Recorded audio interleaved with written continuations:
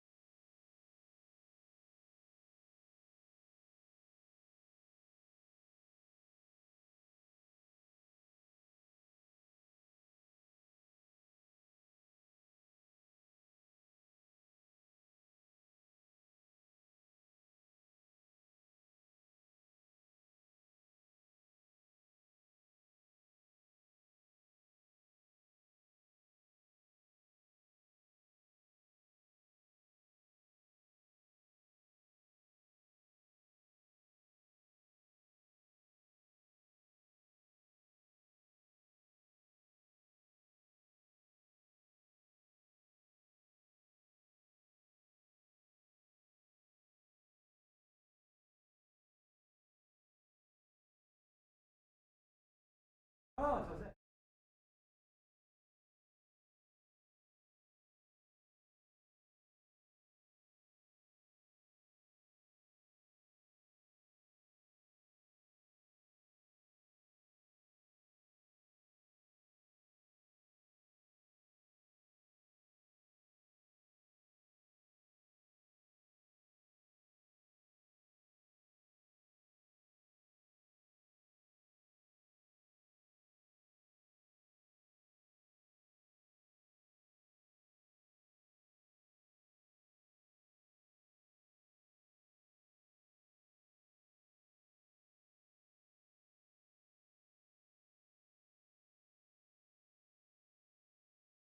yeah, and so that one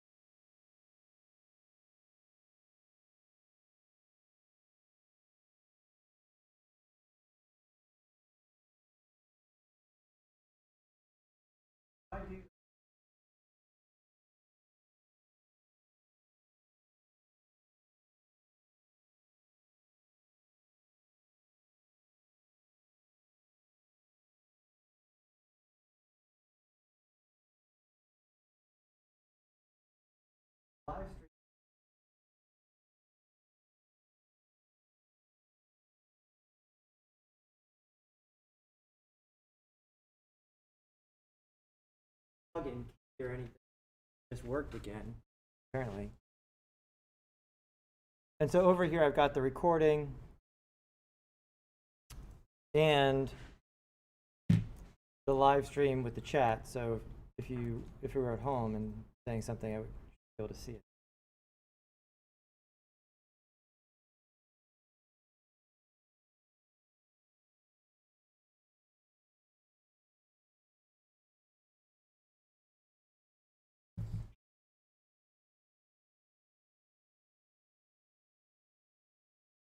Cool. So Kyler's here, Jay's here, Aaron's here, Riley's here, Danielle is here, Riley's here, Sandra is here, Jay is here.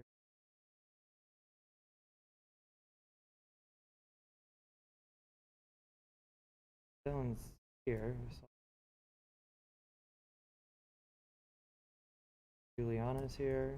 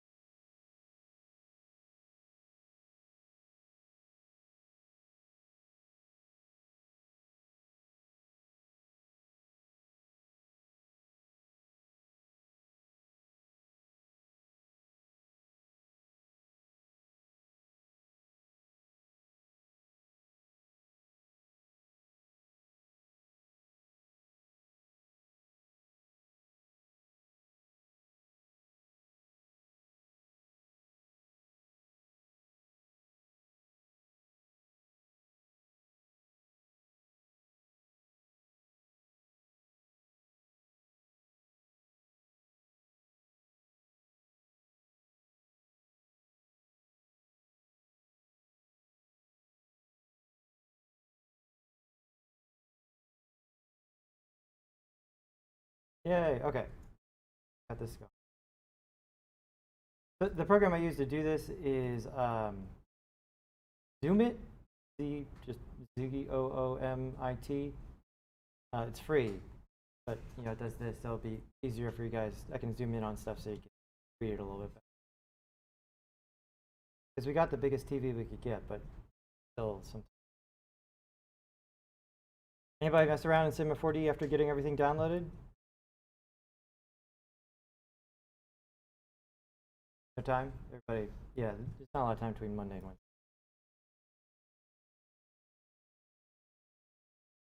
And everybody downloaded Cinema 4D 24, yes? Yes, good. Okay, and then those of you who've taken my classes before, you probably ran into this, but those of you who took it over the summer, if you started the Cinema 4D student license is 6 months, right? And so you can't restart it. You just keep the one that you had before if it's still valid, and then at the end of the 6 months, you can reapply and get another 6 months. That's how that works. Those of you who did the summer class, oh yeah, someone said this morning, they said that their license was on December 3rd because summer classes started on June 3rd, something like that, close to that. Which, yeah, that I did the math. That's 6 months exactly. So if that's you, keep that in mind. You'll need to renew it our last week, right? Because we're done December 13th, and so just keep that in mind. Cool. And man, this seems like kind of crappy performance. Sort of moving around. What do I need to do?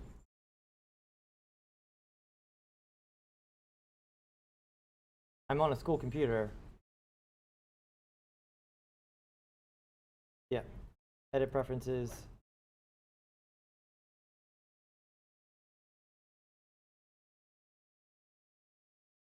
Did anybody have this problem on their home machine? You shouldn't have. It should have been all right. So yeah, I guess we need to do this every time we log in at school. I wish it was better, but it should have been fine. Did everybody test it at home? As far as like just being able to move around, it was cool? Okay. And once you say the OpenGL thing, you need to restart.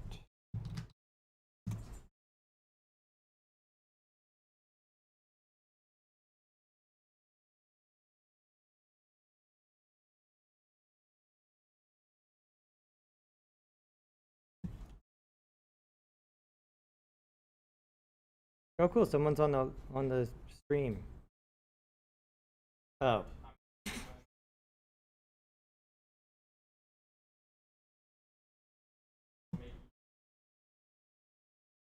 What emoji is this? Oh, okay.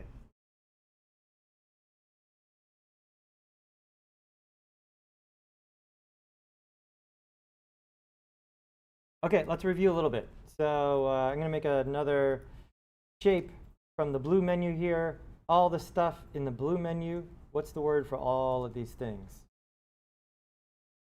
Primitives, right? Primitives. Primitives are your basic shapes. We can have 2D primitives or 3D primitives, right? And so for instance, a cube is a 3D primitive, obviously. When you look at the next menu over here, remember any menu, now I can do this, any menu with this little thing in the corner, that is a button and a menu. And if I click and hold that button, I get a bunch of new options here. These are all blinds, right? So up here, this is where there's a lot of Cinema 4D functionality in just these button menus here. We got blue, which is primitives. These are all 3D primitives. Next to it, this is splines, right? We'll get to that. Splines are going to be 2D line-based things. They're two-dimensional. Splines, yeah, like line with a SP before it, spline. And next to that, we have generators, right? Green is generators. Everybody write that down last time. Blue primitives, green generators. The color coding in Cinema 4D is pretty consistent. Orange is going to be a tool of some kind. So blue primitives, orange tools, green generators. This next one is more generators. These are a specific set of generators referred to as MoGraph. This is a little confusing in that people use MoGraph to just describe the field of motion graphics, right? But it's also the name of a specific set of tools in Cinema 4D. So don't be overly confused by that. And then purple, these are deformers. They're going to change something about something else.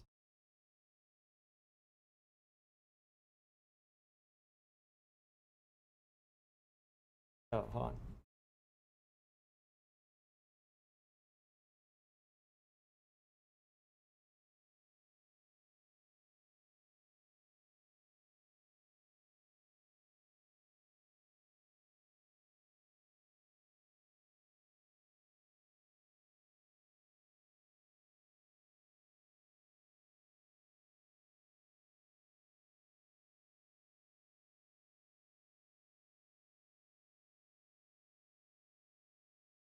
There we go.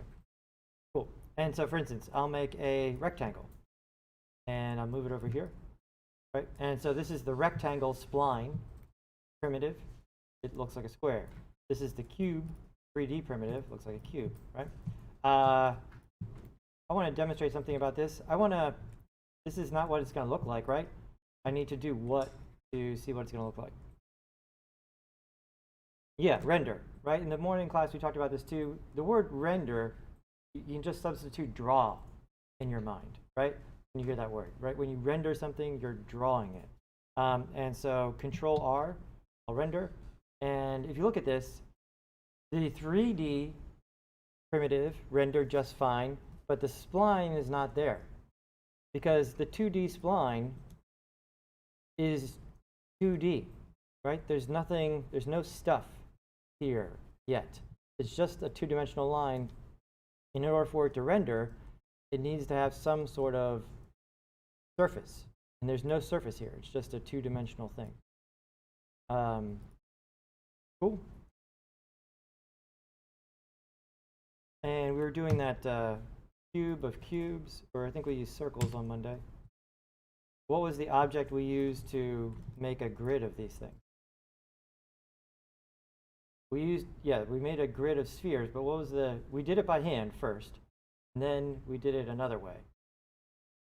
Cloner, right? How do I find the cloner? Shift C, right? That's the answer to how do I find anything? Cinema 4D, cloner. And do I want the green one or this other thing? The green one, that's the generator. And just hit enter and get the cloner, but it didn't do anything to my cube. Why not? I have to what? Yeah, I have to make it a child, right? So now, unfortunately, I can't zoom in when I'm like in the middle of a command. So you click and hold the cube, drag over the cloner, and in order to build a hierarchy, it needs to face down, right? And so if I drag over and let go when it's facing down, boom. There I get a stack of, it looks like it just made my cube bigger. I wish I could see all the polygons. How would I do that?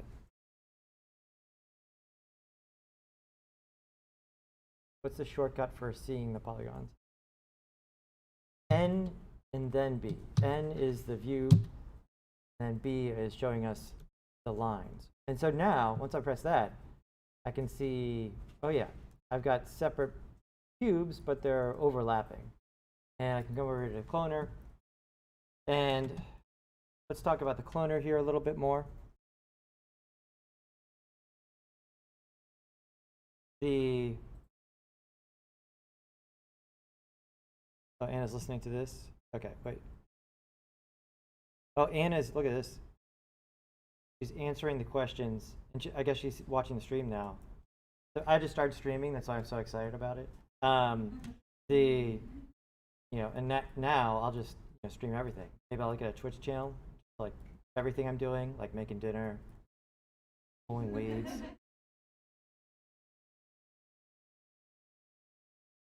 Yeah, and so Anna's right. It's NB to show the polygons, or NA to get rid of them. There we go. And what am I gonna do? Oh, with the cloner, we have our different modes. So I'll go to grid. There we go. But they're all still kind of overlapping, and sort of move them away from each other here. Right, so this is just the size of the grid. By default, Cinema 4D is in centimeters because it's made by Maxon. Maxon is a German-owned company, so they play by the rules of the rest of the world, where the metric system matters, and everything is in centimeters. You can't switch all that. You come up here to another good shortcut, Control D. Control D brings up project settings. Okay, so project settings are specific to just this Cinema 4D file. And so there's a couple here that I use on a regular basis. One is right here, frames per second. This is a good one to write down, maybe with some stars, because what FPS do we want to work at almost all the time? 24, right? When we're making linear animation, 24. If we're doing game stuff in Unity, it would be faster, but we don't get to control that. Anyways, this is a good one. The default in Cinema is 30, okay? So when you just start a new project, you gotta change that. So come in here and set to not 20.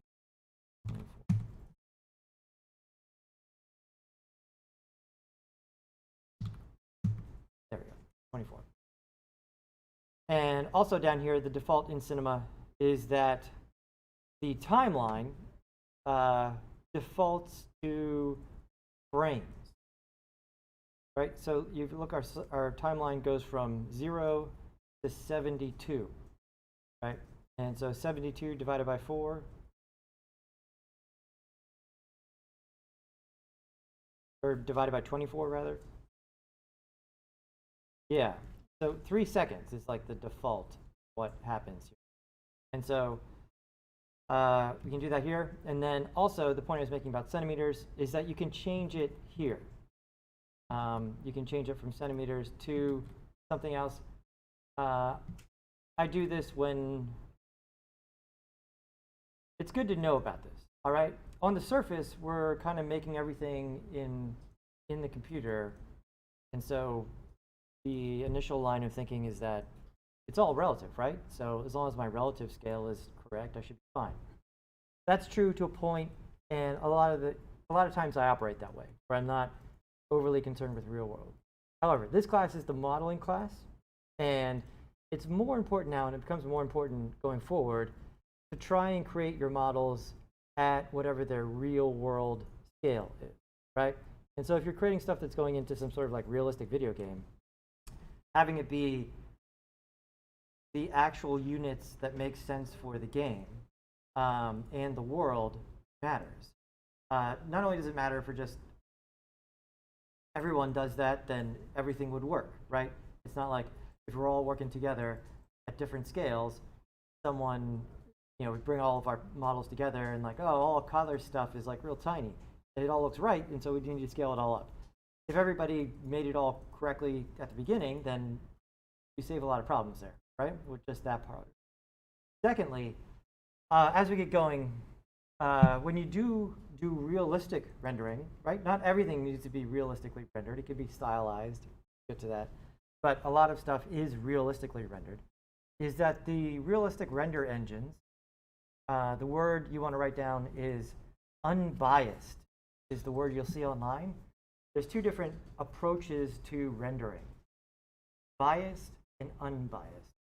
Unbiased rendering tries to be as close to possible to the real world. So all of the equations that control the bouncing, reflecting of light are real world, how they are in real life, right? The actual physics, more or less, that you would use to measure real life light, bounce, absorption, all those kind of things.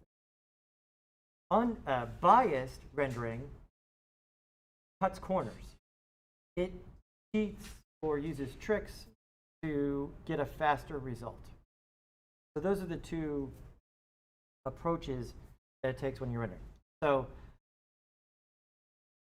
unbiased rendering, the scale matters because light will behave differently if something is very, very small or much, much larger, depending on the surrounding, just sort of the equations used to do all of that.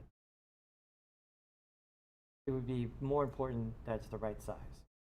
Okay, we run up against this almost immediately when we use a camera. If all of your stuff is the wrong size, or really, really, really tiny, or really, really, really big, then all of the knowledge you have about cameras doesn't help, right? How many of you guys have taken photography? It's going to help class definitely later on. And so when you're a photographer, you have some sort of feel about lenses on a camera, right? Like a 24 millimeter lens is a wide angle lens, a 120 millimeter lens is a telephoto lens, and the programs are designed to try and function like the real world as much as possible. And so if you get the scale all messed up, if everything's in the quantum realm or way out in outer space, then all of the camera measurements get really wacky. Like you're using a camera with like a 2 centimeter focal length or something. Like that's not a real camera that we could actually build, right? For a variety of reasons.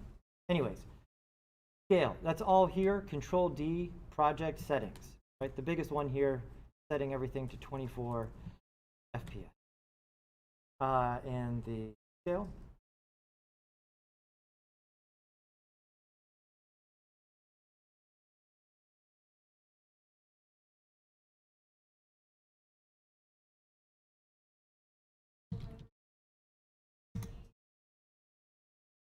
So I'm on 20 right now because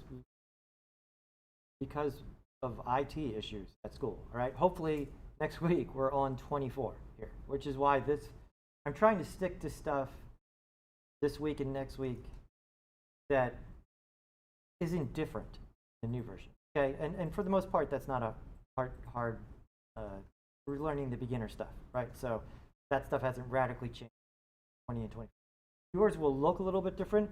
There's another bunch of buttons that are like right here now. But the commands that we're learning, all of those names are, all right? Hopefully next week, cross your fingers, like on Monday, we have 24 here at school and it looks exactly like what you have at home. You don't have this issue. So yeah, yours probably looks a little bit different. Everybody clear on that one? Okay, so keep that in mind when you're watching all these videos.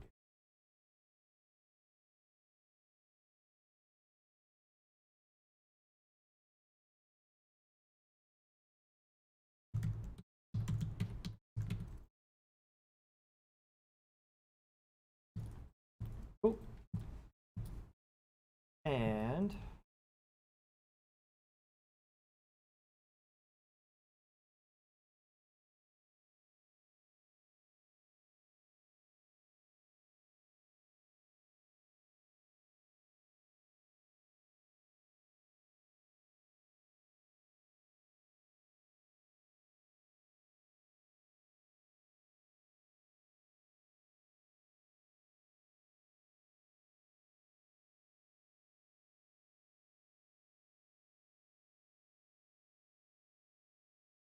so everything is here underneath this cloner. If I want to move the cloner, remember the rules for moving things around. We only want to move in a maximum of 2 dimensions at a time. You never want to move in 3 dimensions at a time because it makes it really, really difficult to actually position. Mousing over. And then what are the shortcuts for the move, rotate, and scale tools?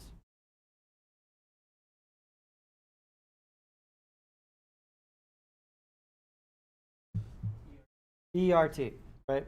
So that's where my hand is almost all the time when I'm using Cinema 4D, right? I'm right-handed, so my right hand's on the mouse. Left hand is on ERT, because then my thumb is pretty close to Alt. I can use that to navigate around. Awesome. These look nice. I wish they had some color. What do I need to put on this? Give it some appearance of besides white. What's the thing? A material, right? So materials go on geometry. And all the materials are down here. This menu, we can make a new material just by double clicking. You can double click and rename this. And so let's make this pink.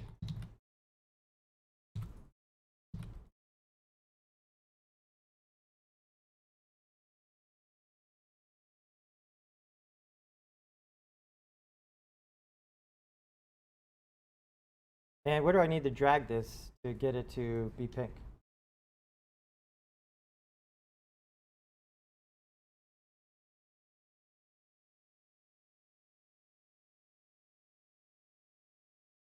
Yeah, you'll see the icon will change. It doesn't do it when I zoom. I can either drag it right on here or over here. The other thing is that cloning one thing is cool. Cloning 2 things is even cooler. And so you can build more complicated hierarchies in Cinema 4D. I'll take this sphere, put it in here, and now I get this, where it goes cube, sphere, cube, sphere, cube, sphere. And you could have as many things as you would want.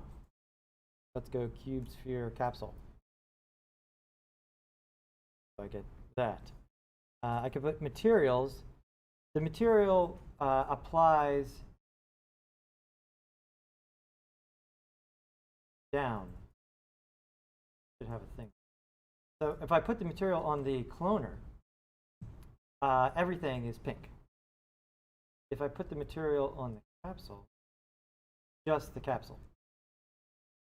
So I could create another color here, and that over here, and another one here.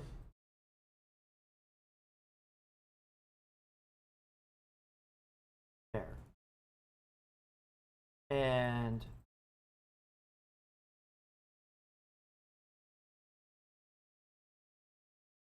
just sort of increasing the number of things.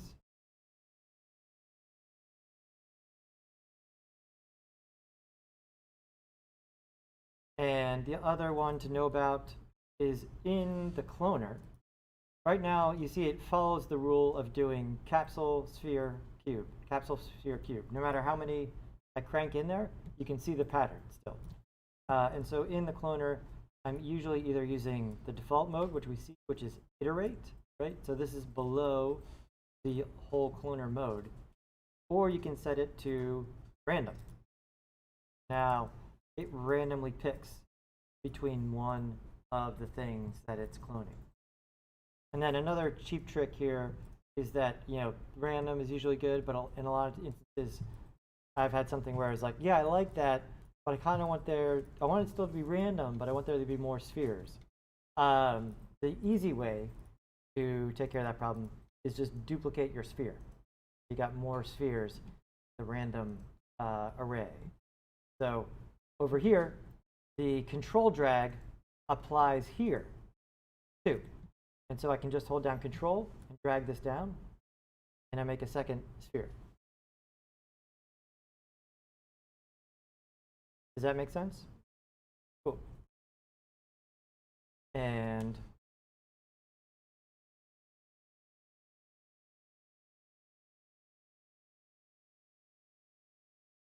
then if we look at this, go ahead and render.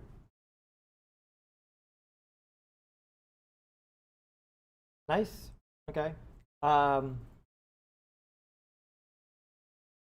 Which parts of this look more realistic? Okay. Yep. Good. That's the answer I was fishing for. Why? Right. Exactly. But what about the cubes? We told the cubes, there's nothing different about the cubes. Well, if we look at the materials, it's not necessarily that the reflection is any different, because when you make a material, it previews it, you know, on a sphere, right? And if we look at all the materials, all those spheres look equally shiny, right?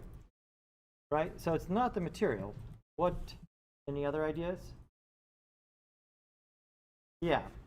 And so this is a lot of the first principle that I would write down is that computer graphics by default is too clean, too perfect. And so a lot of our decision making at the beginning of the next couple weeks is going to be about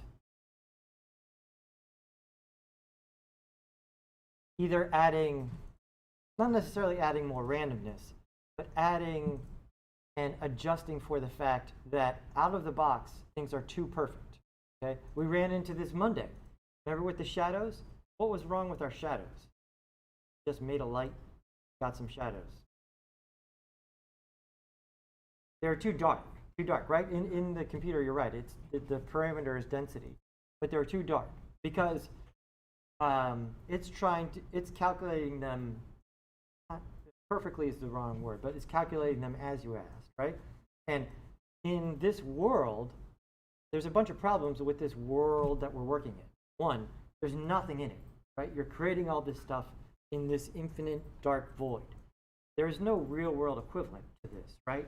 We don't have a studio on campus that's like a black hole that you put stuff in, right? That doesn't exist.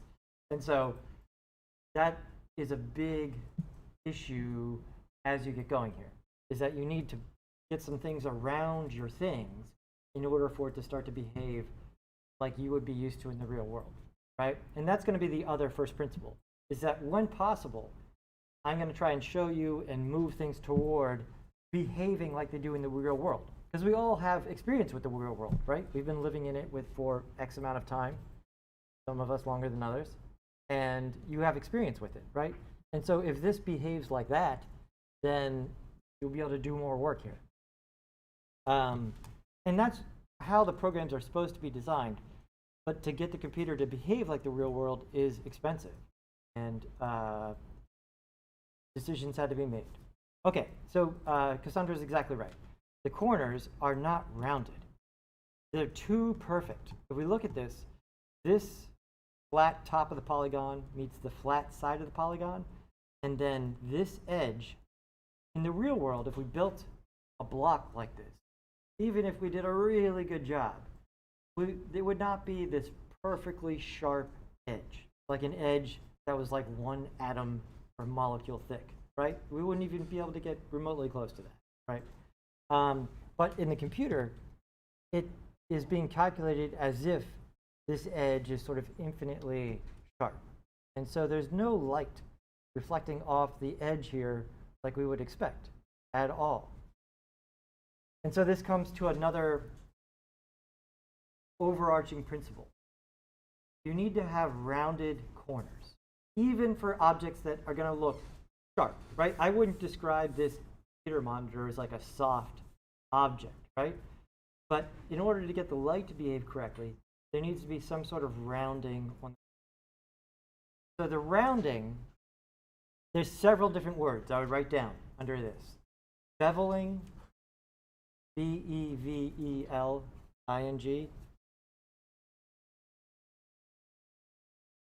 And then when you're working with a primitive, a lot of times this will be listed as fillet, F-I-L-L-E-T. So watch what happens to the cube when I press this button. It rounds the corners, and now when I render,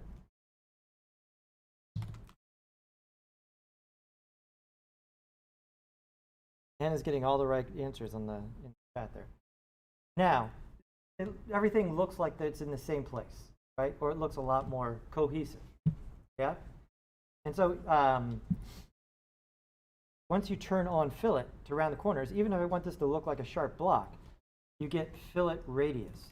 And so if I dial that down to maybe like 1, I still have a sharp-ish looking block, but now you can see it's at least catching some light there on the corner, behaving like we would expect something to behave in the real world. Let's give it a little bit more rounding, maybe 2 centimeters.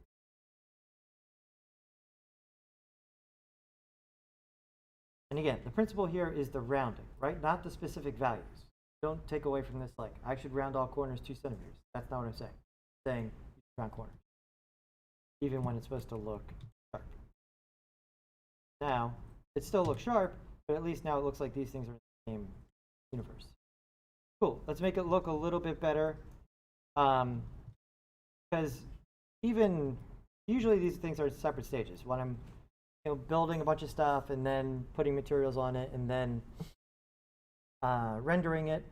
But to be honest, I do spend a lot of time at the beginning, not a lot of time, but some time, setting up my work area so that I have some fun working in it, right? Just working in this gray void with gray stuff all the time is, not.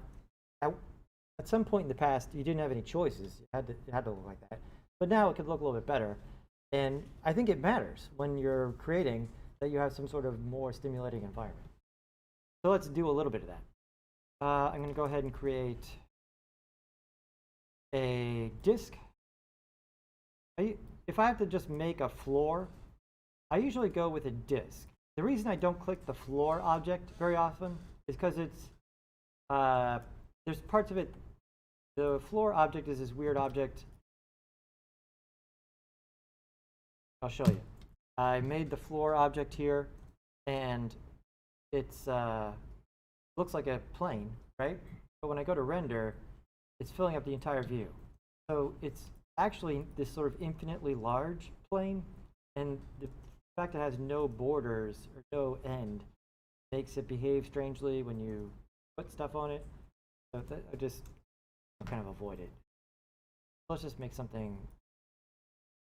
I'll get a disk, and let me turn this stuff off. So, okay, my disk is buried in there somewhere. I need to just turn the other stuff off so I can see it. And with these primitives, I can just uncheck them. So I'll just click and drag, and that sort of turns everything off. I can just see the. When I click on the disk, I get these 2 yellow dots. These are important. When you use a primitive, sometimes they'll have these yellow dots, which allow you to change the parameters of the primitive in the viewport. So, for instance, I can come in here and grab this dot. It's very precise. And now I can change the radius. If I grab this middle one, it will open up the inner radius. And so I can create a floor like so. Turn everything else back on. Cool. I want to make sure that this thing is sitting kind of close to on the floor. Should I do that in this view? No, I should go to what are the other 3 views called? What's the name? Orthographic. So I'll come over here. I'll lift this up, or I'll leave the disk where it is. I'll grab the cloner. Set up that this stuff is. There's a really cool tool in the new version that puts things on the floor very easily. Talk about that. Cool. And now I need some lights. Let's make this a separate thing.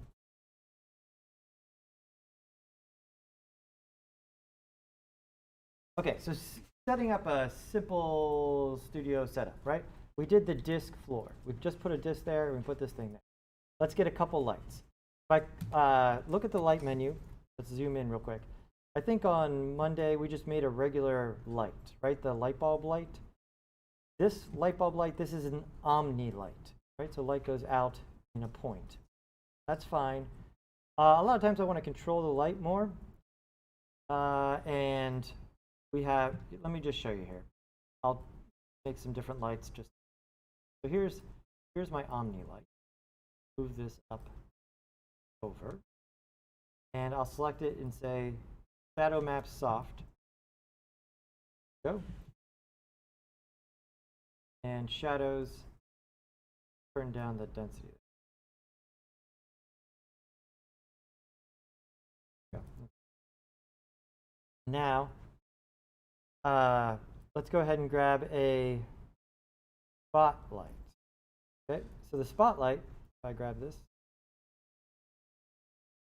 the little yellow dots here, again, I can grab them to adjust.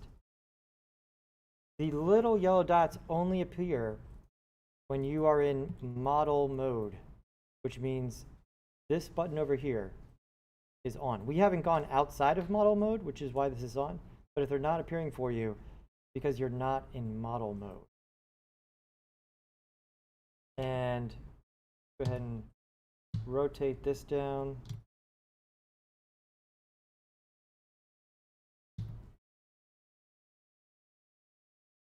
So, right, so it's a spotlight, and you can see it does show up a little bit in the viewport as is, right? You can see which way it's facing. You can rotate it. The spotlight always faces towards the Z direction. Remember, Z, even though X and Z are define the floor, Z is going to be the default forward.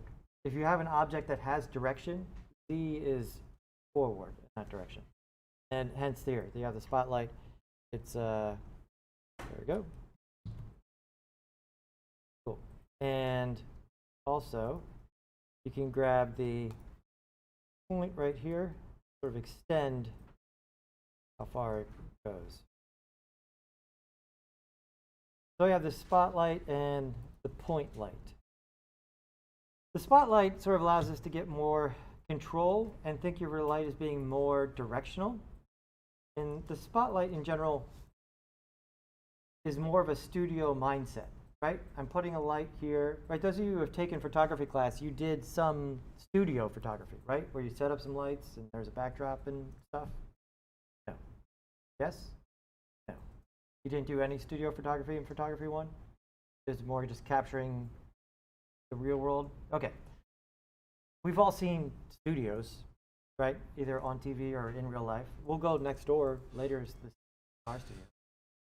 But you're placing lights, pointed at a subject. And so the spotlight is more in line with that type of thing,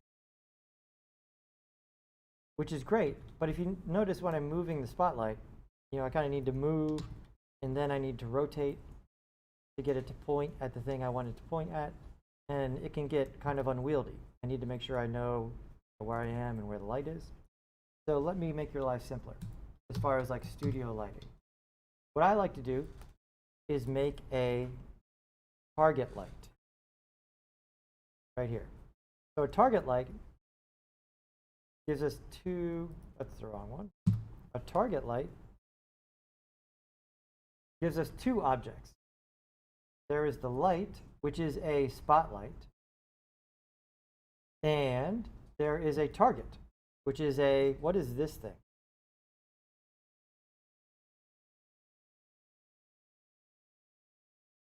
Well, it's a null. Yeah, it's a null that is functioning as the target for this thing, right? And let's go ahead. Now if I go ahead and move, watch what happens when I move the light.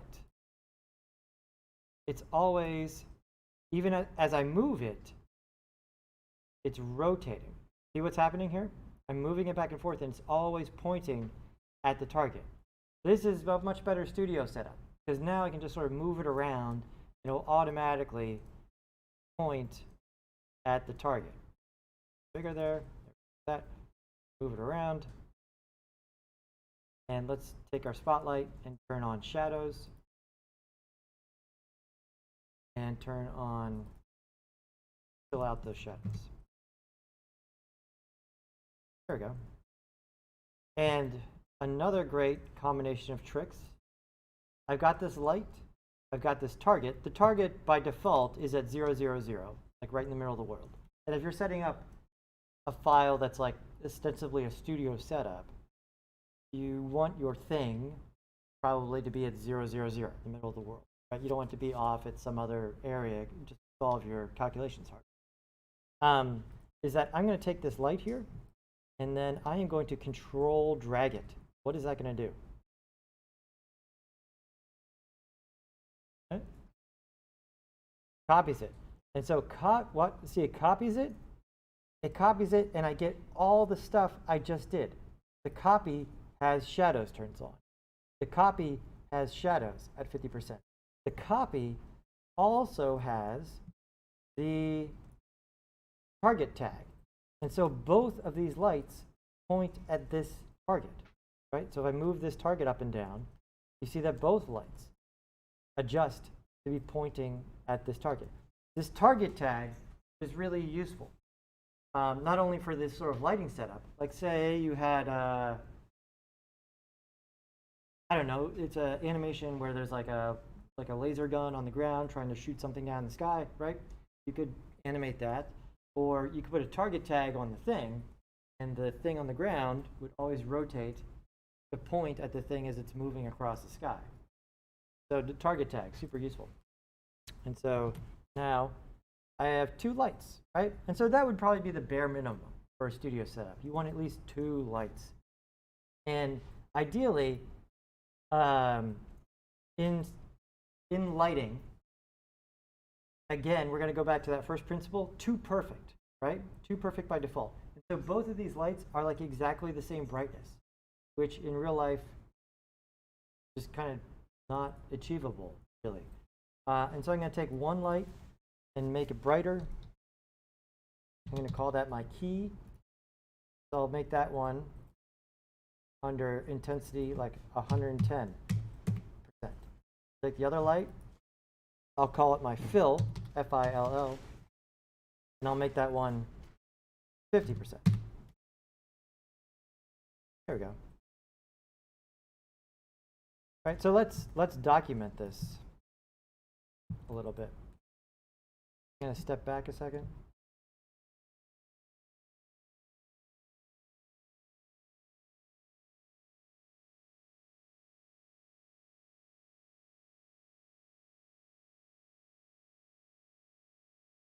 So I'm going to use Control R renders here. What is it to render to the picture viewer? Shift R, exactly. So Shift R. There we go. All right, so that gives me a record of, okay, that looks okay. Could be better, could be worse. I mean, it's at least got shadows and a light direction. Got my light here. Go ahead and I want to move it over. And so a lot of times when I'm moving the lights or moving the stage, again, I'm doing that in orthographic view. A lot of times from the top down. So here, it's a little slow, but do a lot. Yep, top.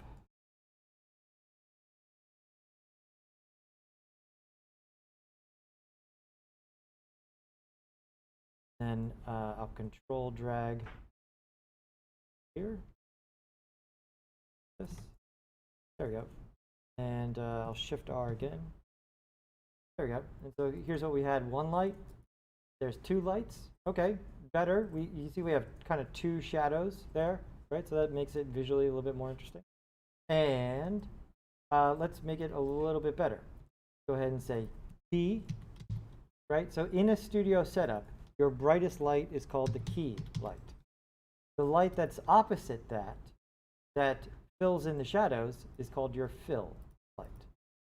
So the key, I'm going to make 110 intensity. The fill, I'm going to make, I don't know, 60.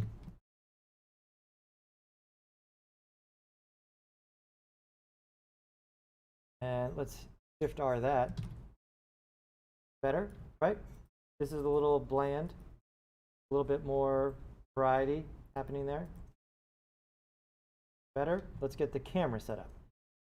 So here, say I want our camera to be right about here. And here's another. So the camera, as you may have guessed, right here next to the lights. Okay. And what you need to write down is that when you press this button to make a new camera, it puts the camera in a position as if it's looking at the view exactly how it is at that point. Okay, so as you're working, you're like moving your camera around, Alt, and all those buttons that we talked about, right? When you're doing that, you're moving this virtual camera that's invisible. It's not in the project, right? But it's kind of functioning. And so when you press this button, it'll make the camera. And the camera adopts the view that I was just, that the position is in right now. So I render one more time, Shift R. There we go. Got something that's a little bit better, right? So we went from here to there by adding two lights. There, sort of adjusting some of the lights. There, adding a camera, reasonable setup for what's going on. Just by adjusting those things. And a lot of times, my projects look like this. I've got some stuff, the thing I'm making, and then I've got all of this stuff. I usually call all of this stuff the studio. So I've got my floor object, lights, and a camera. That's all. It can be more, but that's kind of how all of this stuff is functioning. And anybody remember the shortcut for taking a bunch of stuff and grouping it together? Grouping it together? Alt-G, exactly. And so I'm going to take all of this, select it all over here, and Alt-G, and call this Studio. Right? And so all of my stuff falls together right there.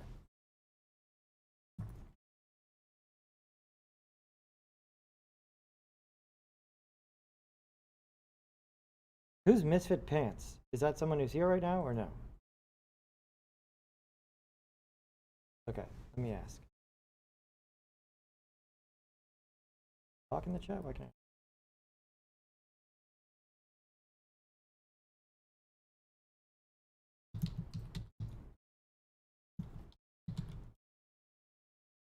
Who is? Okay, so some of you guys have been working along while we're doing this. Let's take a break here. I stopped recording. Try and get something, play around with the cloner a little bit. Add some of your own objects. Look at the primitives. find a primitive that we haven't used in class, put it in your setup, and then get your studio setup going on. And of course, don't do like I did and not save the entire time. Let's save. If you're on a school computer, remember to save to which drive? Data drive.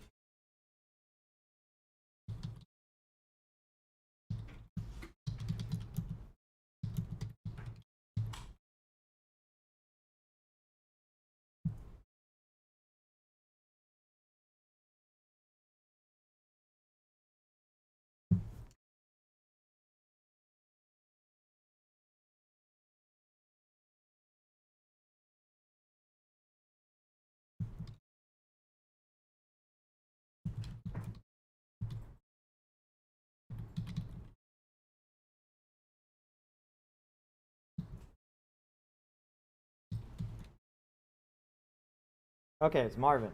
You guys may know him from the online classes last time.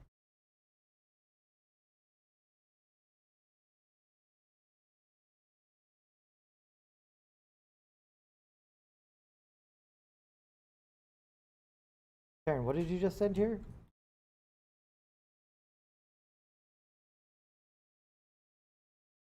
Oh, that's not you? That's me.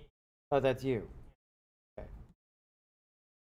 Now, not only do I need to learn everyone's names, I need to learn everyone's alias.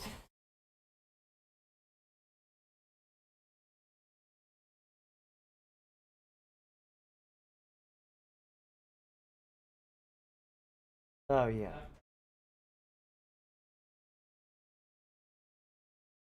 How many of you guys use the same alias everywhere?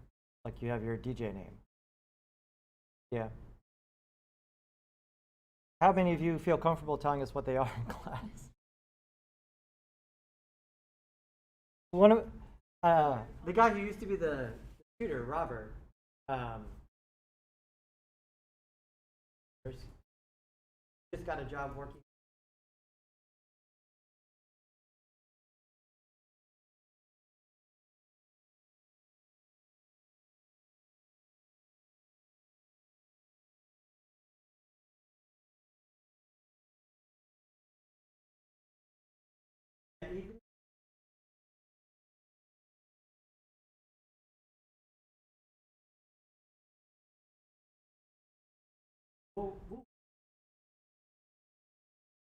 Yeah, what they're doing now. We're watching.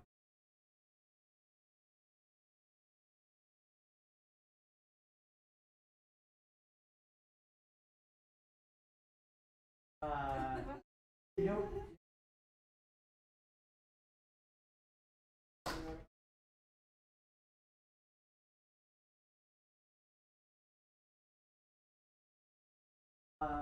you know what? Here,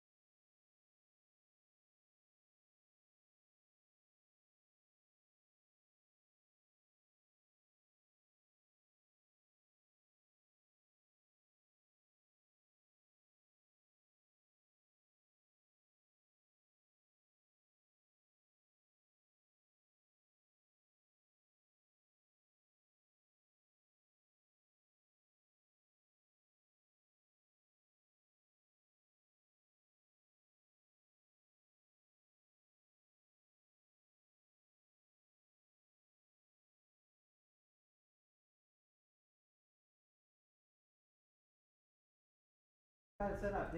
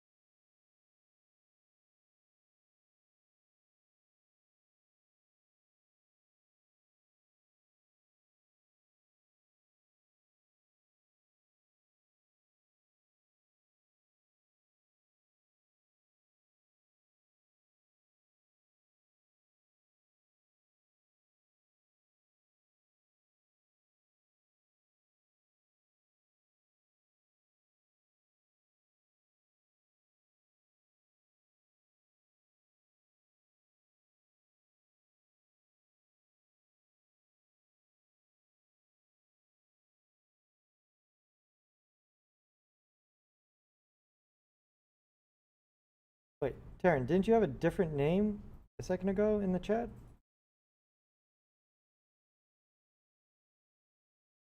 Oh, wait, your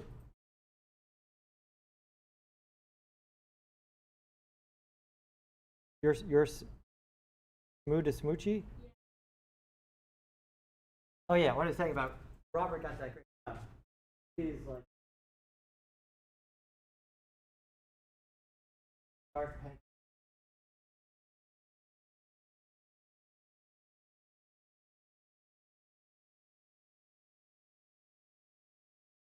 All right, awesome.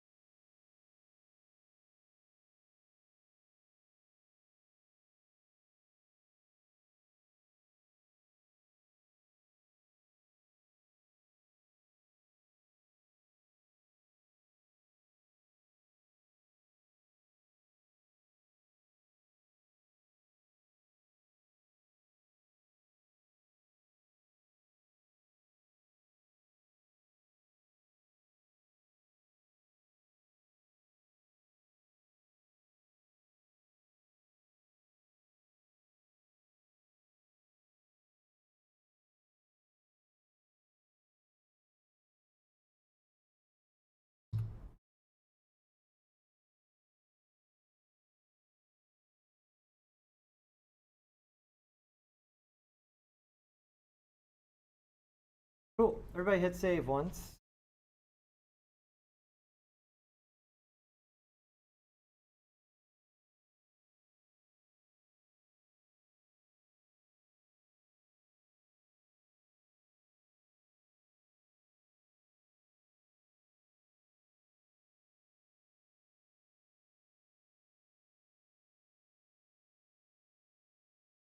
Okay, let's talk about saving real quick. So, everybody knows how to save. Control S, right?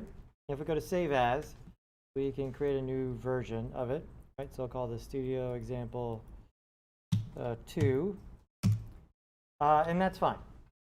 We all understand that part of it. However, what I would like you to do is, for Cinema 4D especially, it's a good idea to start adopting incremental saving and versioning, right? So versioning is going to make multiple versions of our file. And because if we hit Control S, that's great, but Control S essentially just saves over top of the file that we had started, right? So before, when I was pressing Control S, it saved over top of this file and it updates it, right? That's good. The bad news is, what if this file gets corrupted? That does happen, these 3D files. All your eggs are in that basket. If the file gets corrupted, then bad news. There's some tricks sometimes that work, but a lot of times not at all. So the better practice here is that most of the time while I'm working, I'm doing Control S. But then if I'm going to take a break or end my work session and go do something else, I'll go to Save Incremental. And Save Incremental does this. And so you see that before I was working on Studio Example 2, and now it saves it as Studio Example 3. And then in my folder here, you'll see that I have a whole history of the files. And so what does this do? It gives me different versions that are time-coded. And if something goes wrong and it gets corrupted, usually just that file that gets corrupted. And so you may lose a work session where, like, the stuff I did for the last 45 minutes is gone. And you got to go back to the previous one and do it again, which is bad news, but not nearly as bad as losing the whole file, and having to go back and start from square one, right? And so Control S while you're working, and then when you're ready to take a break, use the Save Incremental. Save Incremental. You have a Control Alt Save. Is that what it is? Awesome.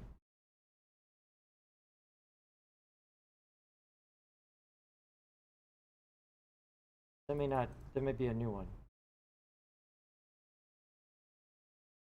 Is that working for other people? Control. Am I doing it right? Control Alt S. Control Alt S. Yeah, I think that's a new one because Kyler and I are on school machines and it's not doing it. Okay, so that's a good one though. Can everyone write that one down? Control Alt S for increment and save. Cool. Okay, let's talk about the camera for a minute. Got the camera here?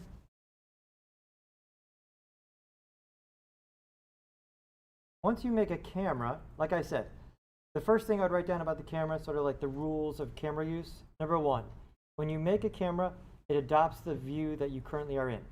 This also applies to orthographic views. So if you're in all four views and this view is selected and I make a new camera, it will be an orthographic camera from the side. This is not usually what you want. And so I usually only make cameras when I'm just in perspective view. And if you just make a regular camera, it's going to adopt whatever the view is here. Everybody clear on that one? Okay. Now, the other second most important thing about cameras is this little icon right here. See this? This crosshairs is telling you whether or not you are currently looking through the camera. So watch how this plays out. So it is on right now. And so if I look at the top view over here, I'm going to keep them all open, but I'm going to work in the perspective view over here.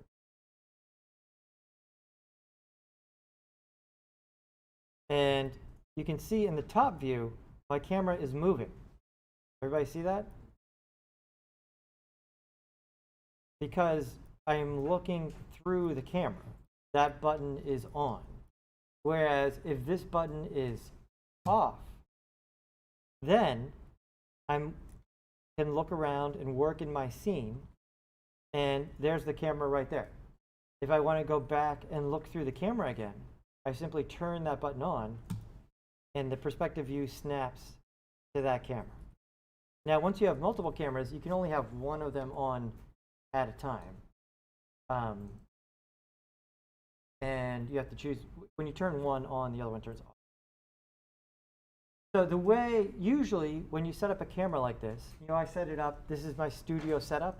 And in a real studio, when you put the camera where you want it, it's almost always on a tripod, right? So that the camera stays put while you're doing other stuff.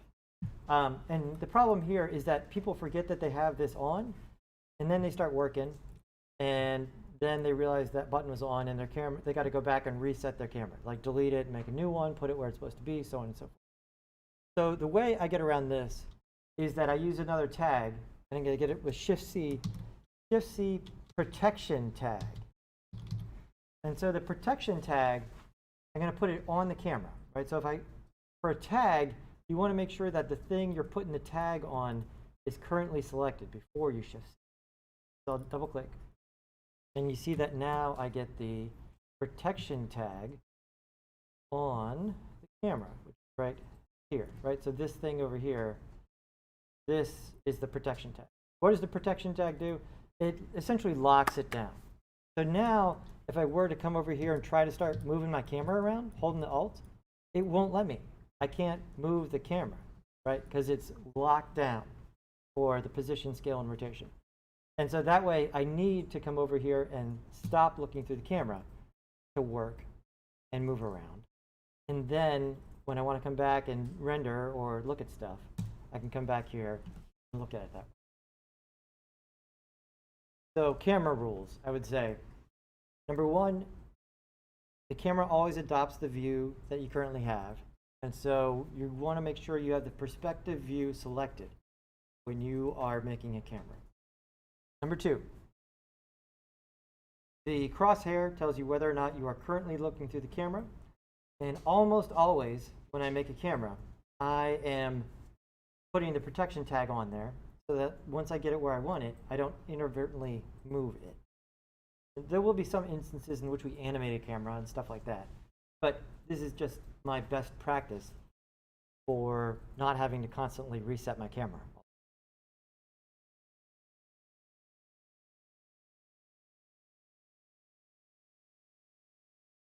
Does all that make sense? All right, everyone go ahead and make a camera where you want it. Now, in terms of the artistic placement, here, let's look at the top of the studio again. Is that when you have your key light and your fill light, your camera should be in between those two things. Okay, as far as like a bare bones studio setup, the camera is here, your key light is on, it doesn't have to be, it's not necessarily the right or the left. The key light is on one side, the fill light is on the other. Okay, so you don't want the camera to the right of both lights or to the left or behind the lights or something like that. You want the camera in between both lights. Okay, what we're talking about right now is just sort of like a bare bones default studio setup. If this were going to be an outside scene, we would do things differently. We'll do that maybe next. But for like a relatively reasonable indoor look, like this is how I would do it. Okay. Ooh.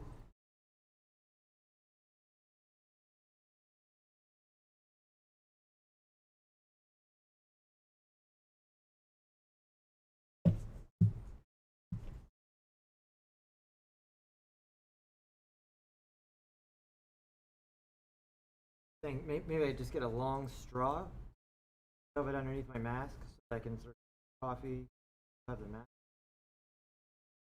But then, my mind immediately went to, I have a Camel pack. Just fill the Camel pack with coffee. On the tube. But then at that point, I'm wearing a backpack, got a mask. I should just like a full-on Darth Vader. I was joking about that earlier. Fully embrace it.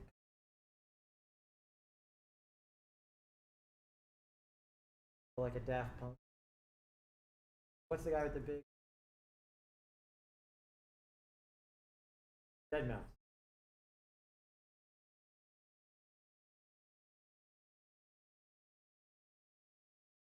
Is that from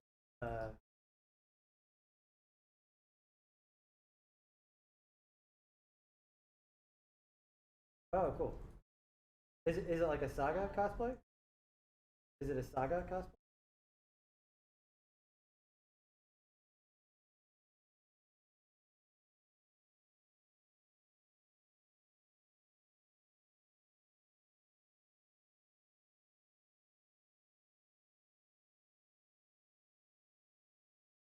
You read him?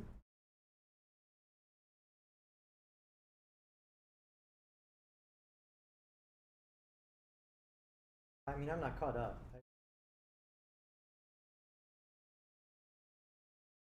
Is? Yeah?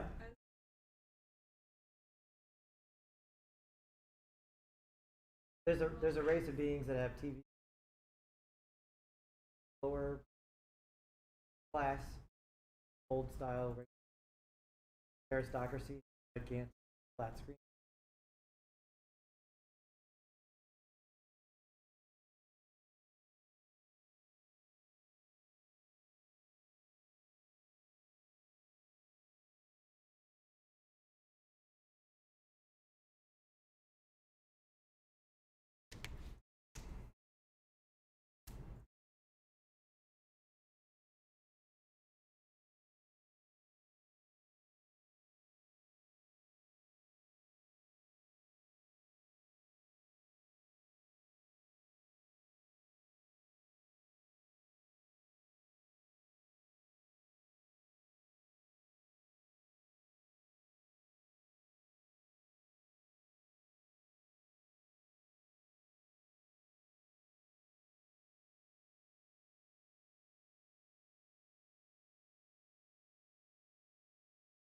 This is pretty cool. We can see like how many people are watching the stream as a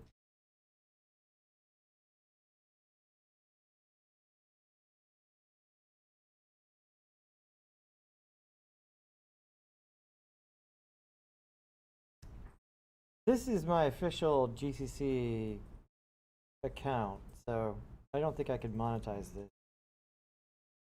I certainly couldn't do it ethically, but I don't think I could do it technically either. I mean, anybody can stream on Twitch, right? You don't need to be, yeah.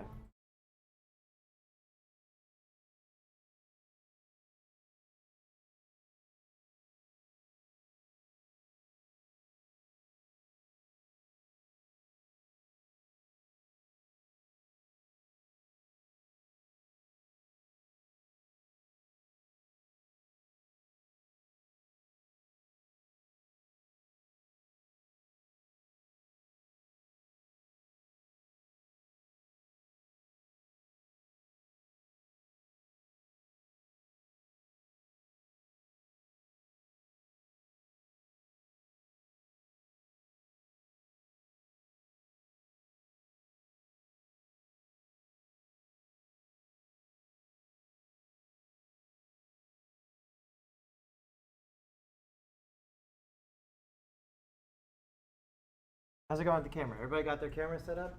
Yeah. Everybody got everything cool.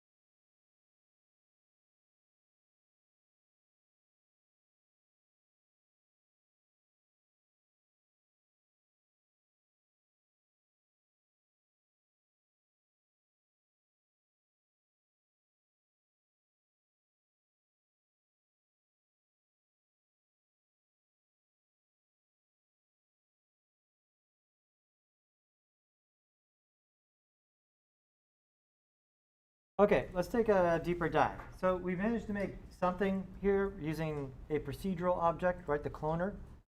Looks cool. We were able to use some different shapes, combine those, get some color on it, set up a basic stage. I'm going to save this. I'm going to make a new, I'll come back to this. Let's address that first of all. So if I go ahead and say save this, and then I make a new file, where'd my old file go? You can have multiple files open at the same time in Cinema 4D. They're up here under Window. So if you click on Window, you'll see at the bottom, here are the two files I've opened, right? And so if I want to go back to the other one, right here, so I can just click that, and I'm back in the other file. If I click on the untitled one I just made, it goes back to the blank one right here. So at first it looks like you erased your other one, but it's really just there.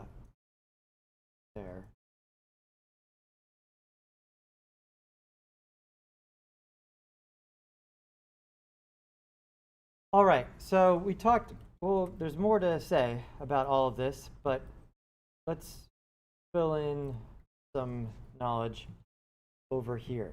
Right, this is the other reason I like the Cinema 4D interface. Kind of set up in a way that makes sense not only for nuts and bolts of the program, but also makes sense for understanding, generally understanding computer graphics.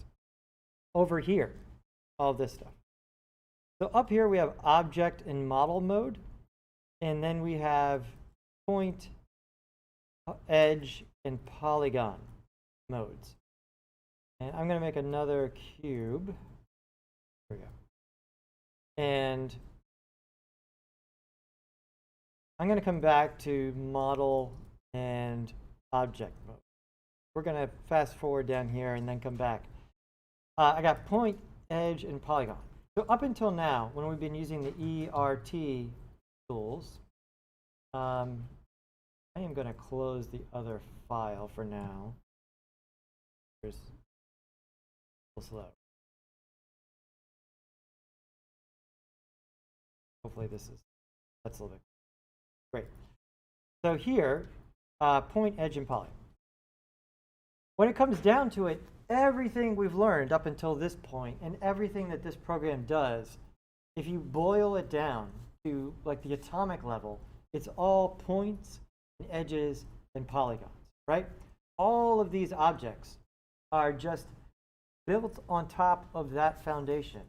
And there are different ways for managing those three components to build them into more complex shapes, like cubes, like circles, like spheres, anything, right? It's all points, edges, and polygons. In all of these programs, everything, like all of the Blender, all the other programs, when you boil it down, that's what everything is. And most of them have ways of getting the information out of the program at that level, like where it's a raw list of stuff. In fact, I can show that to you. If we come over here on the side,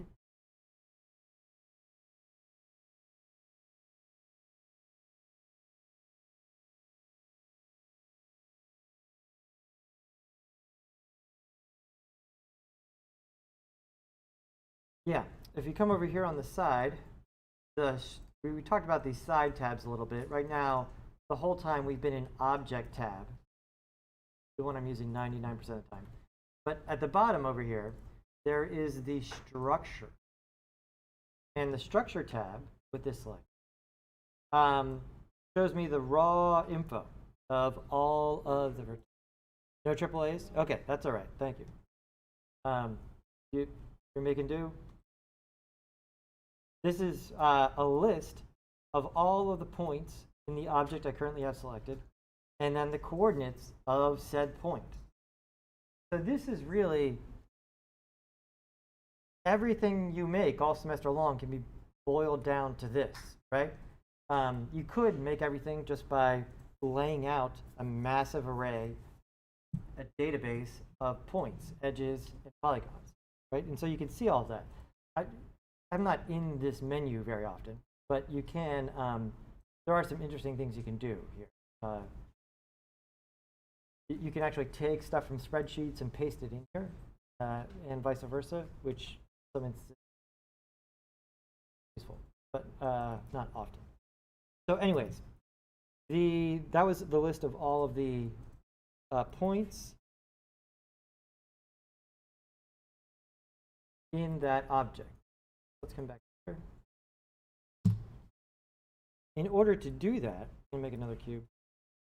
I have to use a really important shortcut in Cinema 4D, which is the letter C.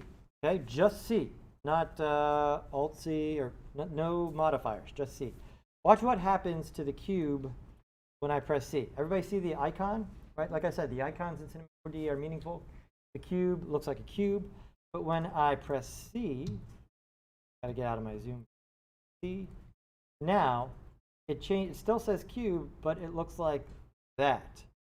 Okay, see how it changed? This means that I have changed it from a primitive into raw polygonal data.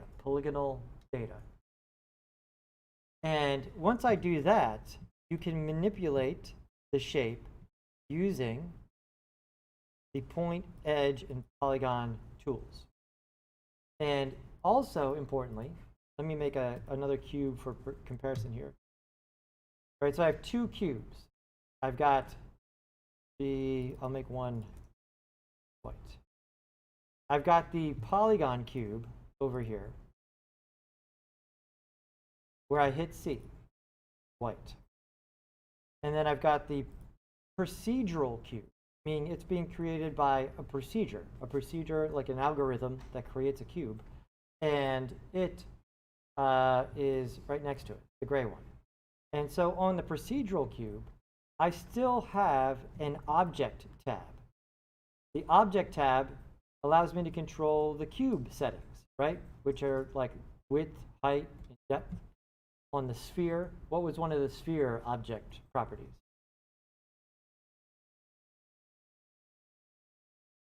Like what's this here, the size of it? Radius, right, exactly. So the procedural cube has an object tab.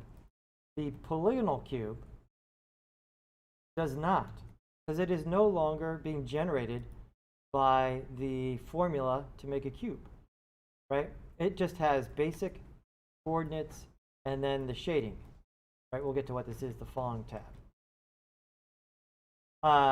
And when I select the procedural cube, I can't do anything with these tools. If I select the polygonal cube, I can now go to point mode and select a point. And so now my other tools work, but instead of working on the object, they work on the point. Right? And so for instance, if I can move this point to wherever I want. Rotating a point doesn't do anything because it's an infinitely small point in space. It doesn't have orientation by default. Scaling a point also doesn't do anything. Again, multiplying anything by 0 is 0. I can use the edge tool. I can move an edge. Notice the orientation of the gizmo, right, of the axis. Blue is pointing away from the edge, right? This is called the normal angle. It'll be important later on. So I can rotate an edge. You know, this way makes sense. This way doesn't really do anything. I can scale an edge. Scaling it this way doesn't do anything. And then I can go to polygon mode. And in polygon mode, I can grab a polygon and I can scale it. I can scale it in just one direction. I can rotate it.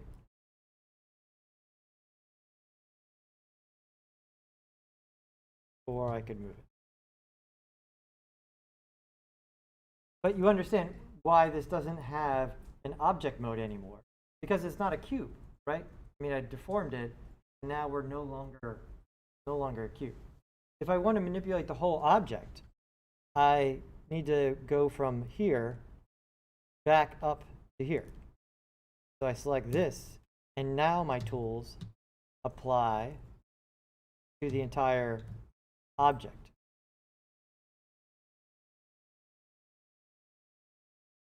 Questions about all that? Yes. Yes?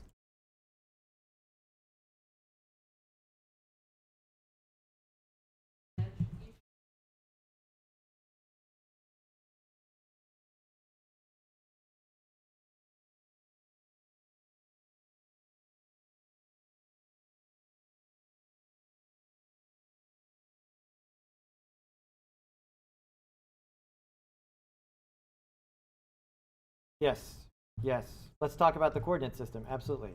So the W toggles the coordinate system, and that is right, the button for it is right here, right? And so we talked somewhat about this, or I guess it was in the morning class. When you have a child object, its coordinates are relative to the parent. When you have an object with no parent at the top level, its coordinates are relative to the world, right? And the center of the world is 0, 0, 0. So, for instance, watch moving this object. Say I wanted to make this kind of like a standing on its end, right? And so I came in here and kind of rotated this. So there we go. That this was, on a piece of ground.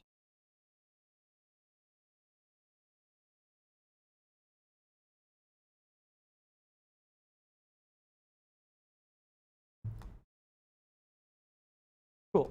And so this is like a sculpture or something sitting in the ground there. Does that make sense? And so I got it at this cool angle. Yeah, that would look neat. And then I get back and I got it all oriented the way I want. The client says, that looks really great, but I want the same thing, but it needs to be over here in the corner. Oh, okay, cool. And so if I were to try and move this over there, you see how the axis is oriented right now?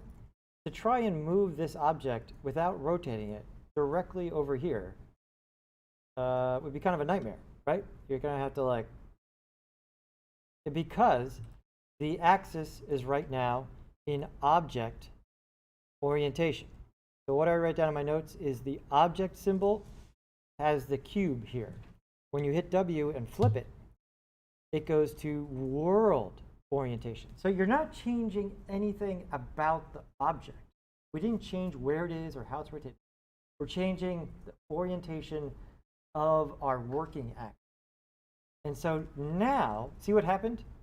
The axis is now oriented towards the world. And so now the client says, hey, move this over the corner. I just grab it and I move it over the corner and I'm done.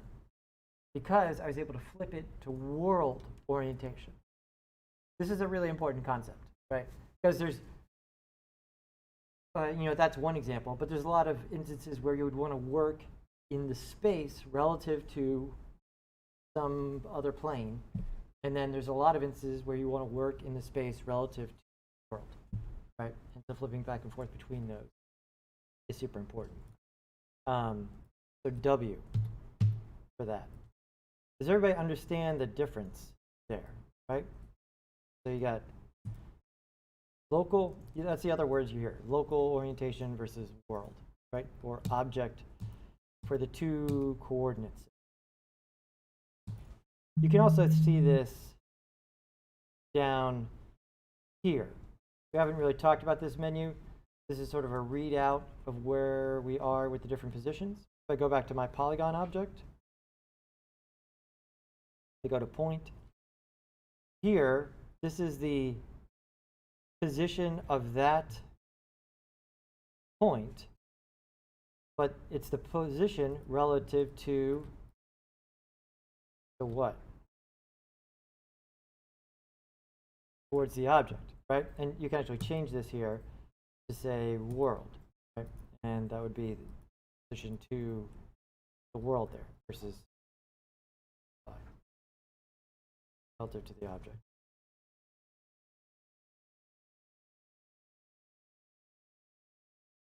Same thing here, right? The client says, hey, I like this lazy cube shape you made, but I want it to be deeper. But don't change the angle of the front face. If I were in object mode, it's very hard to drag this directly forward. If I changed it to world coordinates, I could just drag this directly forward. Whereas, you need to move this in the direction of the polygon, or the upper edge of it, switch it, I can move it in that direction, or directly out from center along the Z.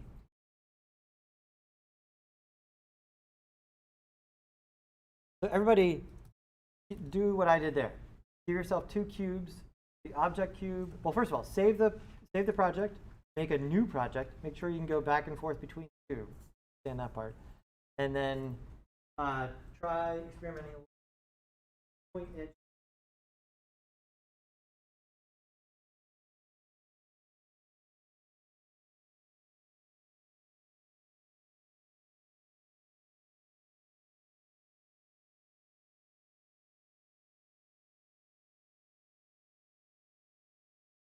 Title 2.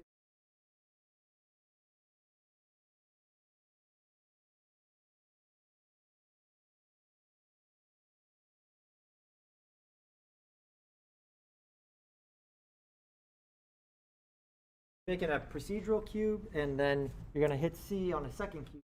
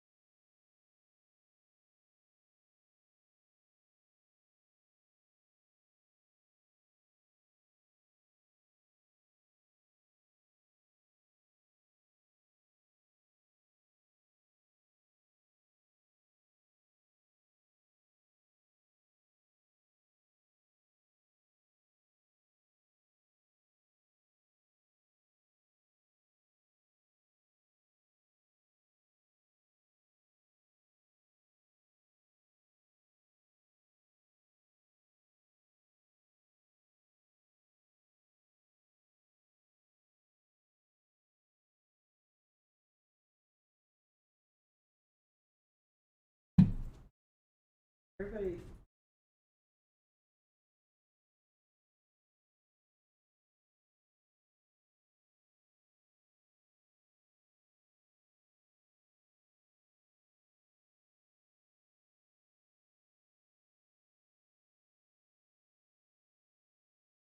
Yours is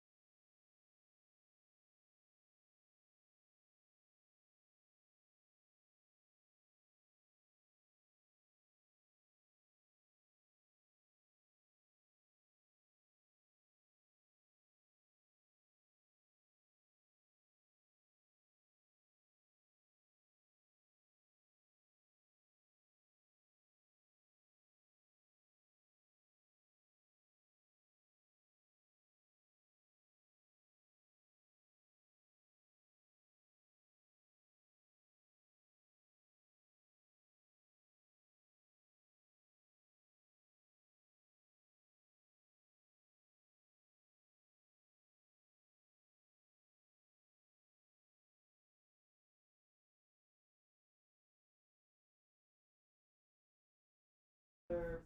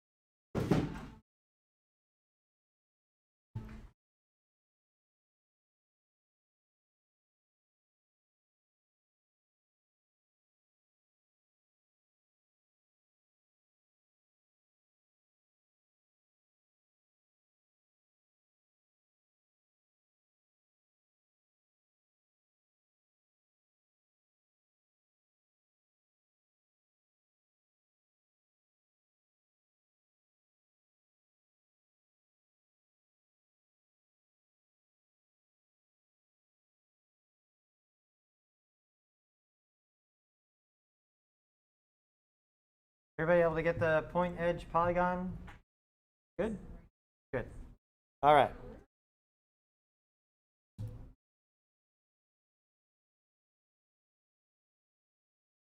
All right, let's do some more polygon manipulation. So moving edges, points, polygons, do a couple of the other tools to manipulate the actual shapes.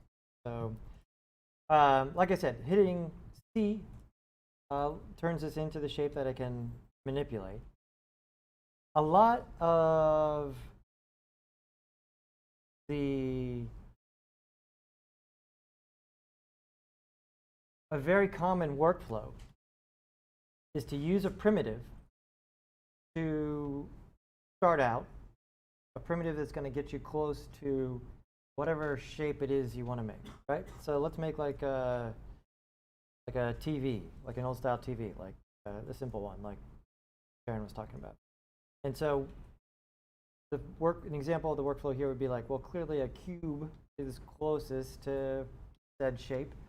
I can use that as my starting point and then kind of go from there. And you know, using the primitives, and then on next week as we're working on stuff, you'll see that you can use a lot of the 2D primitives in conjunction with some of the spline objects to be much more exact starting off and then go from there. But let's do this. So I've got this.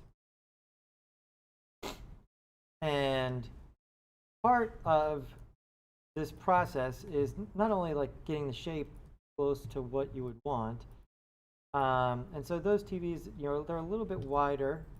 We're talking about like an old style, maybe with before remotes television. So probably a little bit wider in that direction. Now let's go ahead and let's do this properly. So when we're modeling something with a direction, right? And a TV is directional, right? It's not going to have symmetry where it can face in any direction, or radial symmetry.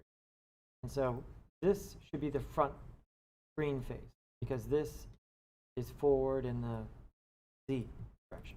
Z should be the facing direction. Okay, most of the objects are designed to work. So let's say that this has got to be the front face over here, and come over here, and so in that case, make it a little bit wider this way, and it's got to have that back that drops off. Maybe we'll about, cool, that's good. Now that's pretty close to what I would want to start off with, so I think I'm going to go ahead and hit C and commit to that, and there. So now, in addition to, you know, we can select these and move what we have, but what about when we need more geometry here, right, to work with? And so the move, scale, and rotate tools are not going to create any more geometry.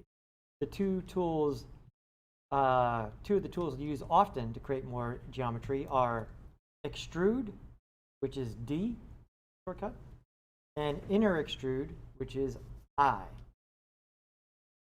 So for instance, this is going to be the front face of the TV. I want to have the edge around the edge of it. So I'm going to hit I. And I'm going to be off both of these tools. The key here is you do not mouse over the axis to operate the tool. You do not mouse over the axis to operate the tool. It's a little confusing, right? I'm in the inner extrude tool. How do I know I'm in the inner extrude tool? Because my cursor changed. See how it has that little inner extrude icon? And this is the icon up here, which is actually pretty good. It's a good visual representation of what this does. I'm going to take this and hit I, and then click and drag. And you see it extrudes another polygon, sort of insets it into here. Now, that's good. Now I want to push this one back a little bit. And so I could go ahead and hit E for move this back. But if you look at it, that's not what I want. I want to I need more geometry. I want there to be an edge there. So that's not gonna what I want. I want to use the extrude tool. So I'm gonna hit D for extrude, and then again, not go over the axis. I'm just gonna be off the axis, click and drag, extrude that in. Sort of create that inset shape.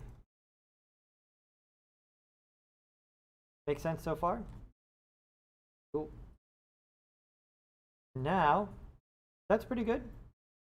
Let's say that it's going to have those controls on the side, some of those with other shapes.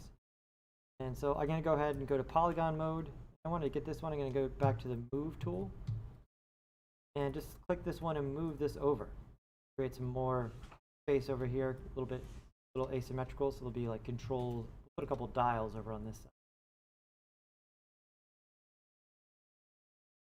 And then on the back, we need to have this pull out a little bit to form that big heavy hump where the cathode ray tube is.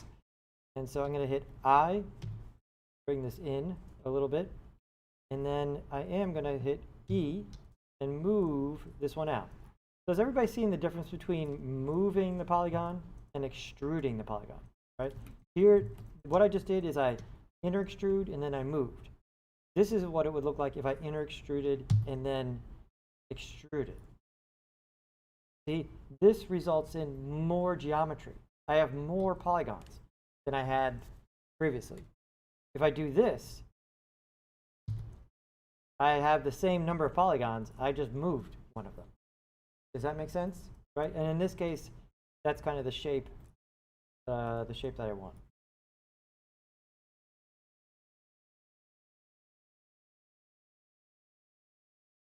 And I'm going to File, Save As, Old TV.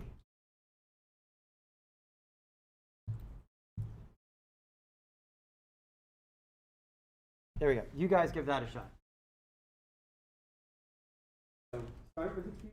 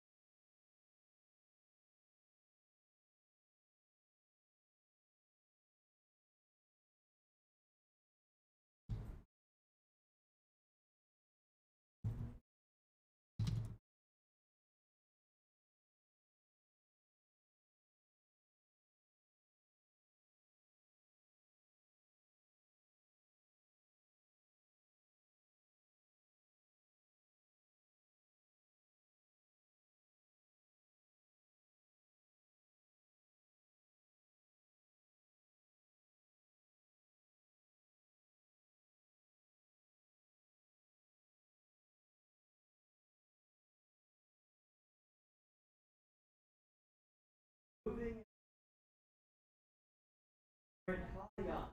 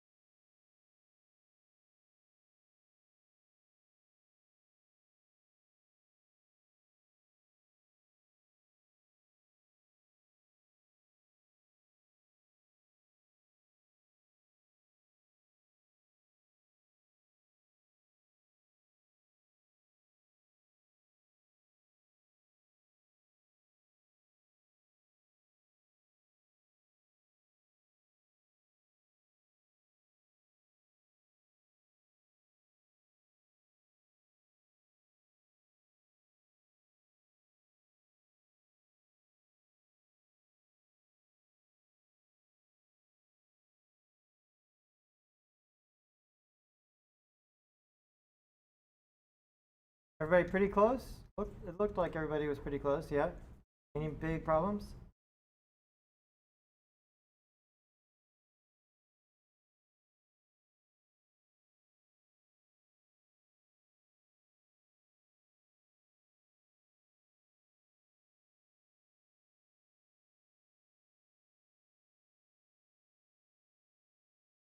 Okay, let's do a little bit more shaping.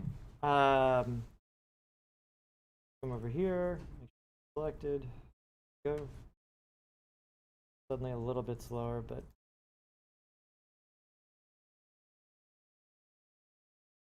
better. Okay, that's pretty good. We're gonna add some knobs here in a minute, but let's look at the back of it. Okay, there.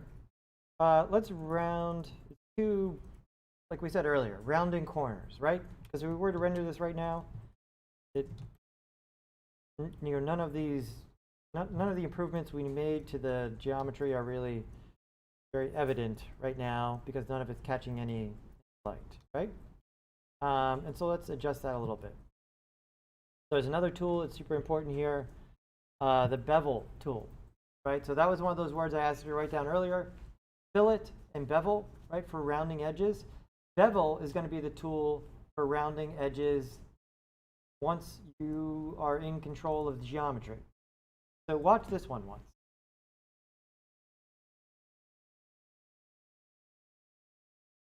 I'm just going to select one edge.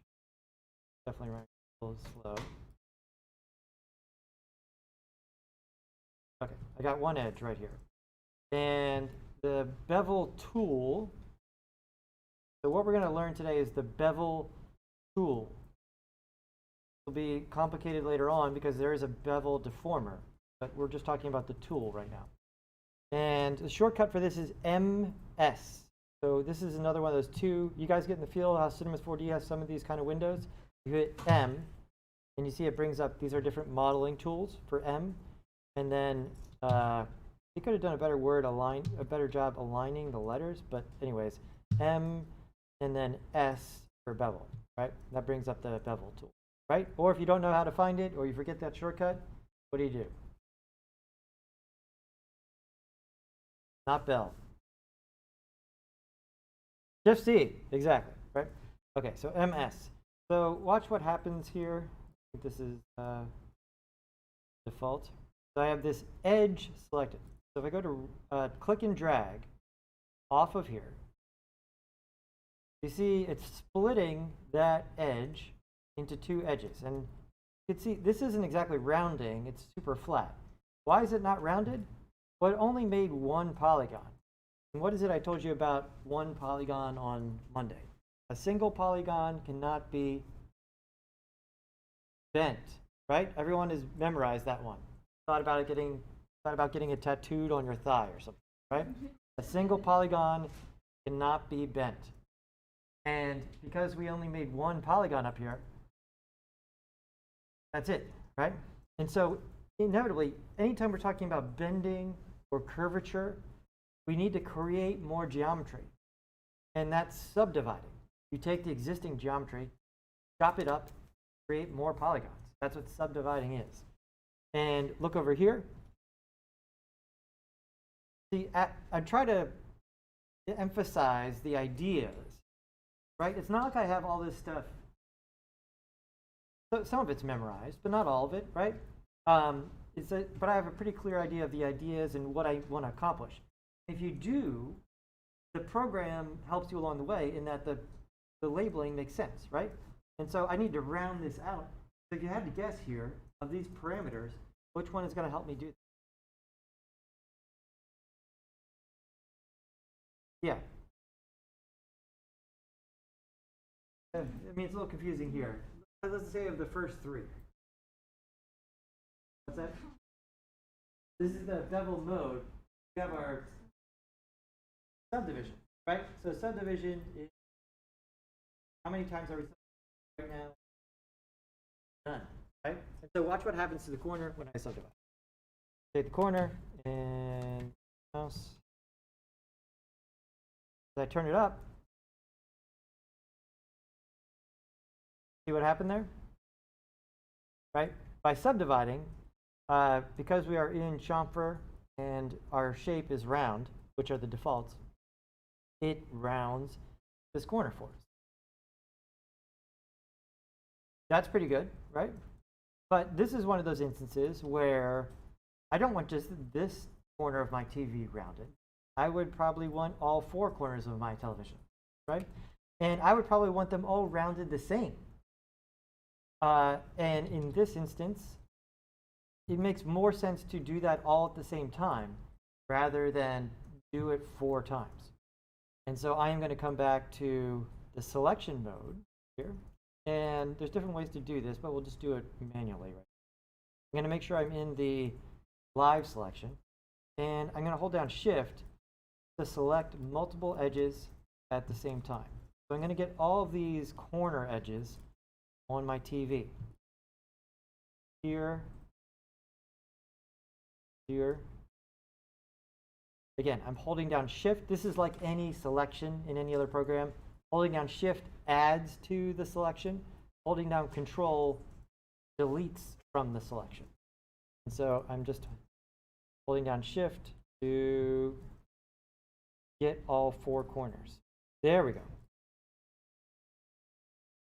All right, so I've got all 4 of them selected. And now I'm going to use that bevel shortcut, which is MS. And then click and drag over here.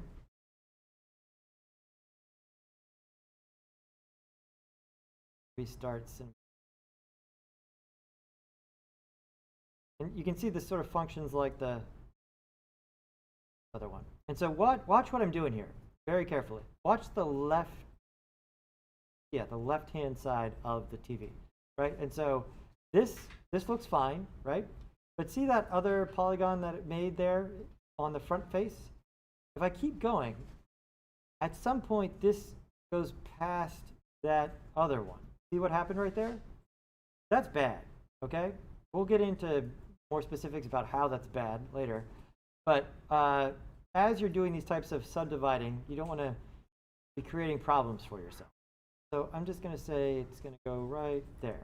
My subdivision level ended up being 4. So that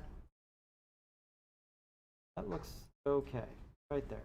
So now I have nice rounded corners of my TV. So just to review once here, I selected the corners in edge mode, holding down Shift to add to the selection. Then what's the shortcut for the bevel tool? MS, right? And then click and drag. What was the thing I had to increase in the bevel tool in order to get the corners rounded? Subdivision. Exactly. Great notes, Tim. Good. So everybody give that a shot and then save. And we'll pick this up on Monday. For Monday, the homework is I have you watching this LinkedIn Learning series. Okay, so this one's really great. The first bunch of chapters are general 3D knowledge, right? A bunch of you guys asked me, like, does this apply to Blender? Yeah, all the stuff we're learning, foundations of set. Simple things that those things. Here, I want you to watch, like I said, chapters 1, 2, 3, 4, and 5 are just, he's going through another take. Chapter 9, just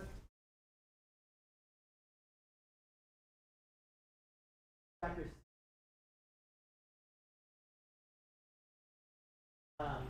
so chapter 9, I want you to work along.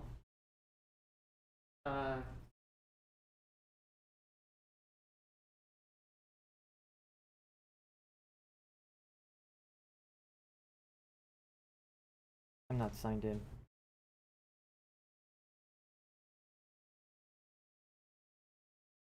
So you guys all got into LinkedIn, right? In the LinkedIn course, you have to look. There is the course in the middle of the page. Size font. That was that.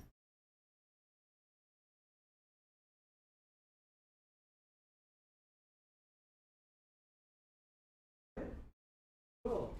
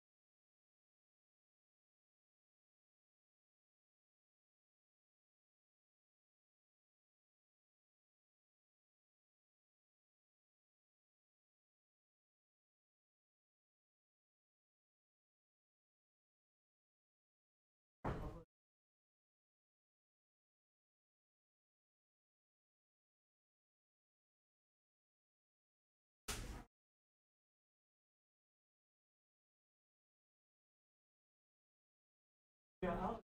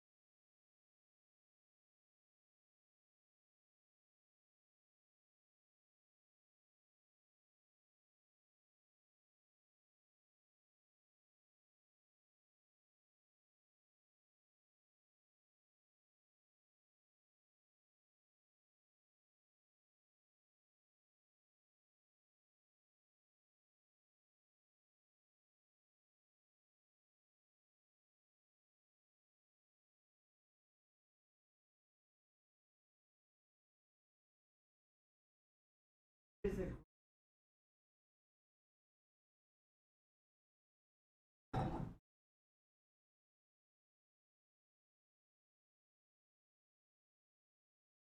download.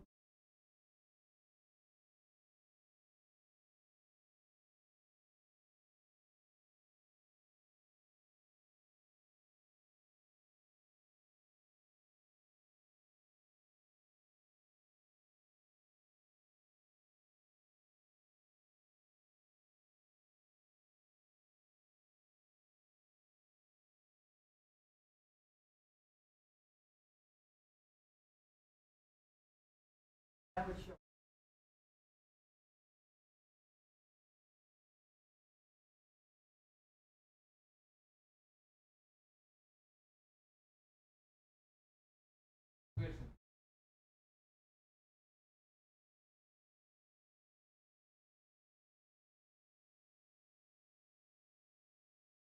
Yeah, I got.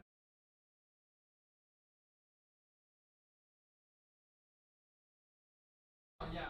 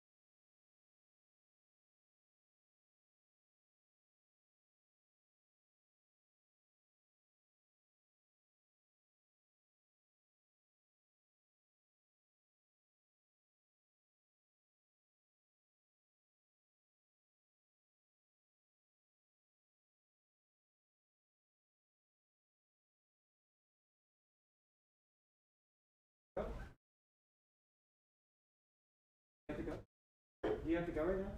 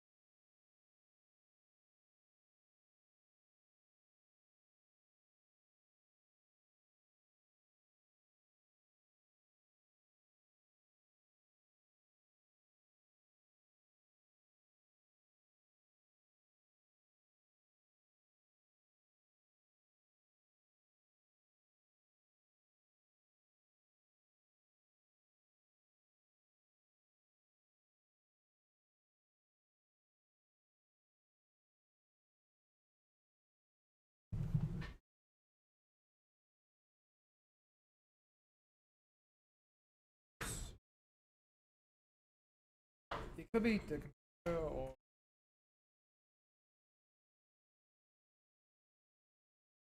Yeah, Adobe's not going to work on a Chromebook. Yeah. okay. So I don't have any computers. It's in my iPad. Okay. I think it'll work on an iPad or No. Okay, so yeah, you're going to want to use the school computer. okay. Okay. We're going to have open lab hours in here. We almost have it worked out as to like when you can come in and work outside of class. Yeah, I think so. Okay. I could just explain to because Okay. I could spend time. Okay. Yep.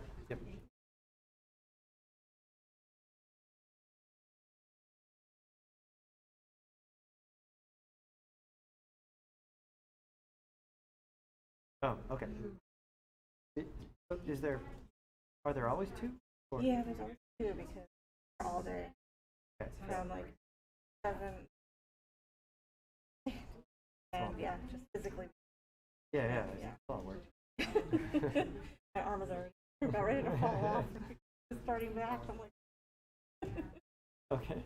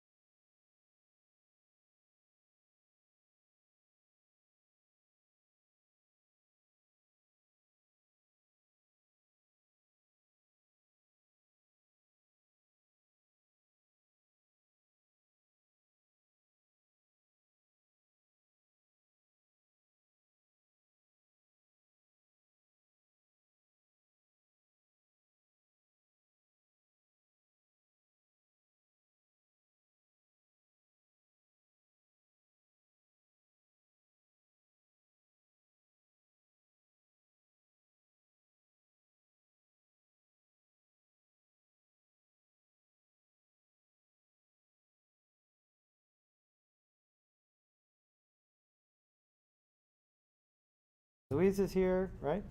And Tessa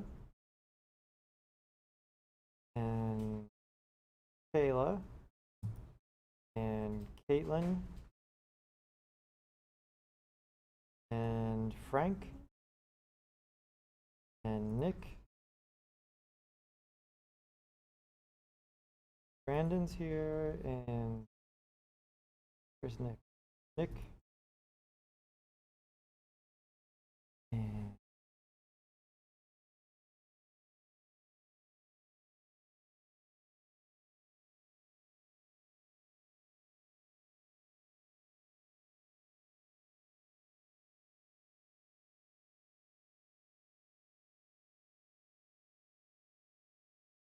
and Jessica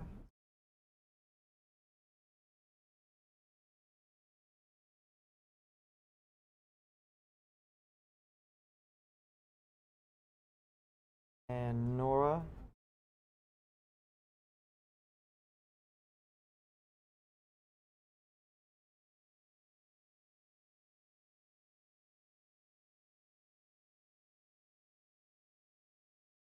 Okay. How many of you were able to make it through the login challenge saved? Was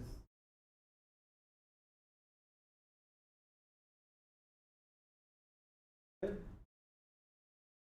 Frank, what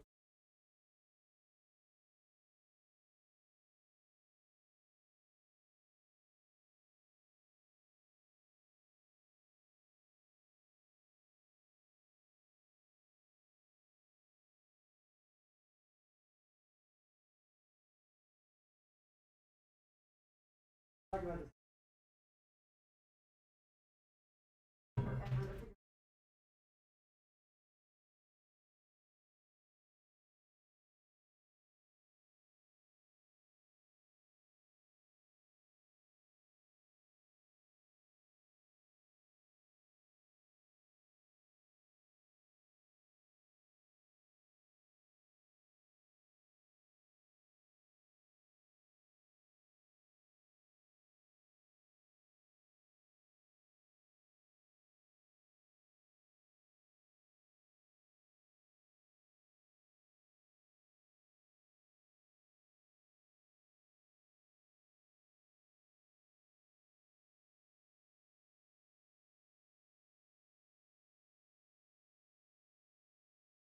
Adam, did you log in?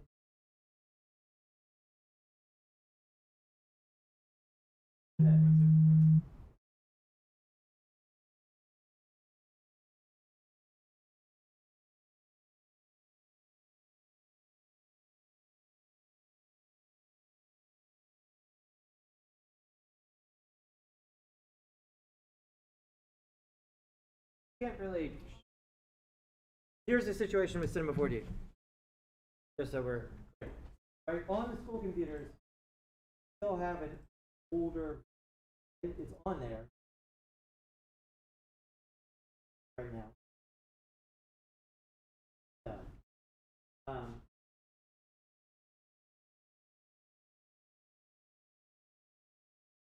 so the version number stuff is important.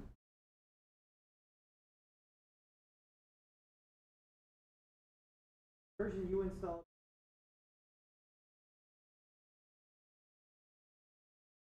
right now.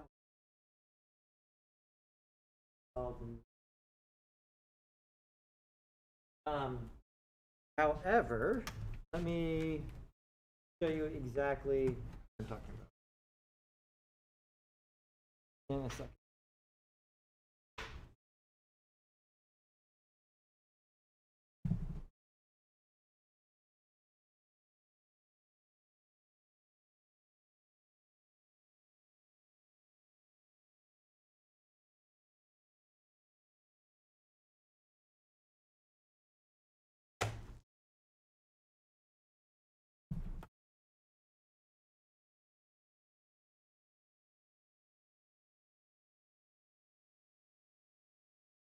The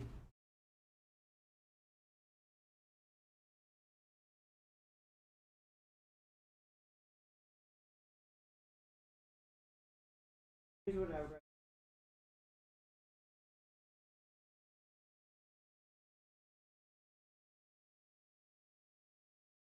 just anyone on Earth download, use it for called a trial. You guys went different.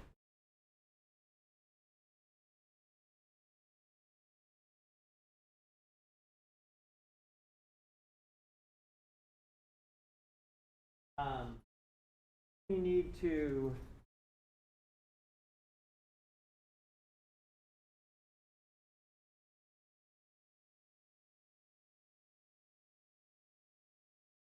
once you go through the process on Kavuto and get your student license, right?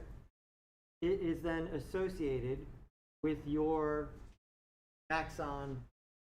Everybody did that. That was the first step, is that you had to make an. Remember, Maxon is the company that makes a 4D. Call that straight. And so when you first step of that process is get a My Maxon account, then you get a license associated with. So for diagnosing 4D licensing problems, when you open it up, it shows you the license manager. And here, you go to Help, License Manager. And that opens up this window. So this is the license, right? I went to Help, License Manager. If there's something wrong with your license, this window opens up first. Ask you to But if you are in, yeah, this is for your own machine. Deal with this. Tool, it should just start, right? So this is license management. If you're having a problem and we're talking on Slack, right, which is how we would talk when we're here, this is the first thing I show. License management. So what is this now? Student license. Over here right now, that machine, my personal laptop.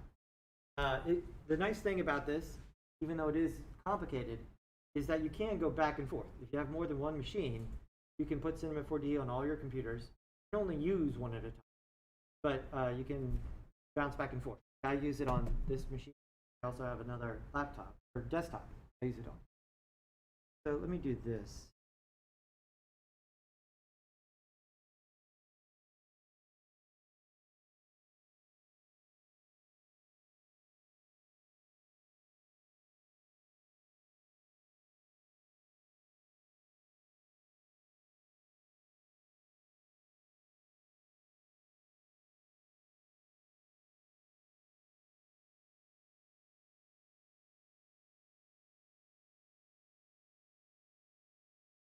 I'm not going to be able to break it.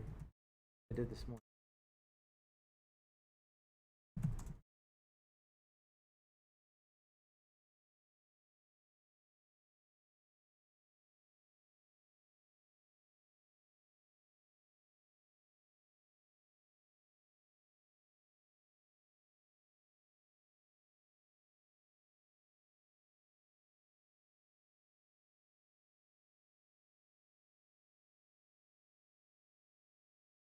There you go. So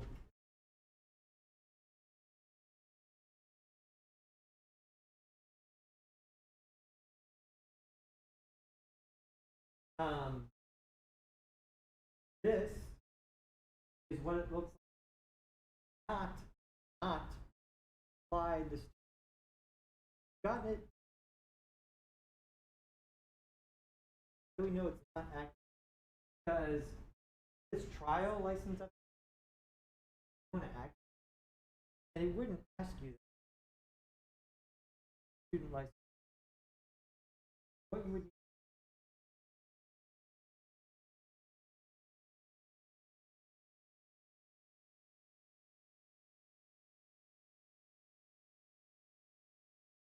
so I go desktop.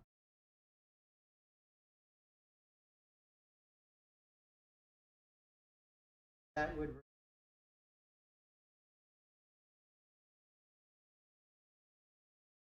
last time I desktop computer.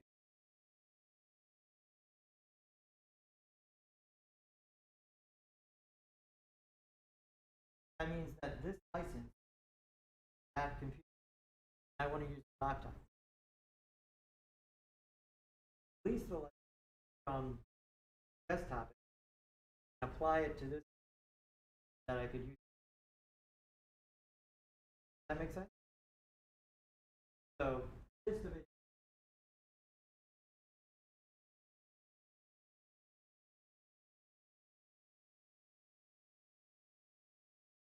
Trial? You don't want that. You don't want to be using trial. You want okay? Theoretically, problems because if trial is too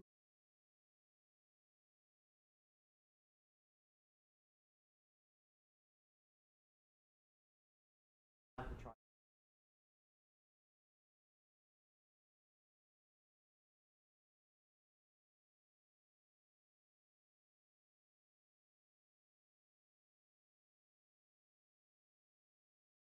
Yeah, it'll just stop working. Go on dollars and processing.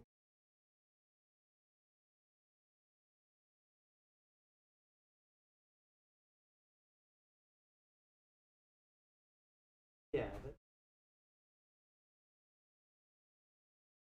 it would just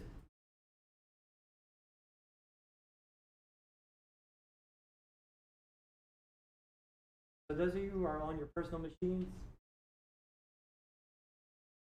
license window, it should, if you've done it correctly, look like this. Where my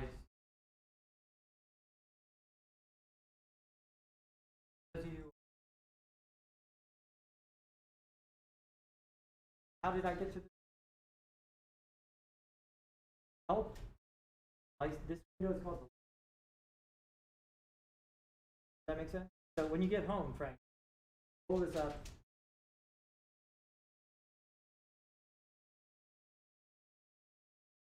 You want to be using.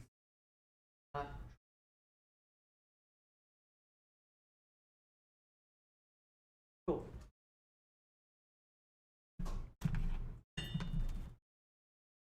Any other issues from the technology login challenge? If you haven't done it, do it tonight. Because the work for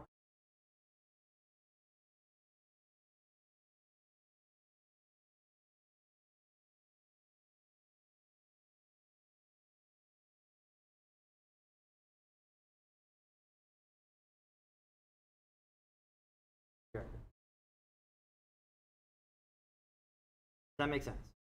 Great. The other new wrinkle is that I figured out how to live stream. And I think, yeah, I can just turn it on and have it on when I'm here. So if you're not here, putting the recordings up takes time, right? Somebody asked me about that like 10 minutes after class on Monday. Like, where are the recordings? Well, I gotta put them up on YouTube, and that's a whole process. It takes like a couple minutes to do for everything. And so don't expect those until like the end of the day at the earliest, right?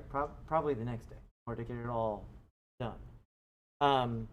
But I can just leave the live stream on so that if you're not here in person, you can have that open, live online. Have you taken any other classes that are live online, right, where they met at a specific time, but it was online, right? So if you're here, we're live online, so on and so forth. The only problem is that the live stream, the quality is not great. The recordings are clear, right, because they're offline. But the streaming, when I zoom in on stuff on the screen, it doesn't look super crisp. Cool, so that's there now. And there's like a chat. There we go. Everybody's saying stuff. Super fun.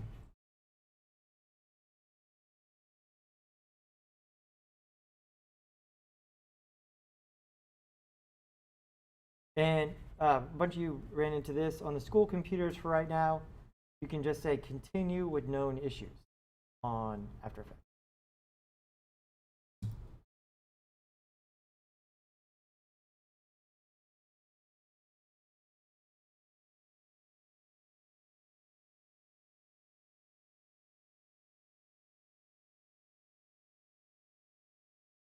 Cool. All right. Any other technology login stuff?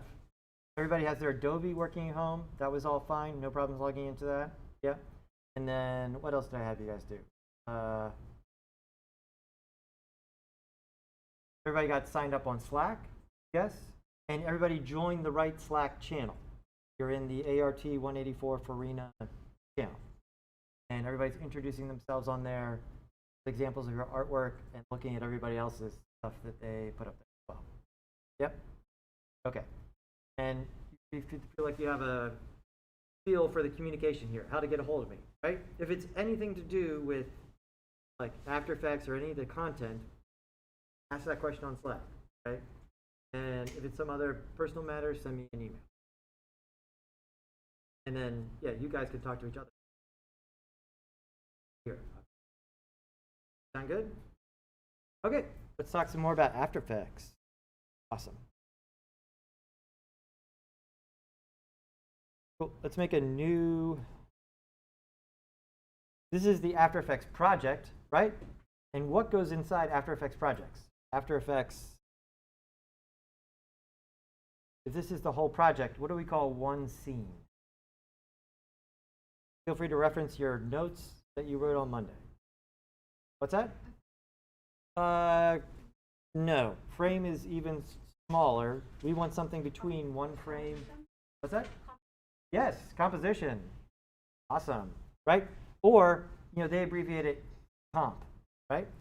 And so we'll go to composition, new composition, and we can just control N. Great. And we've got a couple of things that we need to take care of here. Got my zoomer working. We got our, what do we call 1920 by 1080? What is that? That's the what? Resolution, right? How many pixels across and how many pixels up and down. And I told you guys to memorize that one, 1920 by 1080, right? What is the name for that specific, those specific numbers? What's that? 1080p, high definition, right? The two most common resolutions we'll see right now are high definition or 4K, right? 4K is more than, 4 times is more high definition. One I didn't really talk about on Monday that I want you to be aware of, right here, where pixel aspect ratio. Now I did talk about aspect ratio on Monday, right? Aspect ratio is the relationship of this number to this number, right? And when you boil this down, it is 16 by 9, right? That screen, this screen, all 16 by 9. Essentially, you take 1920 by 1080, and you reduce the fraction, and you get 16 by 9. And why are these TVs wider? Like old style TVs are boxier, right? Now our new screens are wider. Why is that? One reason, the most important reason, is that this more closely mimics our natural field of view. And so our natural field of view, we have more peripheral vision, left to right, than we do up and down. You can do that very easily. Take your hands and put them out like this. Like I can see my fingers. Yeah, sure, everybody can do this. In like left and right. But then if you move your hands like this, I can't see them. Right? So our natural field of view is much more horizontal than vertical. And if you think about it from an evolutionary perspective, on the surface level, that makes sense, right? Like probably avoiding things on this plane than this plane. And so 16 by 9, 1920 by 1080 is our specific result. And so this says aspect ratio 2. But this refers to the pixel aspect ratio. In some instances, some special camera equipment, you work with pixels that are not square, wider. We're not going to deal with this at all. Okay? But if you mess this up, this drop down here can cause a lot of problems. So just make sure this is all square pixels. You don't want.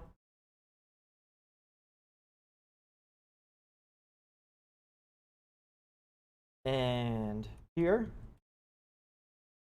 next one down is frame rate. What do we want to put in there? That's right.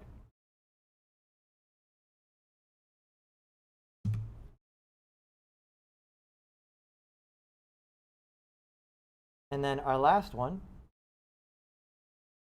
we have our, anytime you see this, it's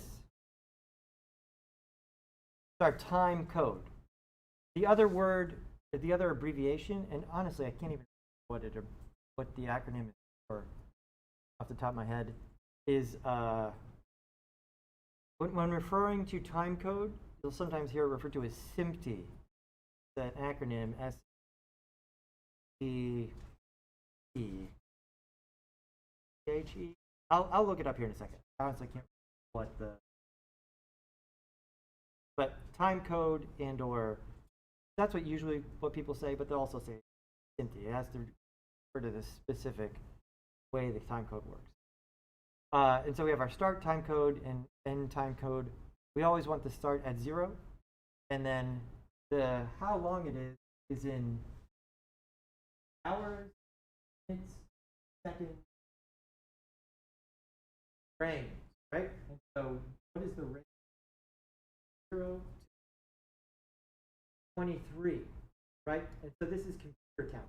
So we start at 0. We're going to have inclusive. Don't get to.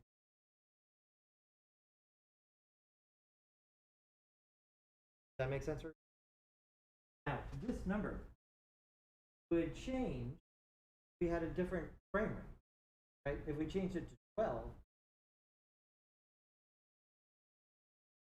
30, go from. And so how long is our comp right now? 30 seconds. Too long. Most of our projects at the beginning we're going to do nice and short. So let's just make it 5. Cool. Yeah.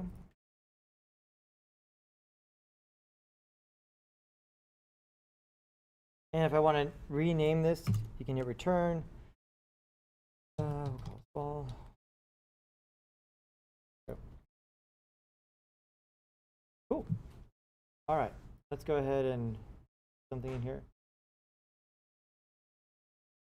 Please use some color other than the default red. I've been, just, yeah. Make some sort of decision. And I would encourage you that under most circumstances, if you're just making regular shapes, not to include an outline, right? Just stroke equals 0. Cool. I've got a shape here. It's on a shape layer.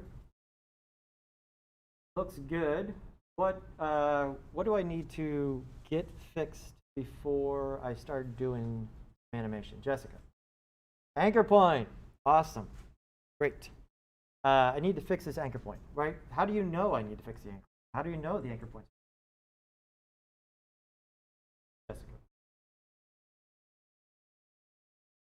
How do you know my anchor point?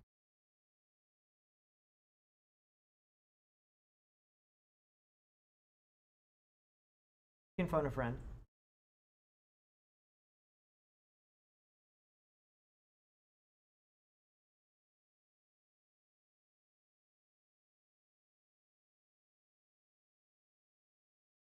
Yeah. Right. That's the shortcut to center the anchor point, right? My anchor point centered? No, how do we know? What is the anchor? This guy right here, right? This is the. So we had the correct control and double click on the anchor point tool. Boom. Anchor point is now in the center. I'm not saying you every time need to put the anchor point in, but most of the time that's where you want it. And you always want to be aware of where it is regardless. Cool. And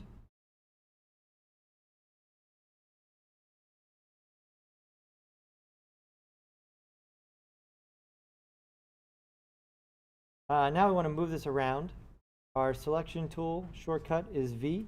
I hit V. Sort of move this over here. And for instance, one of the things we're going to do at the beginning here is the first project where you're making bouncing balls is at the beginning, a lot of students want to like it's a ball. That's just not a great artistic. All of the right? Most of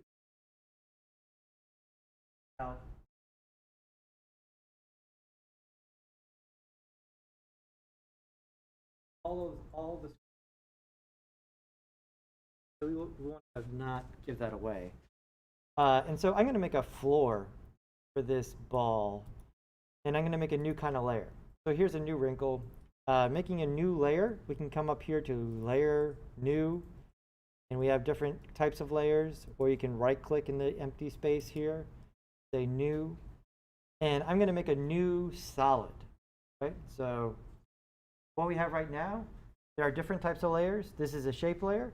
A solid is just a layer that fills up the entire screen, right? It's like a big solid block. And what happened to our ball? Why can't we see it? Right, exactly. This layer is on top of that layer, and so now our ball is there, but it's covered up. And so we can just drag this layer below, and there, our ball is back. When you make a new solid, you can choose the color for it. Then, here and pick a different color.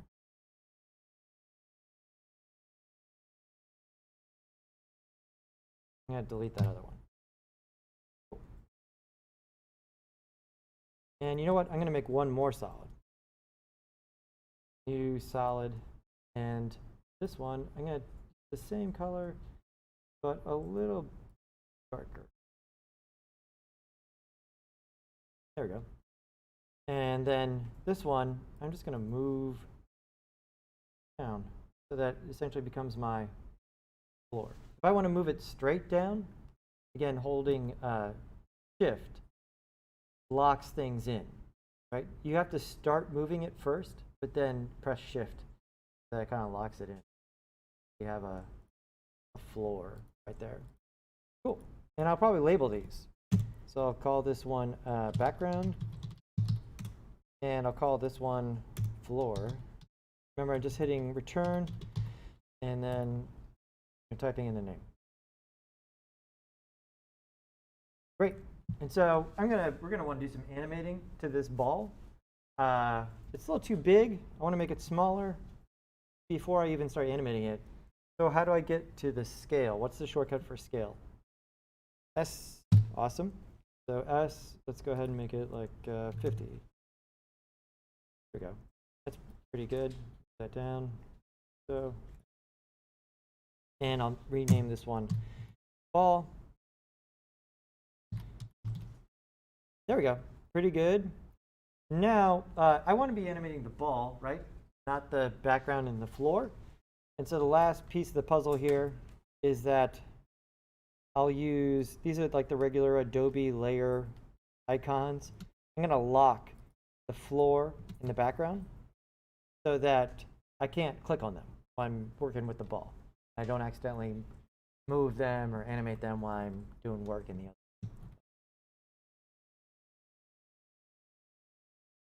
Any questions about what I did there? Just sort of setting the table to do some more.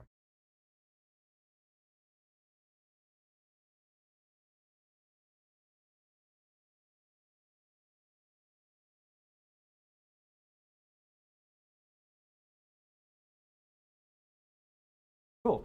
All right, let's all set that up. So take 10 minutes here. Go ahead and get After Effects running and try and set the table like I did. Two solid. Sort of fix the angle. Sort of lock solid layers after you get. So the tool we're going to use, V for the selection tool, the select Y.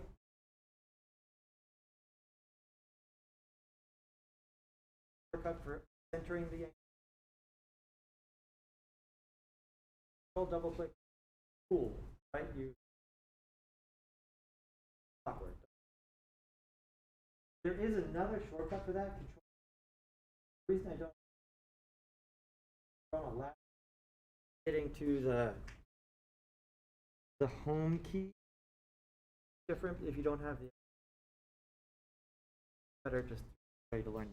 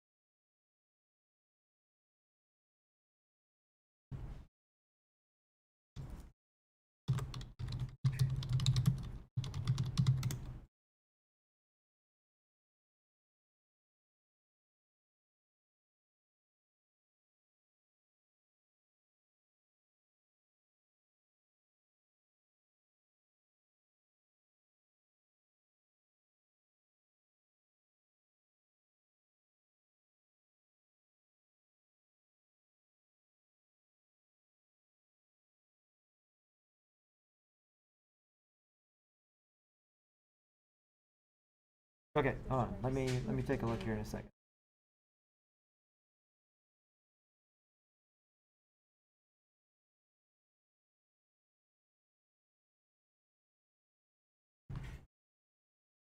Let's take a look.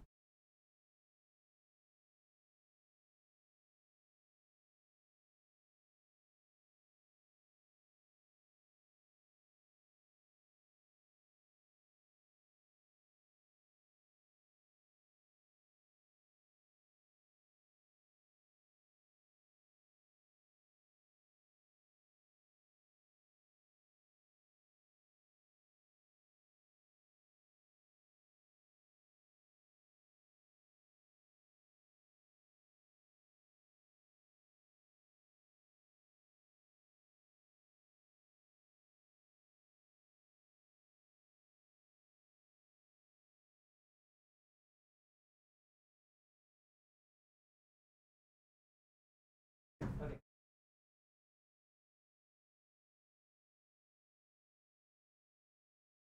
Try to sign Google for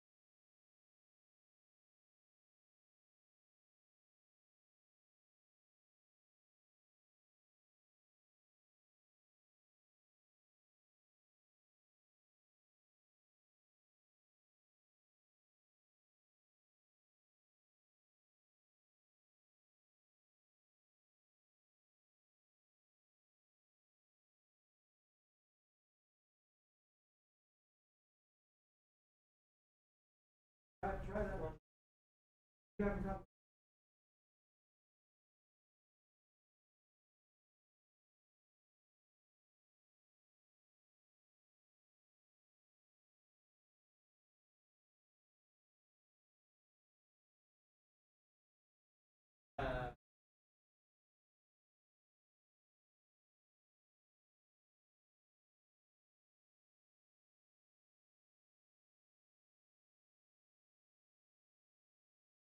Are we having the same thing over here?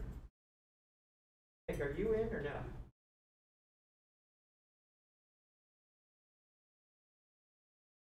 We're okay, good.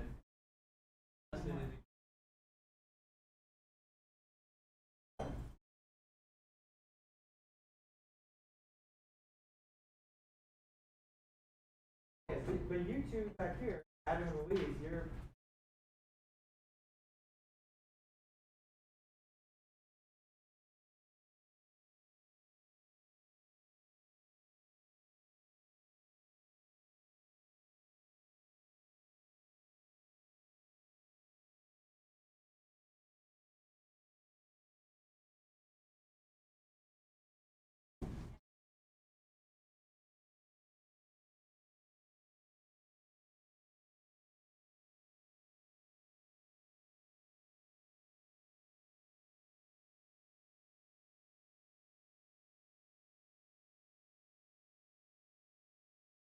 are you?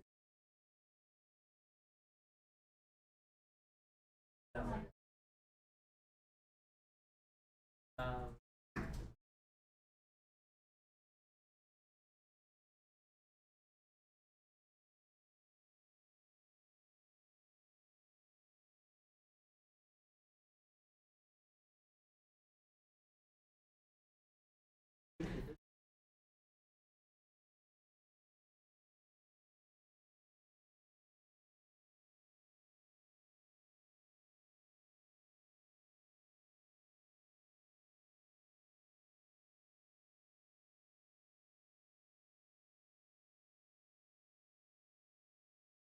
I highly recommend that.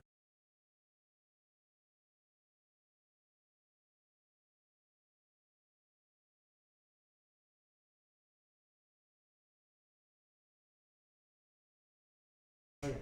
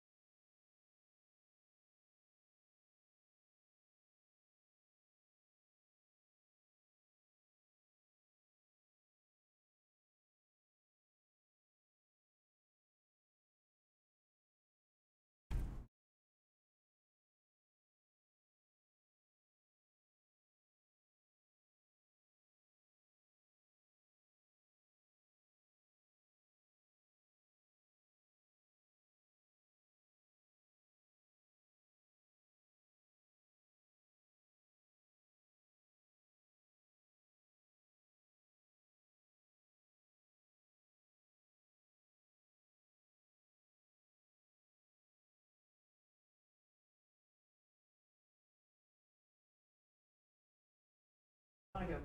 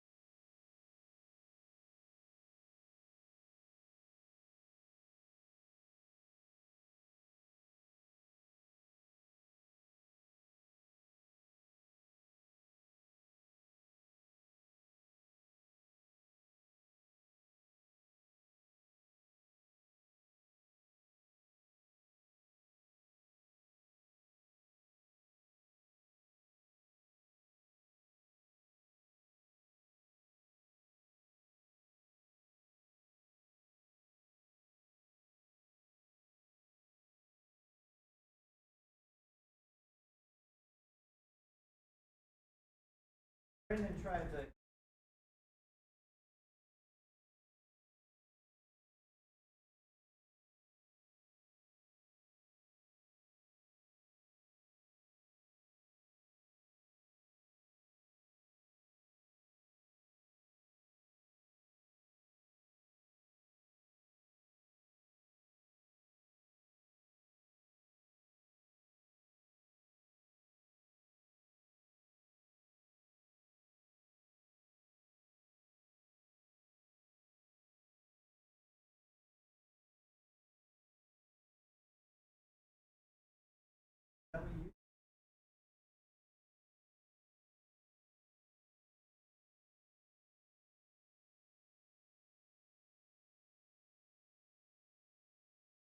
Okay, so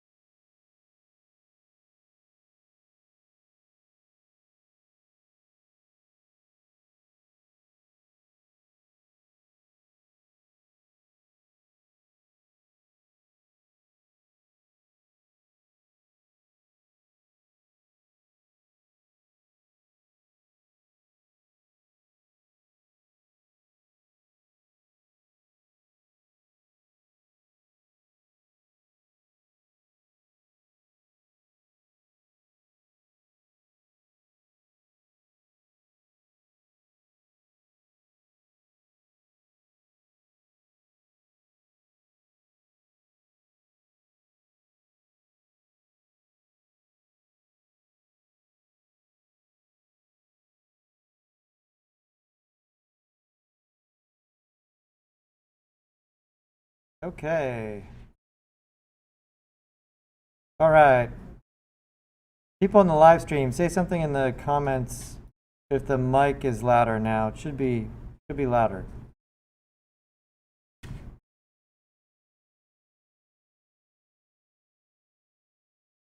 Cool. All right. Looks like everybody's pretty much here. Yes? Pretty good? We're getting there. Let's do a version of what we're going to be doing this weekend, right? So for Monday, the bouncing ball assignment that's on the modules. Everybody understand? And this is the cycle that we'll try to stick to, especially at the beginning, is that, things will be due Monday before class. Okay, so you can work on them over the weekend. Let's make this ball bounce down and up. I'm just going to sort of move it up. And I'm going to come over here about half a second in. Half a second in is at 12F because that's 12 frames, halfway between 0 and 1 at 24 FPS. And the first part of making this bounce is going to be moving it. And so what transform property am I going to need to keyframe? The Nick position. And I can get the position with P. And that throws out the position. And the first step to animating anything in After Effects is I need to turn on the what? Stopwatch, right? Stopwatch has to be turned on. Remember, the stopwatch is a toggle right here. When you zoom in, it looks a lot more like a stopwatch. Tell what's going on there. And so the thing is, before I turn the stopwatch on, I usually move the playhead to the position where I want to set the first keyframe. Because as soon as you turn the stopwatch on, watch the timeline, it will create a keyframe at the position of the playhead, right? At this case, 12 frames. The other nice thing about this is if you mouse over the keyframe, it tells you all the information about this keyframe. And so this is at 12 frames, and that's the X and Y values for this keyframe. Now, position is a two-dimensional transform property. There's X and Y. Rotation is one dimension. Just goes this way or this way, positive or negative. Opacity is one dimension, right? It's fading in or it's fading out. Scale, one dimension or two dimension? Two, okay? This is important, right? So position, two dimensions. Scale, two dimensions. Rotation, one. Opacity, one. Because in order to really control the position well in After Effects, we kind of want to have separate control over the X and the Y. But if you look at this, it's only given us one keyframe for two numbers, right? It's storing two numbers in this, keyframe right here. And almost all the time when I'm doing work here, I want to separate this out. And so I can right-click and say, write this down in your notes, separate dimensions. I almost always do this. Watch what happens once I do that. Once I do that, you'll see that now I get two positions. I have one for my X and one for my Y. You want to do this at the beginning. That way, it just makes it much easier to control. And I wish this was the default, but it's not, so you need to do it. So hit the stopwatch, and then right-click and say Separate Dimensions, so that you have separate control. Now we have two keyframes, one for the X and one for the Y. And in this case, we're just making this ball go down and back up, right? Just long bounce. That's all we want to do right now, just bounce. And so which one are we going to move, X or Y? Y, exactly. Not X, right? X would be side to side. And so you know what I'm going to do? I'm going to select the X and undo the stopwatch so that I'm just dealing with the Y. Cool. Now, that's where the ball is going to start off. And I'm going to move the playhead forward to about 2 seconds. And at 2 seconds, I want the ball to impact the ground. And so I'm going to grab the ball, make sure I'm in V for the selection tool, and drag the ball down to the ground. You'll know that you're setting a keyframe when the blue line appears, right? If you move the ball and no blue line appears, you're not setting a keyframe. The blue line is our motion path. And if that doesn't show up, that probably means your stopwatch is not. And I'm going to hold down Shift so it doesn't go left or right. And I'm going to put that right there, right at the ground. Then I'll move the playhead forward a little bit. I want it to take the same amount of time to go up and down. And so in this case, I'll go to 3 seconds, 12 frames, because that's a second and a half in this case. And I want it to be a seamless loop. A lot of the projects we create at the beginning are really short, a couple seconds. And most of the time, I like to create them as looping animations. And for something to be a looping animation, the end needs to be the same as the beginning. That way, when it loops around, it's seamless. There's not some sort of reset that happens every time it loops.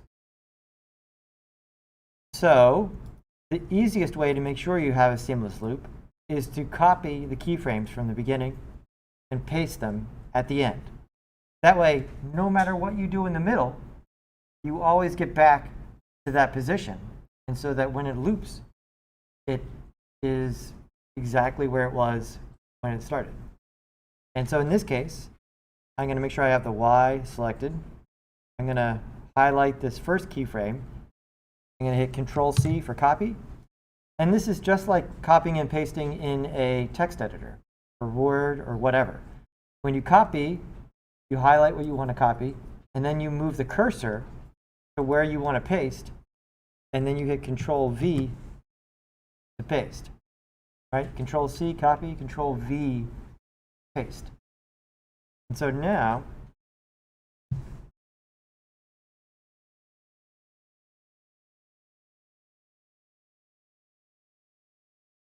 the ball goes up and it goes down. I certainly wouldn't call it a bounce yet, but we've at least hit the two positions that we wanted to hit.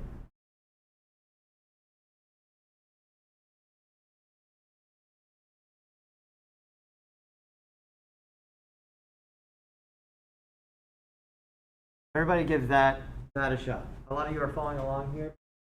Go back and see. Things are. Did the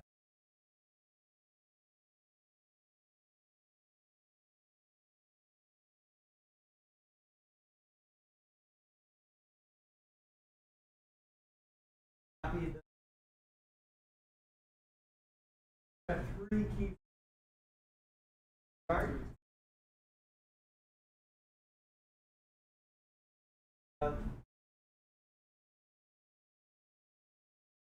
The total time isn't so important. The important part, right, because this, it goes where it's supposed to go, but it doesn't look like a bounce, right? Why not? A little bit too slow. What else?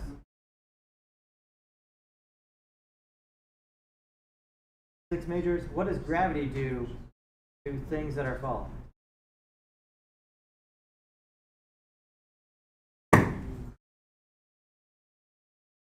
I have a new fancy metal wallet, so what's gravity doing to the stuff that's falling on the floor? What's that? Pulling down, and it's not falling very far, but further. As it's falling, if someone drops a penny on me from the ceiling, I'll probably survive. If they drop one on me from the window, good damage. Why? Because of gravity, right? Gravity is doing what to the thing that's falling? Falling faster, it's accelerating. Gravity accelerates objects toward the center of mass. Okay? And this has no acceleration yet. It's going at the same speed the entire time. No acceleration. So that's what we need to get to.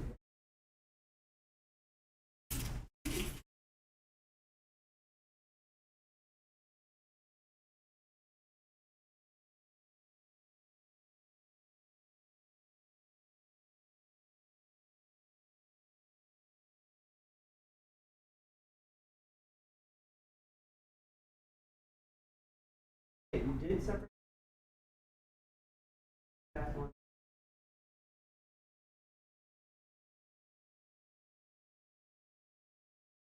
Go ahead and press.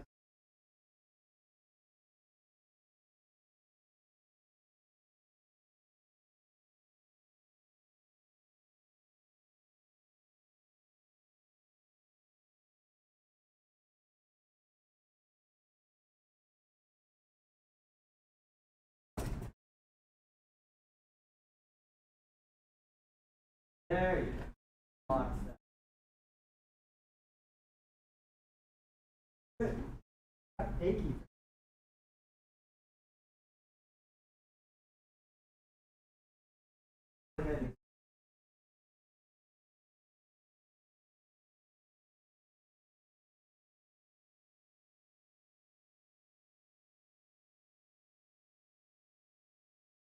That point.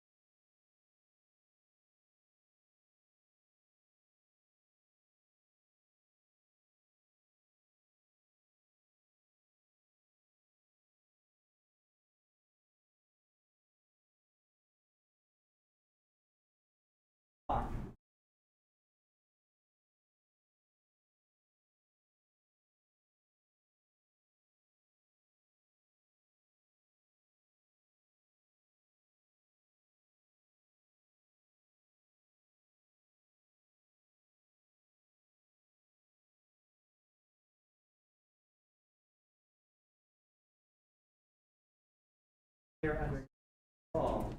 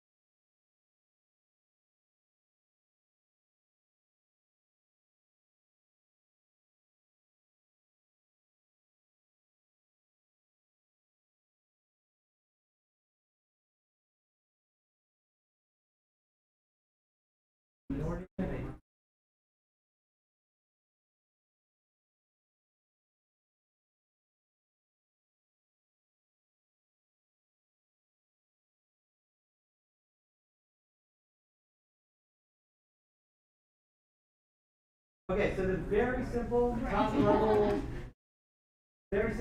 level rule, right, to get things rolling. Once you turn on the stopwatch, always move the playhead, move the thing. Move the playhead, move the thing. Move the playhead. You're stepping forward and moving it to play back. There's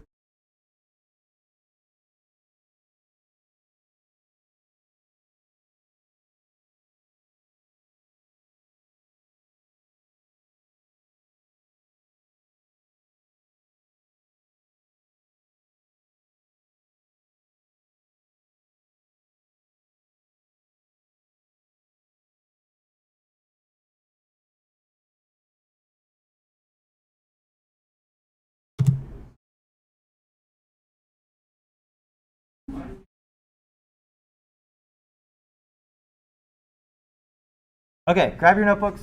So from a retention standpoint, what I recommend is that when I'm doing it, watch, try and absorb, and take notes, right? The note taking is not just, it's good because you have it for later, right?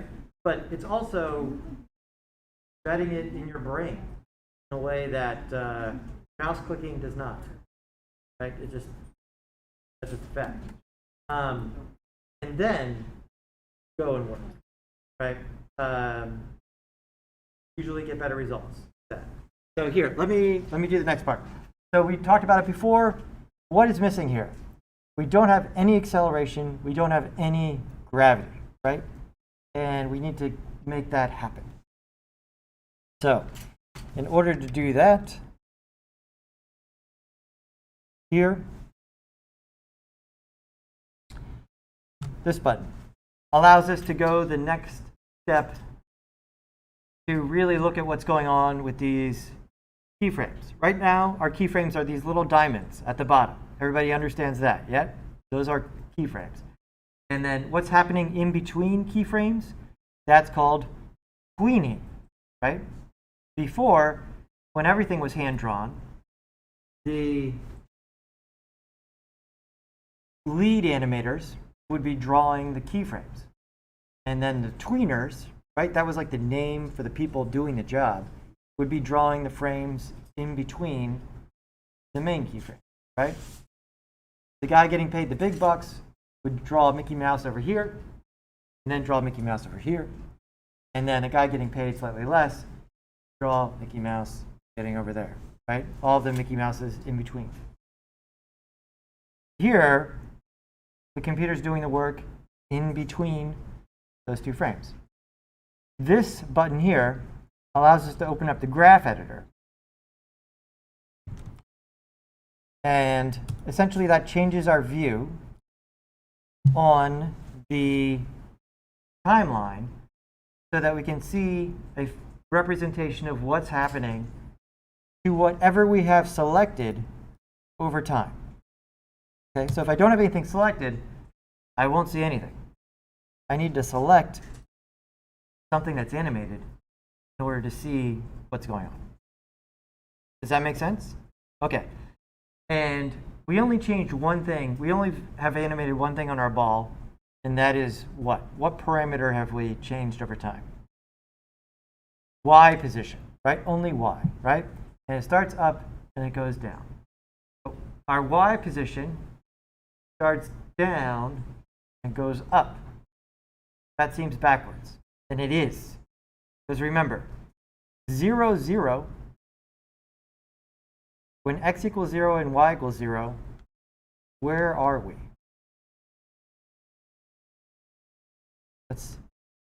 No, we're not in the middle, right? That would be that's not a bad guess, but it's not correct. I'll demonstrate with this ball.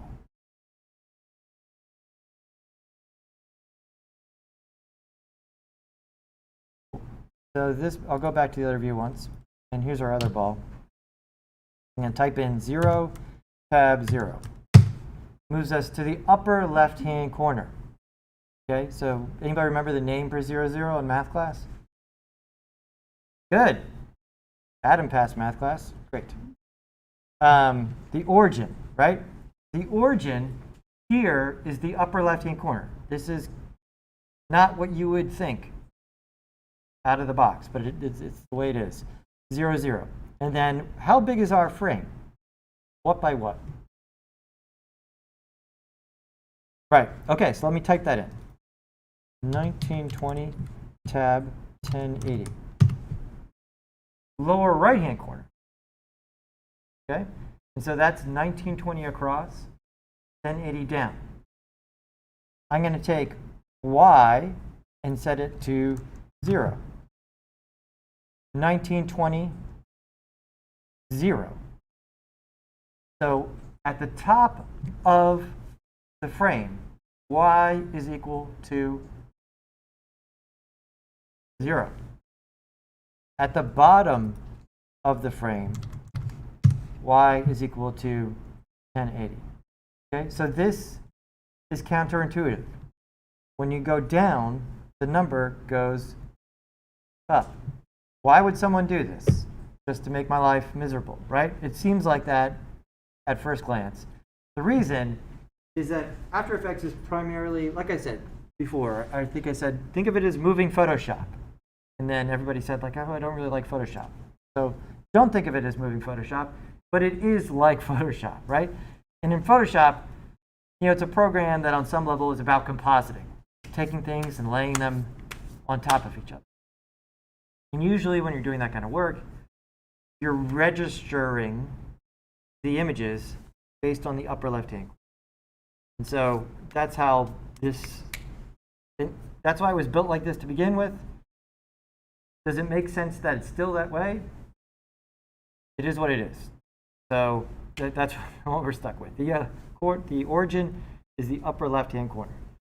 So x increases, here's what I would write in my notes. X increases left to right, and that is what you would expect, right? The one that you put a star next to in your notes is that y increases from up to down, and that's the one that doesn't make sense out of the box.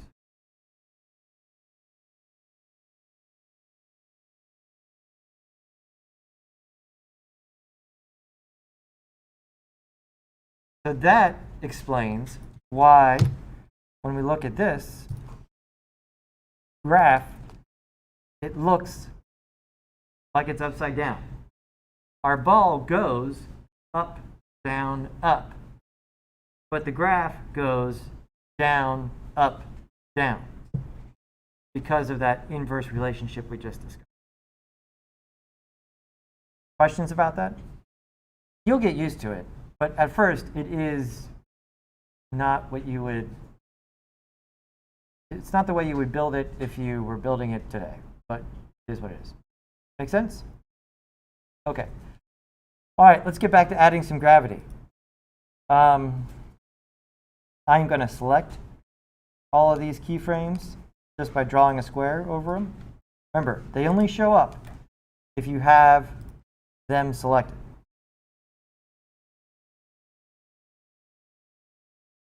And then down here at the bottom of the, once you go into the graph editor, we have a bunch of controls down here. And these are pretty important over here.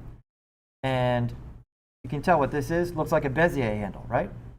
Right now, these are linear, and we want them to be curved. And so I'm going to press a Bezier handle. Yeah, that's the French name for the curving tool in Photoshop and all the other programs.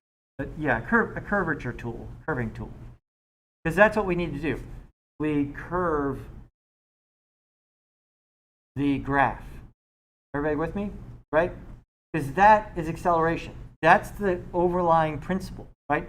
Over the semester, I try to reinforce the idea that I don't recommend memorizing all this stuff. If you boil it down to the overarching principle, then as you work through these things, you can just apply that to the given situation and move forward. Because the bad news is the tools change, right? I kind of hope I'm not teaching After Effects in 5 years, right? So, as I may have just given away, I like some of the tools way better than others, and After Effects is not at the top of my list. There's just things about it that are, it's an older program, right? All the Microsoft stuff is like this, right? Do any of you guys even use Microsoft Word to write papers? You do? Really? But, I mean, if you don't use Microsoft Word, you use Google Docs? Yeah? No? Or maybe, does no one even write papers anymore? I don't know. Is that not a thing?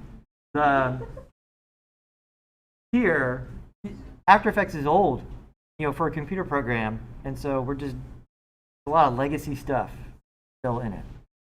So we got to curve this stuff. We're going to press this button. Boom! We get curvature.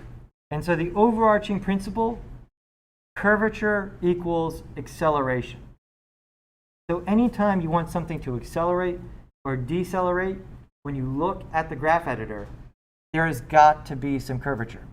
If it's straight lines, it's just moving at the same speed. That is bad, artistically. When we animate stuff, we don't want it always moving at a consistent speed.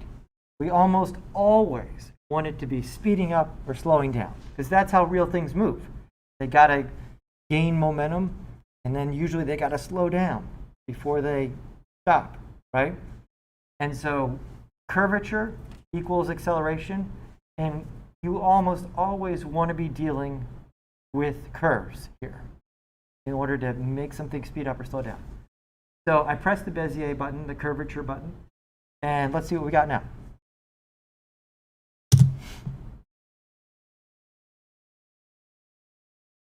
Okay, that looks in some ways better and in some ways worse. What doesn't look good about it now?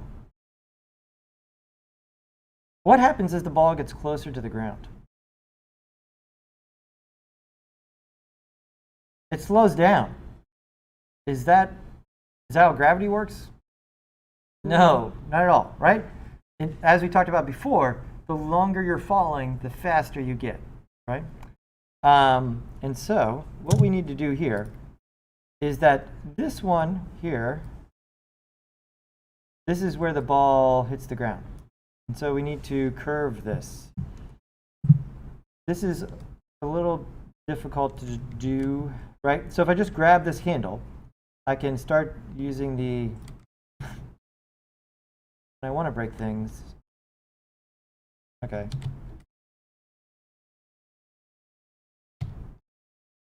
We can grab the handle and drag it this way. And then I drag this one this way. And now let's look at the ball.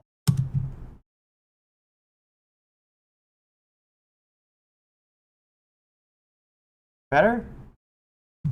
Ta-da! Right, we're there. Why? Look at the graph, right? And if you look at it, it does look like a bounce, except the bounce is inverted, right? Why is it inverted? Because of this Y issue just talked about for a while. So when we do this in other programs, it'll also look like a bounce, but it'll look like a bounce in the right direction. Here, it happens to be upside down. So we still have curvature, but we controlled which direction it was going. When the curve is the steepest, that's when the object is moving the fastest. And so here, right as it's accelerating towards the bottom, see that the curve is at its steepest slope here, which means gravity is accelerating it. So right there, when we change direction, it goes back the other way. And so ideally, you want the distance between here and here to be the same as here and here. Why is that? Well, because gravity is the same, right? Gravity doesn't work different on the way down versus the way up. It's negative 9.8228 meters per second squared, both ways, either way, right? And so things that are affected by gravity, if you're bouncing up and down, are symmetrical. Right? Now, if we did more bounces, you would lose energy and so on and so forth, but we're keeping it slightly simple. All right, so the overall principles.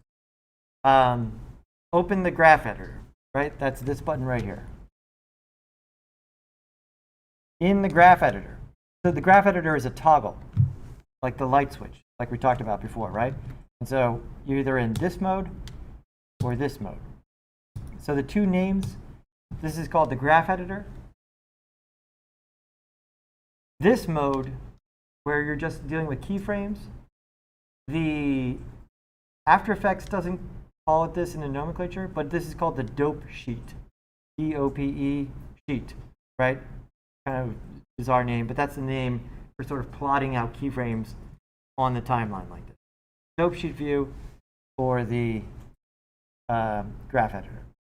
Okay, and here you need to select the keyframes and select, once you select them, this tool right here, the Bezier handle or the curvature tool, allows you to go from no acceleration to curvature, which is going to be acceleration. So then you need to end up with a graph that looks like this. Questions?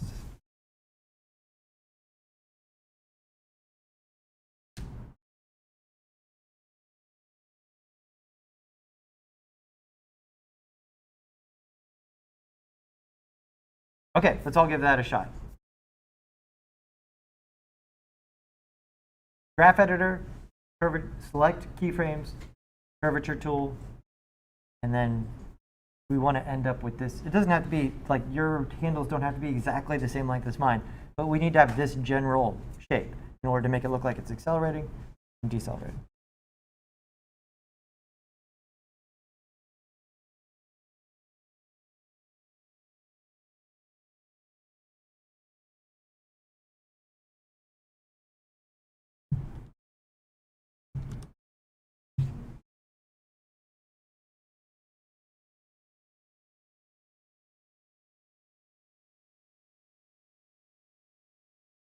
Good.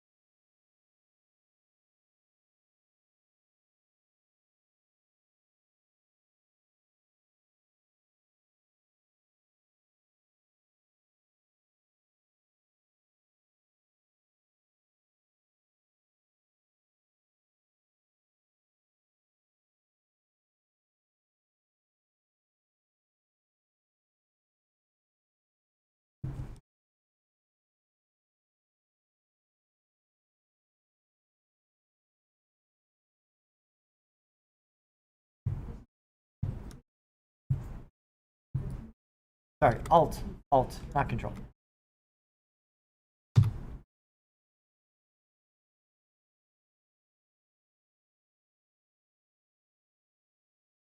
So everybody, real quick, one addendum. This key, I just added a keyframe for the sake of demonstrating. So this keyframe here in the middle, I'm trying to drag it, and I can adjust this side, but the other side gets messed up. Okay, well, let me just try and grab this one. Oh, now the other side's left it. Oh no.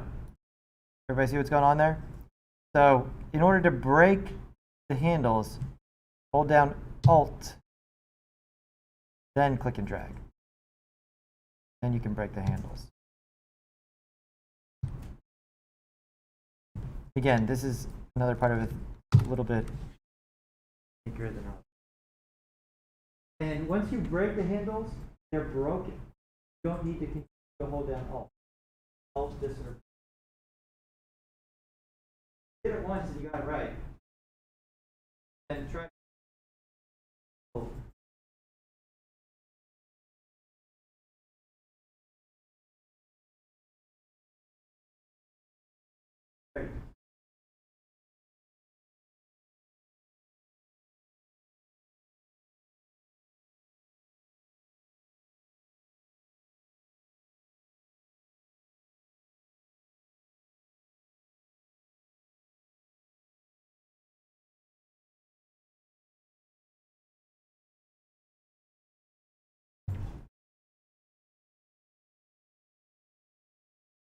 Very true, Nick.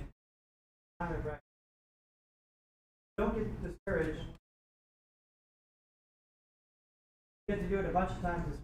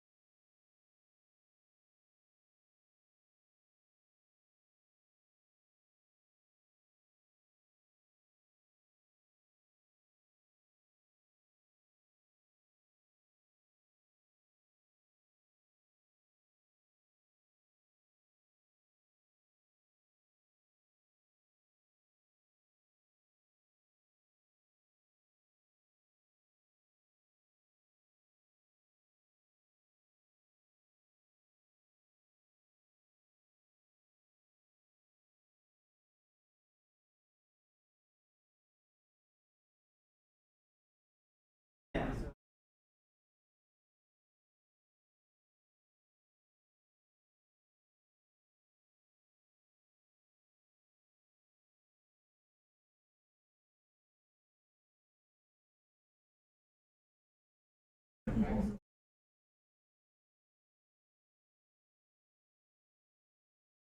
my. Looks great. Good.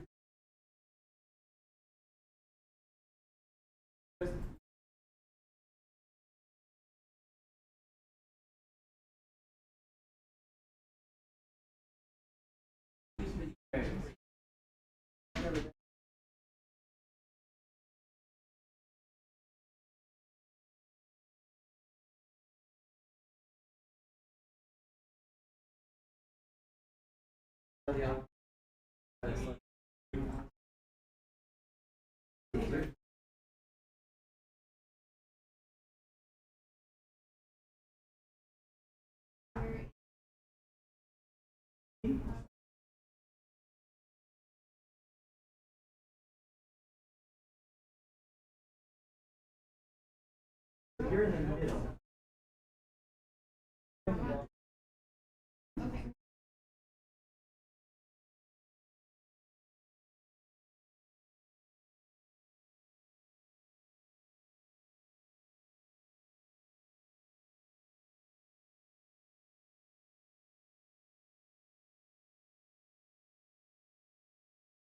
Hold on, you got all there.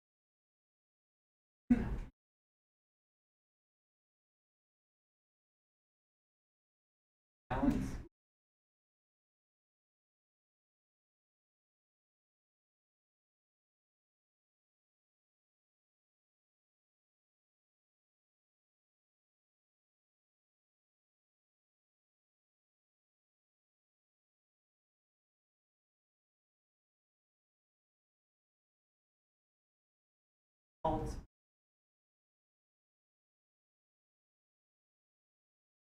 Alt.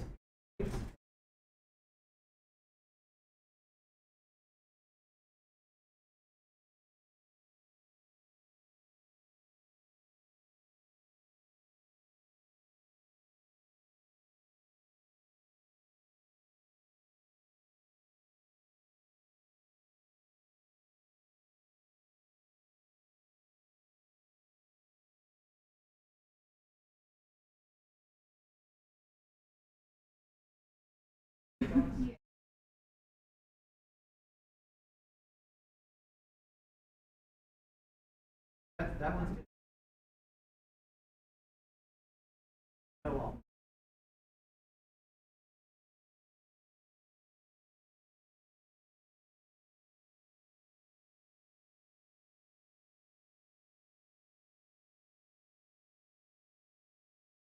There you go.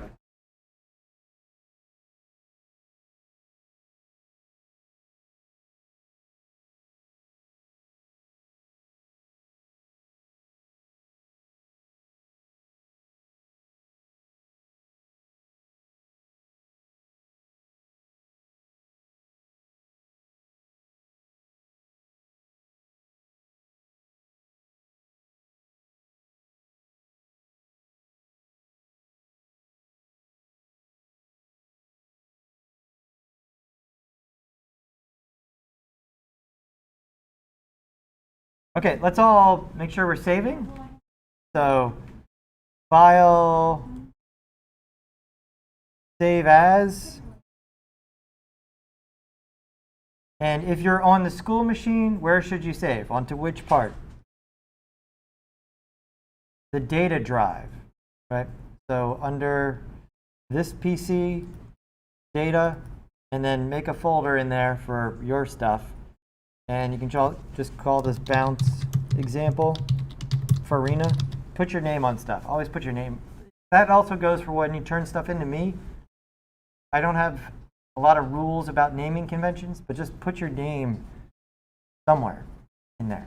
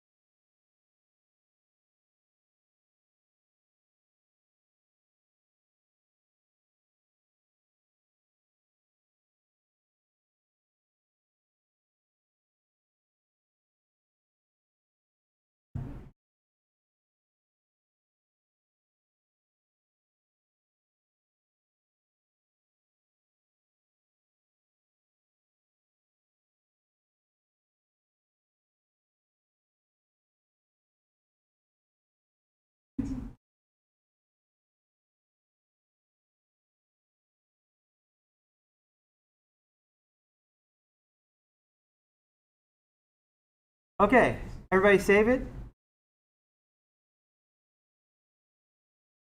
Parts of After Effects are really, you'll get used to them. All right, there's things like using the Alt there, which is, should be easier, but it's not. So save it where you are now.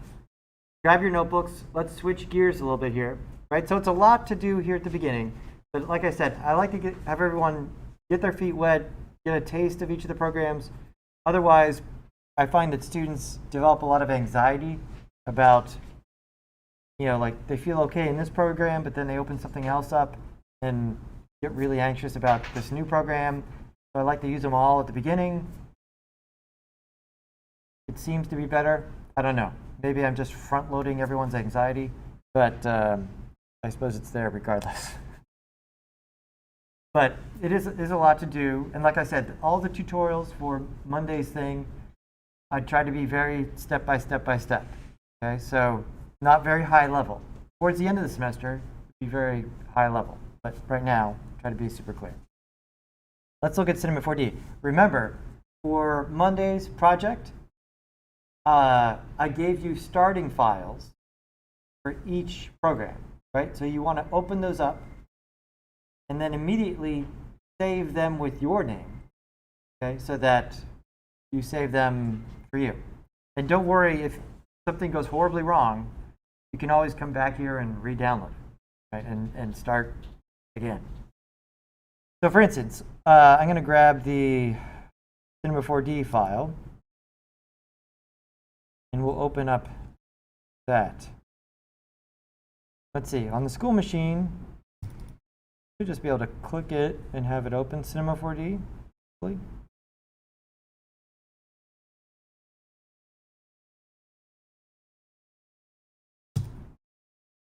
Cool, yeah, there we go. Okay, so this is what you'll see when you open it up. So I've done a lot of work here so that you can focus on the animating, right? The high, having you make 3 bouncing balls, right? And part of this assignment is about getting used to each piece of software. But we're doing the same principle in each software. And that principle is curvature equals acceleration. And acceleration is good. We almost always want to have something accelerating or decelerating. Okay? And so I've set a bunch of things up for you here. Let's talk about Cinema 4D for a second.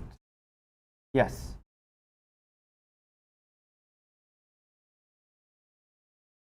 Cinema, as in movies, 4D, right? And who makes Cinema 4D? Maxon, right? Maxon makes Cinema 4D. So this is, the one program that we're using that is not an Adobe program. Adobe really hasn't had a 3D app of note. Okay. I like this one. I feel like it's the most user-friendly. What do we have here? In the middle, we've got the stage. This is where stuff is happening. At the bottom, or in the bottom middle here, we've got a timeline, right? And the green is the playhead, like the blue in After Effects. Down here, this is a little bit different. We have materials. Okay? Materials get applied to geometry. This is the part that's different about working in 3D versus 2D. In 2D, we make a blue ball. The color and the shape are inseparable, right? It's part of the identity of that shape. In 3D, these things are separated. The geometry is separate from the way the color. There's more to it than the color, but the primary thing the material controls is the color. Right? So think of it, you're building stuff and then you're painting it. That's a good metaphor, right? And so here I've built some stuff and it doesn't have any color, and I can paint it with these materials. So for instance, I could take the stripe and just drag it onto the ball. I've painted that object with that material. I could take the solid and drag it onto the floor object, and there we go. I've got that, and that looks more fun, right? Rather than just dealing with gray shapes, got some color there to work with. So materials go on objects. And if you notice over here, once I drug these from here to here, over here, what's all of this? This is the object menu. So these are all the things in our scene. The only thing you need to deal with for this project is the ball, right here. Let me draw something slightly neater. Right here, okay? There's a bunch of stuff up here, and I've set that stuff up for you so that this project looks nice. We'll get to this stuff later on during the semester, but for now, You don't need to worry about anything underneath Studio. You see how these are set up in a hierarchy? Like these things are underneath this thing. All of these objects are underneath Studio, like an outline. And if you press the button, you can fold or unfold them, right? And so this little button here is like that triangle in After Effects, right? The triangle in After Effects allows you to unfurl stuff and then unfurl more stuff. And here, little icon is like. So essentially, when you boil it down, there's only two things in this project: Studio and the ball. And the ball is the only thing you need to worry about. Sound good? Great. Let's fold it up and let's just select the ball. Awesome.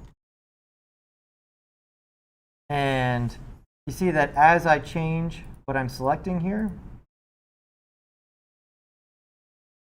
this menu in the lower right changes. So I get different things down there depending on what I have selected. This is the attributes window. So essentially this is showing me the options for whatever it is I am currently have selected. And in this case, only thing we want to have selected is the ball. In the attributes window, we have several tabs right here. These tabs are different parts of the object. And we have basic, object, and then if you had to guess, what is this for? Coordinates, right? And so we need to move the ball. We need to be looking at the coordinates. Okay? And here we see all of our essentially transform properties laid out. Caitlin, you okay? The only thing that's different here, right? By default, After Effects is 2D, right? And so we just have what and what. This is X, this is Y, right? And now this is a 3D program. So we get this, which is Z, right? So it's just a third number in our list of numbers. And so we have X, Y, Z for coordinates, and we have X, Y, Z for scale, and X, Y, Z for rotation. They're all laid out right there. I think this is easier than After Effects because you can sort of see them all at the same time. And the good news is I think keyframing is much easier here, right? In After Effects, we have that turn the stopwatch on to keyframe. In Cinema 4D, there's no stopwatch. All you do is press the button next to the thing you want to keyframe. Pressing this button right here sets a keyframe. But the rule for keyframing remains the same. Move the playhead, move the stuff. Move the playhead, move the stuff. Each time, right? That's just how time works, right? You move forward in time, you put the object at a different point in space. So for instance, we just want this ball to bounce up and down. And so I'm only going to need to set I need to set 3 keyframes, just like before, but on which of these parameters? The Y over here, right? The P, Y, right? The P stands for position, scale, rotation, right? It's all right there. Right? And so just this button, the only button I'm going to worry about. So for instance, let's move the playhead back to the beginning. So you can just sort of click and drag it just like in After Effects, all the way back to the beginning. And where do I want it to be at the beginning?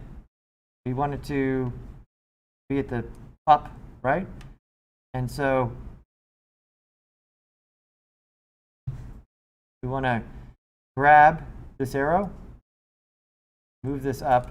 That's where I want it to start. You see that as I mouse over different parts of it, different parts light up. To move it straight up, you want to just move your mouse over the arrow and then click and drag. That moves it in only one dimension, just the Y. Cool. You see that when I did that, you can see the number changing here, right? And so essentially, I want to record this number at the beginning. I am just going to press this button right here. This button is set a keyframe. Boom. It's red. Red means you've set a keyframe. The other way you can tell is that this right here, this little blue box, this is the equivalent of the blue triangle. This is the keyframe. If you can click and move this, just like you can click and move the triangle, representation of the keyframe. And so now, move it to the middle. I don't see the coordinates. Why do I not see the coordinates? If I don't see the coordinates, I'm just going to click on the ball again. There it is. Now it's back. Okay. So remember, the attributes menu is showing me what I currently have selected. When you click something else, it changes. To get back to that, click on the ball. Now, at this point in time, where should the ball be? Down, right. So I'm going to mouse over the top and sort of get it so it's on the ground there. And now, what do I need to do? Press the button. Press the button, exactly. Because in Cinema 4D, see how it's yellow? Yellow is Cinema 4D's alert color, saying like, hey, you changed this, but you didn't press the button yet. So there's not a keyframe in the middle. See how there's a keyframe at the beginning? There's no keyframe in the middle. In order to set a keyframe, press a button. And now it's red, right? You would think red would be the color of alert, but really it's like recording. Like red is on when you record. And so once it turns red, that means you've recorded the position. Does that make sense? It makes sense for people who have used analog tape. You know, when you're recording tape, it's red. I'm not going to ask if anyone's done that. Okay, so all the way down. And then at the end, we want it to bounce back up. And I'll move it up. And you know what? I might look. Let's see where it was at the beginning. 5:10, right?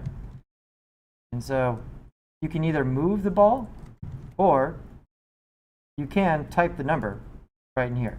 In this case, I want it to be pretty much exactly where it was. And so I'm just going to, I could move the ball until it's right around 5:10. Or I could just come over here and type 5:10. Do I have a keyframe yet? I don't. How do you know that? It's yellow, and there's no keyframe here, right? Versus here and here. And so, boom. And here we go. Play.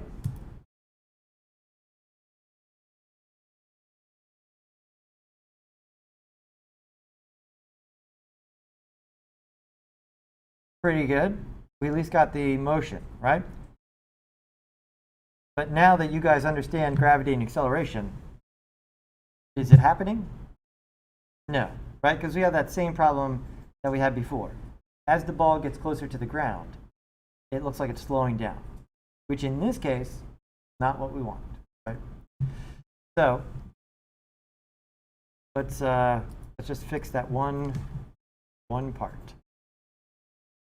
Right.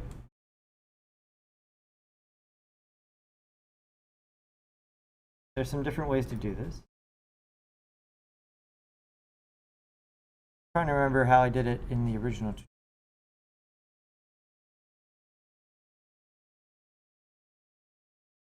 We'll do it this way for now. So remember in After Effects, we pressed the graph editor button, right? So that we could see the graph editor. In Cinema 4D, those are different layouts. If you look up here, in the upper right-hand corner, you have layouts. And so this is actually a nicer setup. If you used Blender, it's kind of like this. And to be honest, a lot of the Adobe programs are getting like this too, where the whole interface will change depending on the job that you want to do, right? Has anyone done some Premiere editing? Right, Premiere is the movie editor program for Adobe, and it has different modes depending on whether you're like intaking footage, editing, sound editing, or whatever. Like the whole thing changes to show you the tools that are best for that kind of job. So here, we're in Startup, which is just kind of the default. If you look over here and click this, we have different kinds of jobs. Animate, modeling, rigging, sculpting, all sorts of 3D jobs, right? And right now, what do we want to be doing? Animating, right? And so let's go to animate. And so I'm going to click and say animate. And boom, you see it redoes what we have here, but if you look, most of it's the same. This is still objects here, right? This is the attributes, because we can tell we've got our one thing right here that is keyframed. Zoomed in too much there. But the bottom, our timeline, this looks better, right? At least there's like way more real estate so that we can see what we're doing and adjust things. So we have this, and over here, this is our, remember what I called this? Where we have just keyframe blocks on a timeline? What's that? The part in between the blocks is called the in-betweens, the tweeners, right? But the whole name for this kind of view, this is the dope sheet. Remember dope sheet? And so over here in Cinema 4D, Cinema 4D I think is just better designed. See how the two buttons right here? Key. What do you think that key stands for? Exactly. And then F. What do you think F stands for? Frame is a good guess, but not correct here. If you look, it's an F, and it's got this little graph right here. Function, right? And so this is the graph editor. Graph editor keyframe. The Cinema 4D buttons are, I think, well designed. Like if you look at them carefully, they can tell you a lot about what's going on. And so remember, in order to do acceleration, we need to have what? What's going to make acceleration happen on the screen? Curvature, right? Everyone wrote that one down in big, like you took a whole page in your notes for acceleration equals curvature, right? And so if we go to curve, oh, there we go. All right, I know what I'm looking at now, right? That every program has this, right? This is how you do stuff over time. Except now, what does our graph look like? We start up, we go down, and then we go back up. And what does our ball do? Yeah, the same thing. So, yay, right? You don't have to listen to me explain another inversion for 15 minutes, right? This is it's doing what our ball is doing, which is good, right? And so now, the same shape will result in the same kind of thing. Unfortunately, the shortcuts are not quite the same. So what key did we hold down to break the handle? Alt, okay? Wait, that was for After Effects. Shift for Cinema 4D, right? I wish it was the same, but it's not. So now I'll do this and then do that. and then hit the space bar.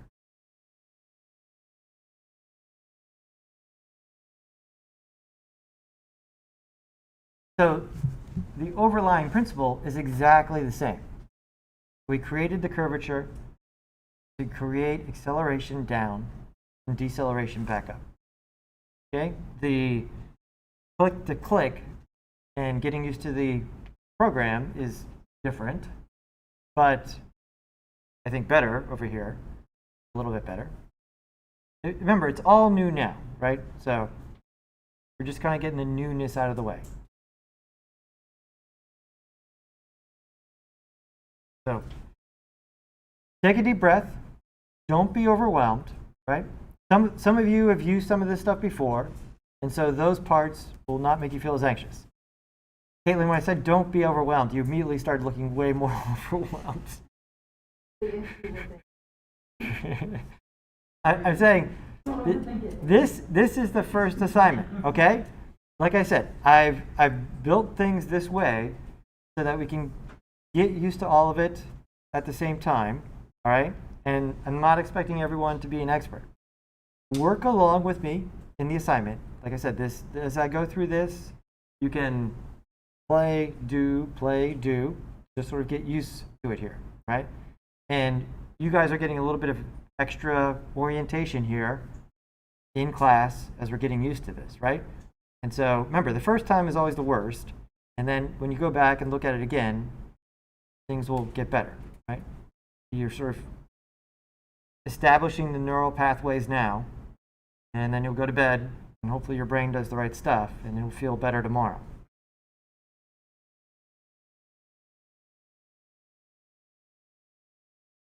Sound good? Okay, so go ahead and remember, when I started here, did I start with a blank file? No, right? Download the template that I gave you. Open that up. And what was the top level thing? In order to make something move, we need to have what's? That's to make it move correctly, but just any movement at all requires those blocks. What are those blocks called? Keyframes, right? And that's in all the programs. That's how animation works. In order to move, you need to make keyframes, right? Regardless of whatever program you're in.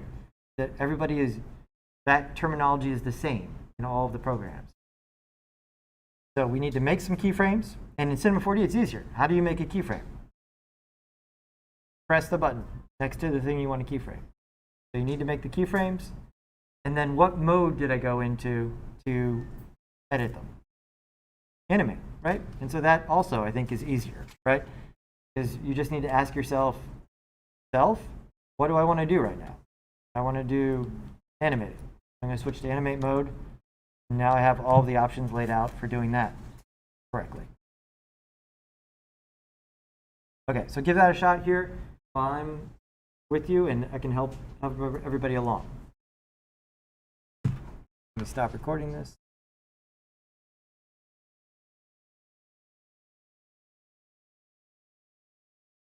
Everybody save their After Effects.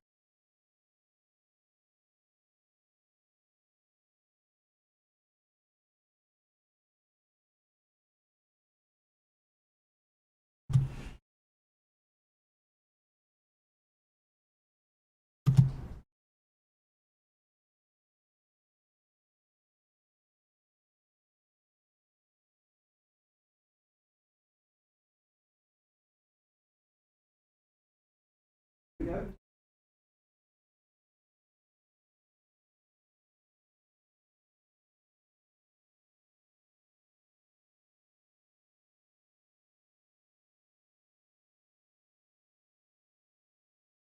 we go.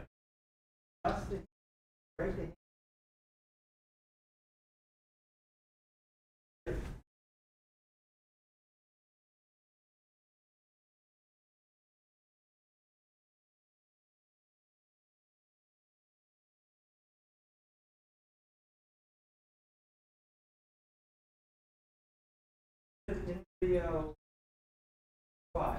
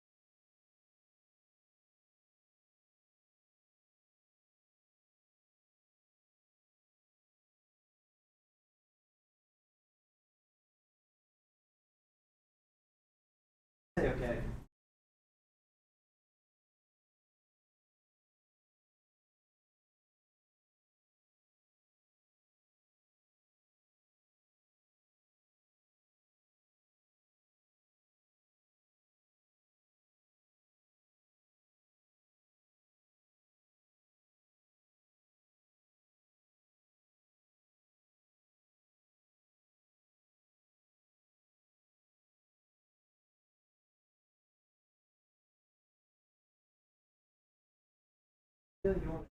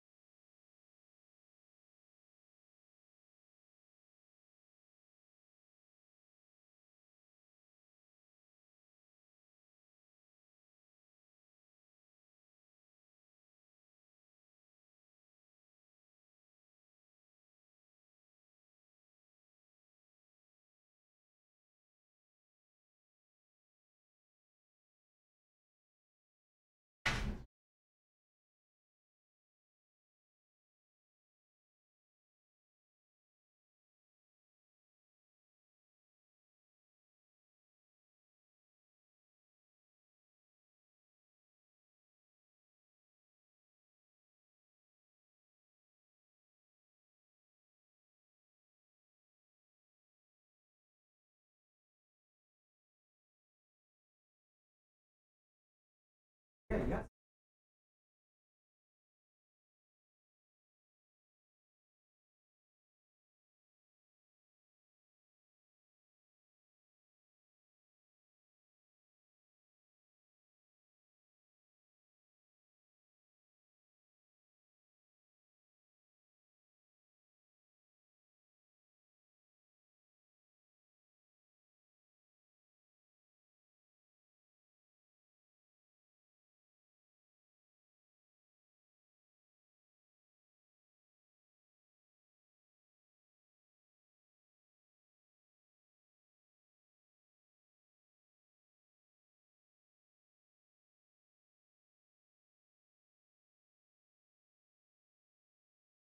yeah.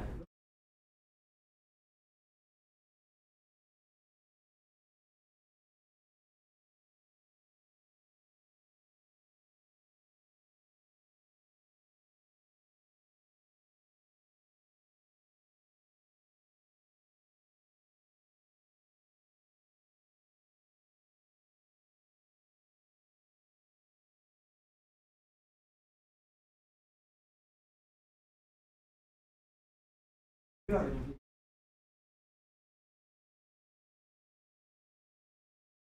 One,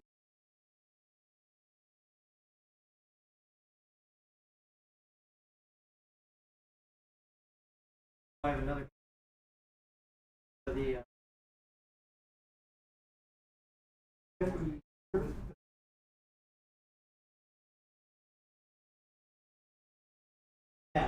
everybody, will be a two. Going to be in person here, 12 and 2.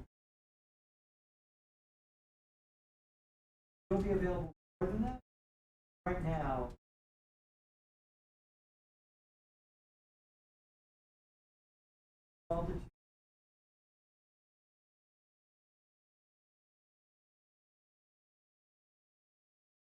also going to tutoring, all the tutoring is a Discord.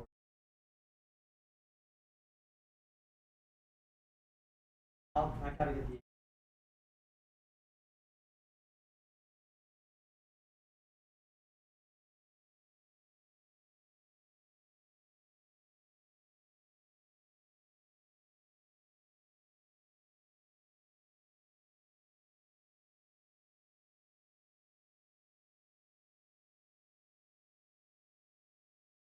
Good.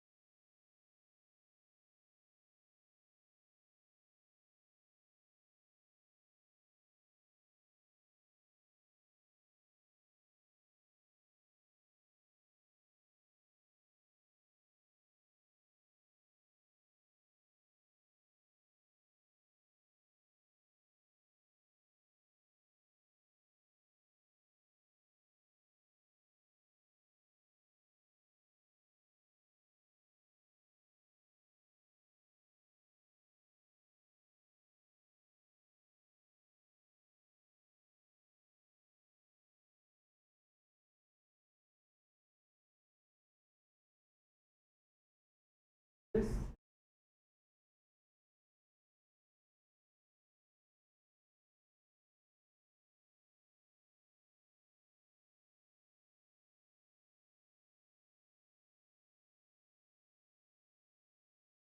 Okay, everybody, especially for the home machine, all this stuff requires drivers.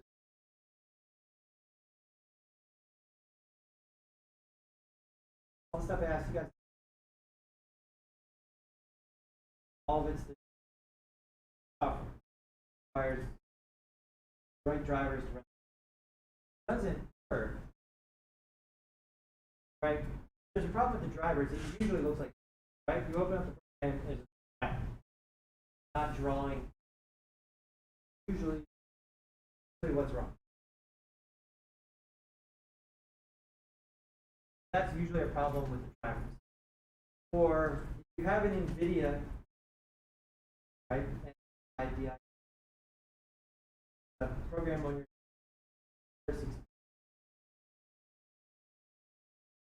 drivers, get your driver flat.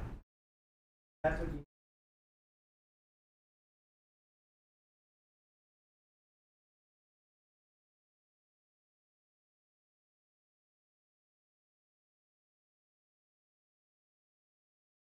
Go ahead and put drivers don't. Put it down.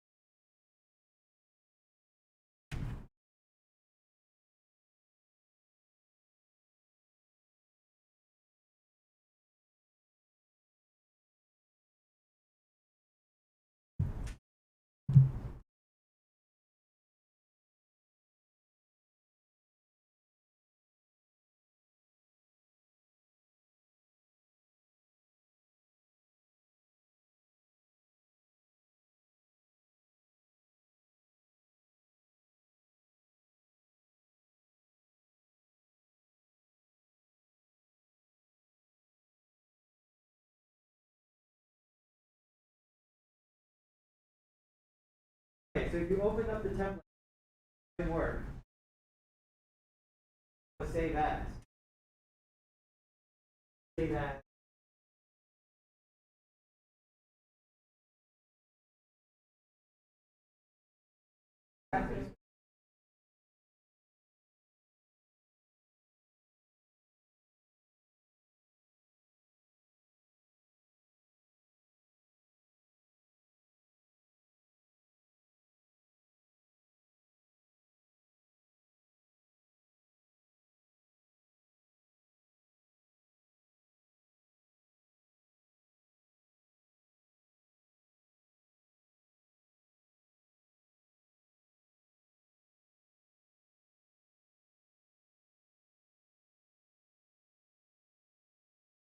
Okay, so once again, the computer at home. Adam, you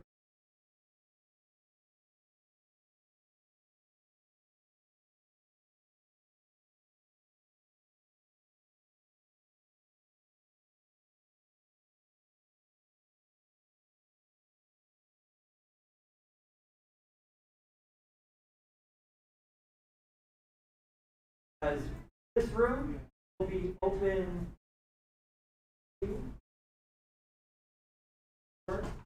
But here, why doesn't everybody come outside? So found out that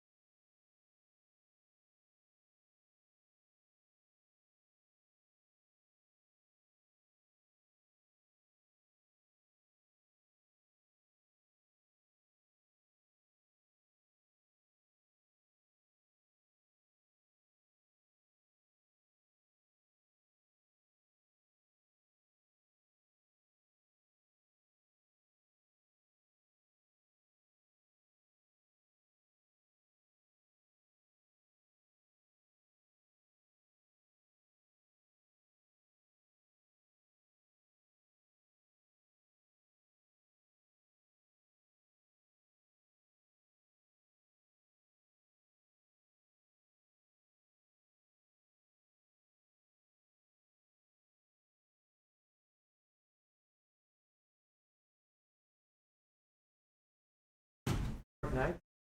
Morning to late afternoon, Okay. Is IHOP still open all night? Still? 24/7. Yeah?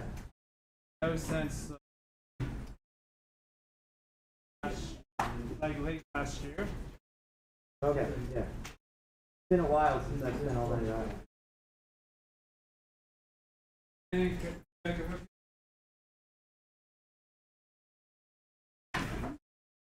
Which one are you at? Earlier.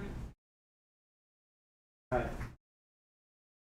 That would be quite a drive for me to Creek Naked.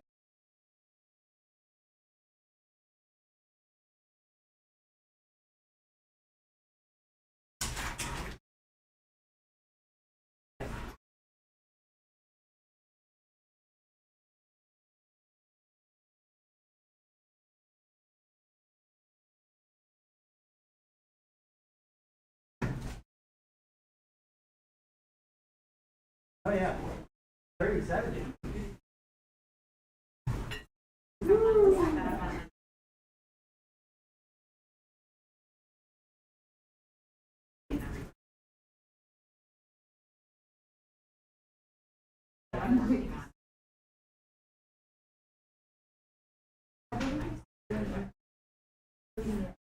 Oh yeah, yeah. We got 37.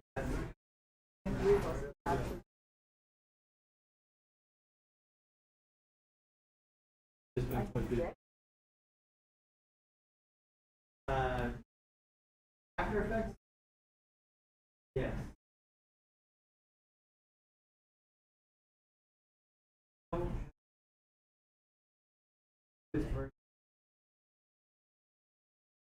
So,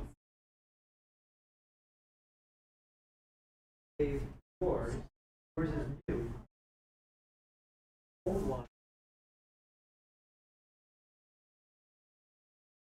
The other direction. Start here. Or computer. This will only be a problem.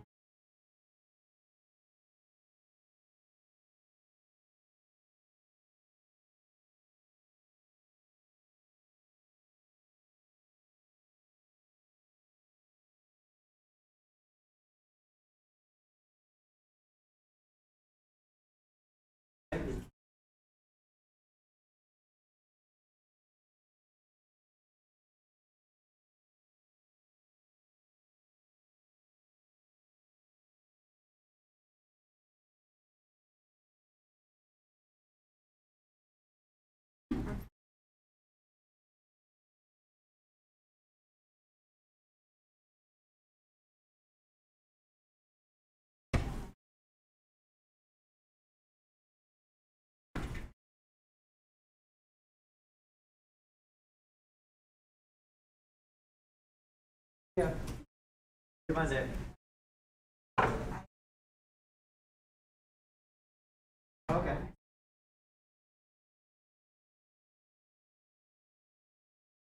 Oh, okay, yeah, yeah. ABCs and stuff, if you all want. No, please do. Please Yeah, do. can I get your late start class, so, Yeah. or I can put it on my phone. I added. Are you? I added the two other ladies from Monday. Do you want me to add you to I'm this probably just class? subbing Oh, for okay. them occasionally as needed. Here, let me just send you an email. Okay.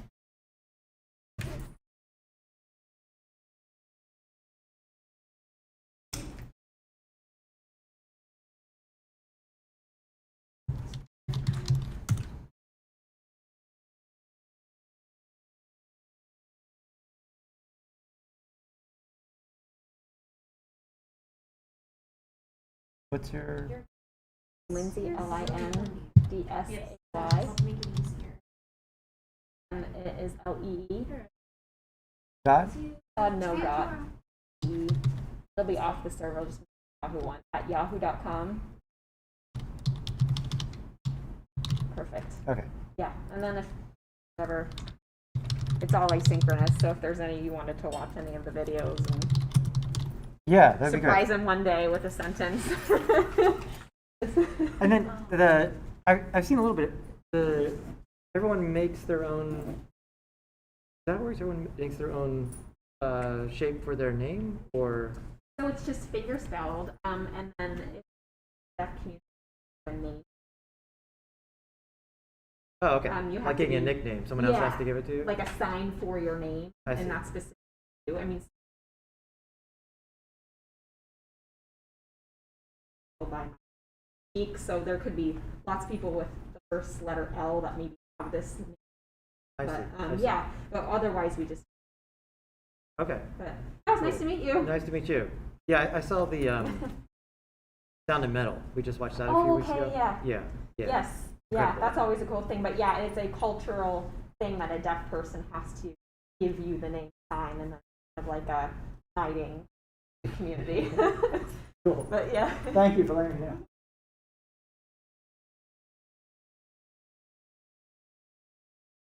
Yeah? The Cinema 4D?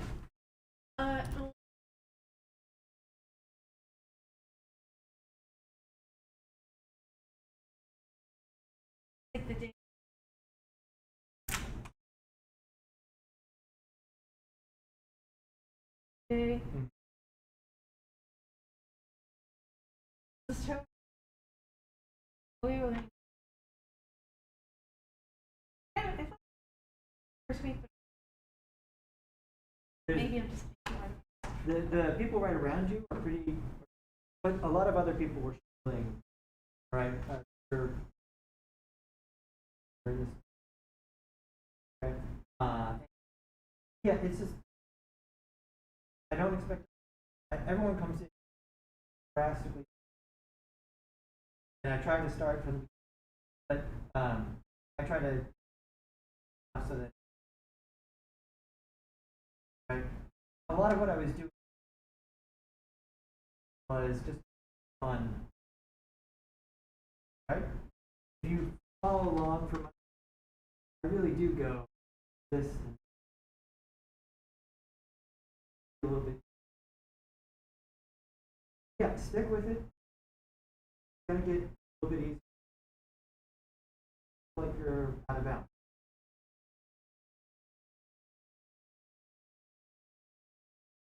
Have all the stuff. The driver update. Yeah. Yeah. Send me an email right away. That then you should. Or,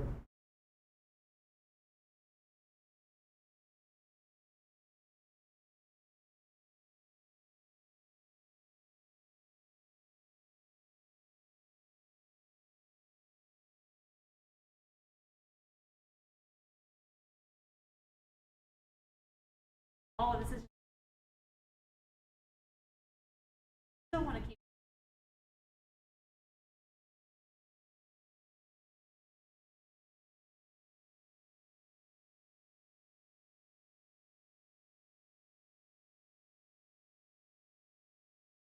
yeah. Yeah. I think. Especially once button click. All right. Yeah. You're Just me. work at QT. Oh, okay. Oh, okay. Cool.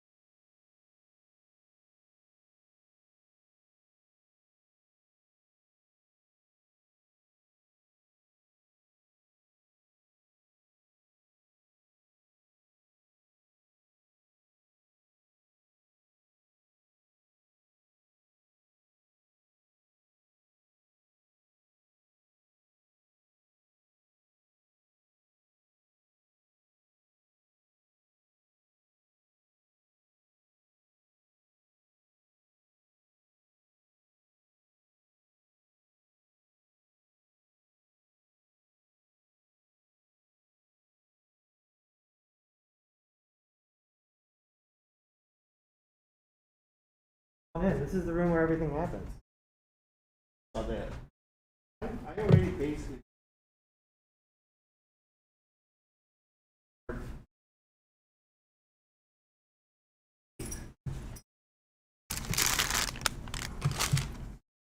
Yeah, we'll go over a little bit of all of it.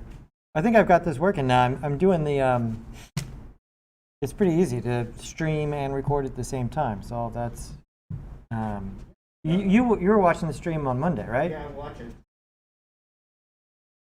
But The only thing- you couldn't really see the screen stuff, or? No, we could see all this. Here was Yeah. I couldn't hear anybody else. Close. Yeah. I mean, on Monday I was using this mic. Today I've got this one plugged in, so maybe that's a little bit better. Yeah, I mean, I'm hoping to get the room set up for that, but it might be a while. They're doing.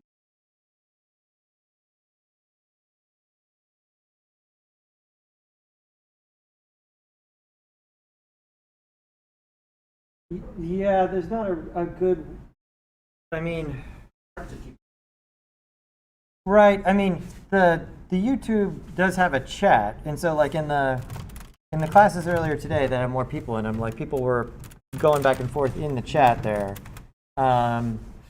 Yeah, it'd be good if we had some way for people to just at least like raise their hand, and I could put them on screen. I'll have to think about it. There's probably some way to do that. Yeah.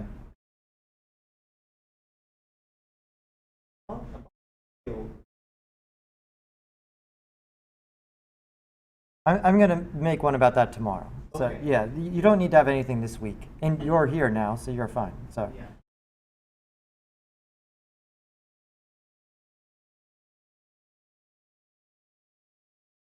oh, okay. Yeah.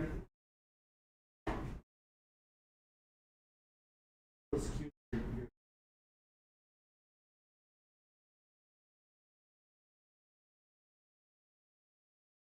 I have like a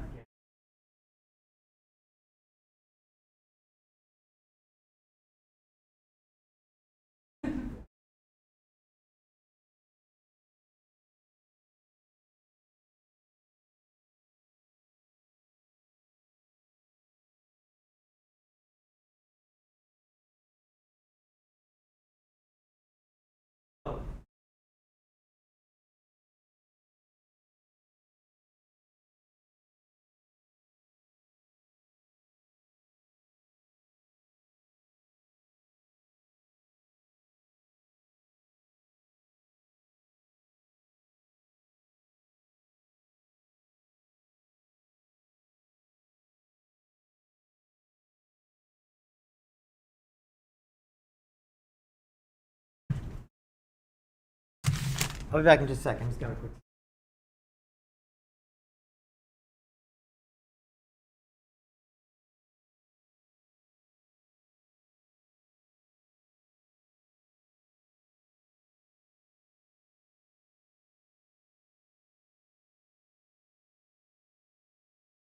Okay, for the Wi-Fi, yeah, hold on. You want to use the GauchoNet Wi-Fi, which is faster than the Maricopa, but hold on. Yeah, GauchoNet secure. But when you log in, your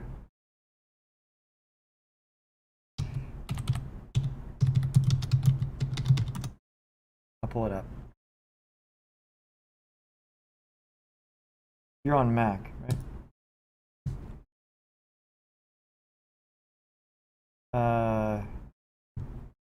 Okay. And so when you log in, this is the thing that's different. It's your MEID for the username, mcccd.org, right? Usually it's maricopa.edu. For this, it's mcccd. Like I have right there, right? And then put in your MEID password. Oh, okay.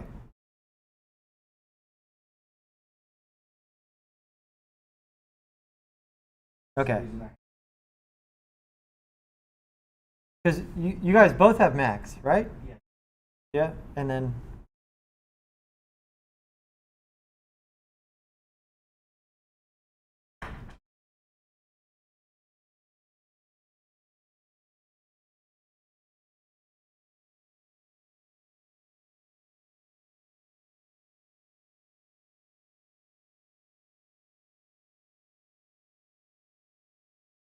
Hi, how's it going? Good.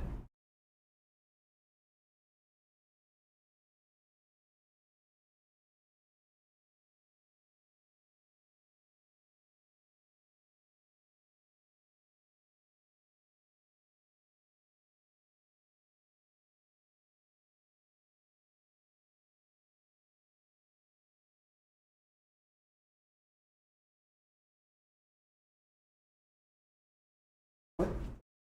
You call Laura? Anna. Anna, Fabio, Fabio, Anna. Fabio, Monet, Monet, Fabio. Good. Good.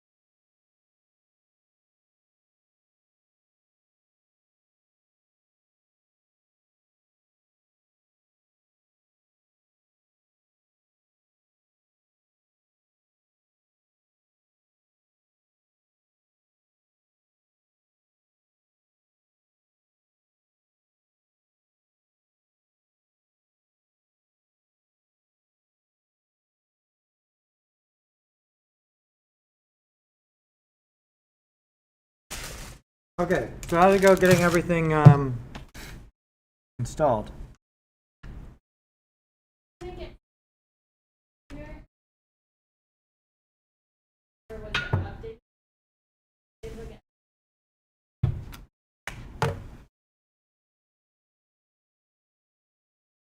Black? Like what kind of fish?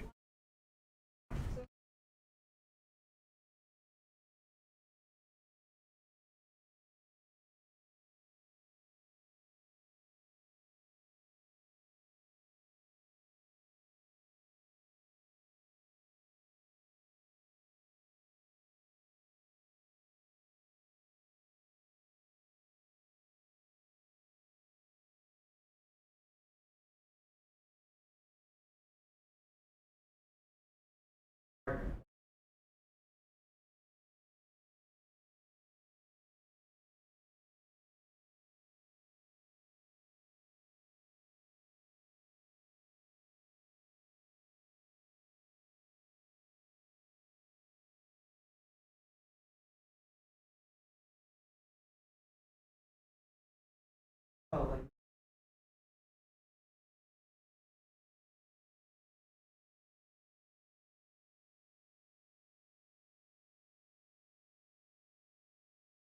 I understand why you would.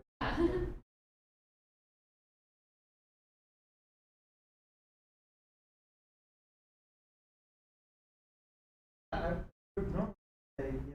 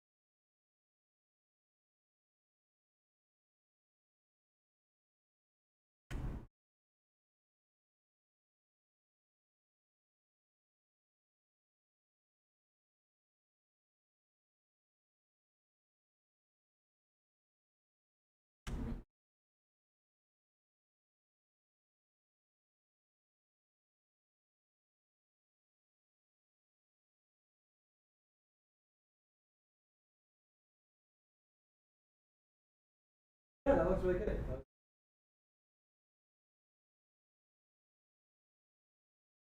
When you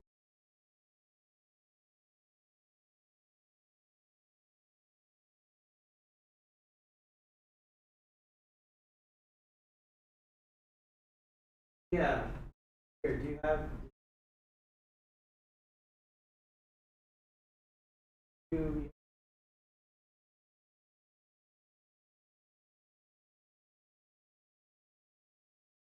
Yeah, just my regular Gmail.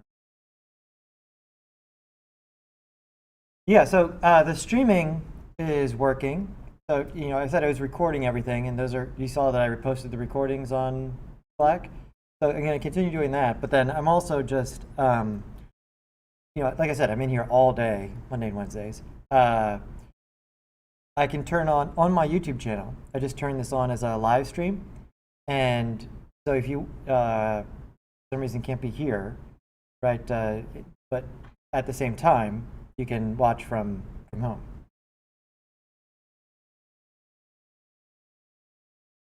It seems to be working pretty well. I asked them to paint this wall chroma key green so that I don't have to have this thing behind me. But we'll see. That's like a maintenance issue and might take a while.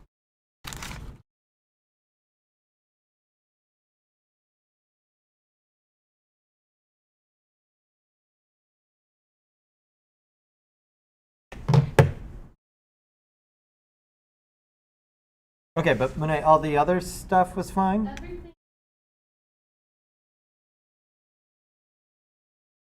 Okay.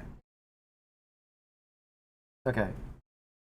And Courtney, the other, what about the other stuff?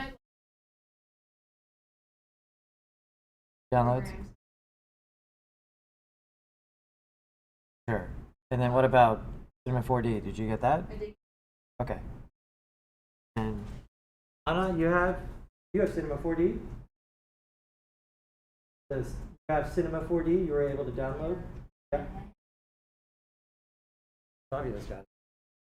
You just sent me that? Okay.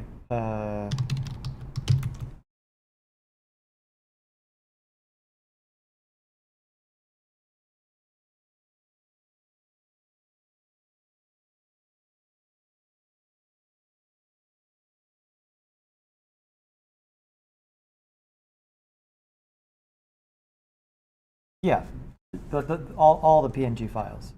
If you zip it up, that's fine too. Just send me the file. We talked about frame rate on Monday, right?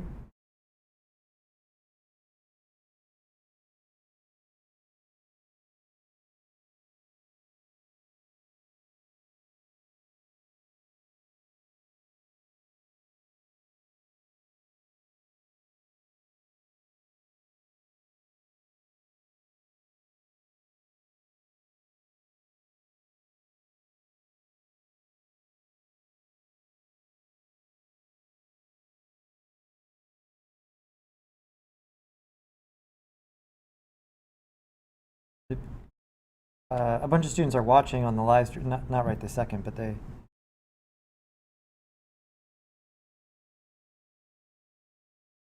People are checking in on the YouTube live stream, but I would say half the students have YouTube accounts that have their name on them, and then the other ones I'm left trying to figure out who's who. So not only do I need to learn everyone's names, but I also need to learn everyone's aliases, like Wisdom Meal, Misfit Pants, which is actually funnier than I thought. Now that I think about it, like are they like pants that are misbehaving, or like pants that just don't fit? Right? It is a little deeper than you think about at the first. And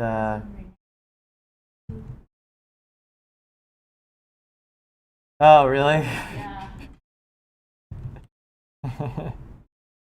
And Muda Smoochie? I think.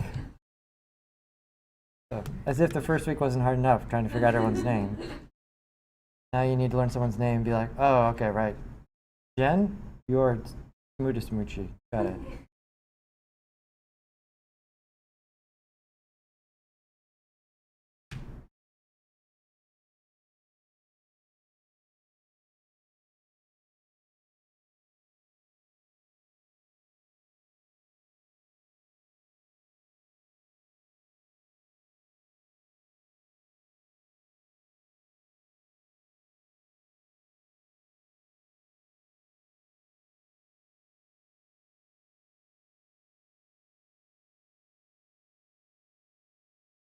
Yep, I got it.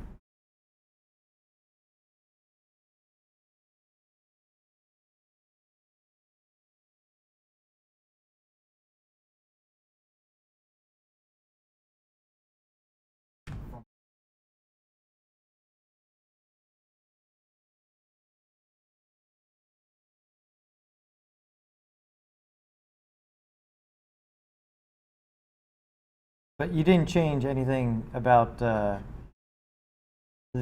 frame rate in Adobe Animate, right? Yeah, right.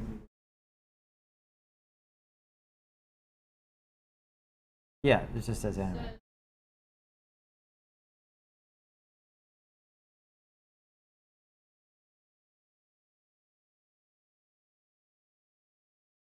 Adobe XD?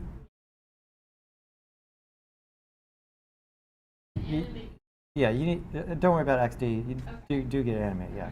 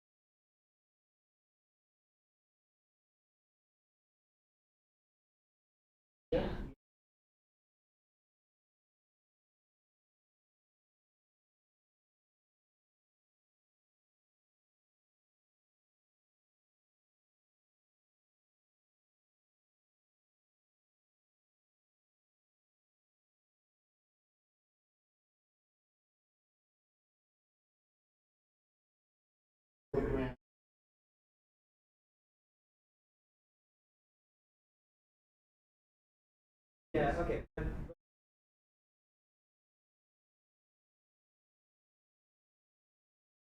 I would also.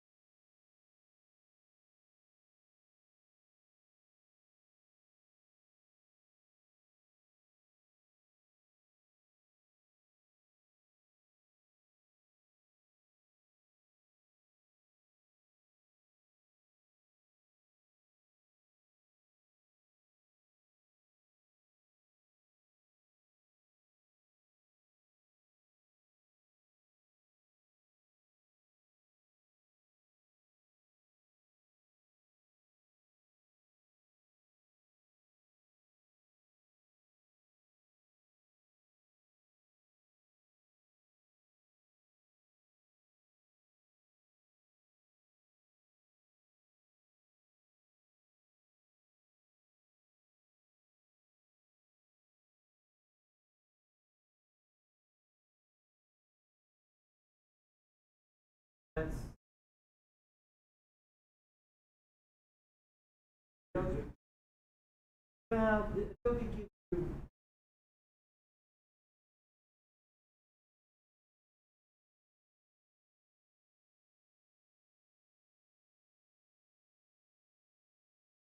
Yeah, I mean, probably.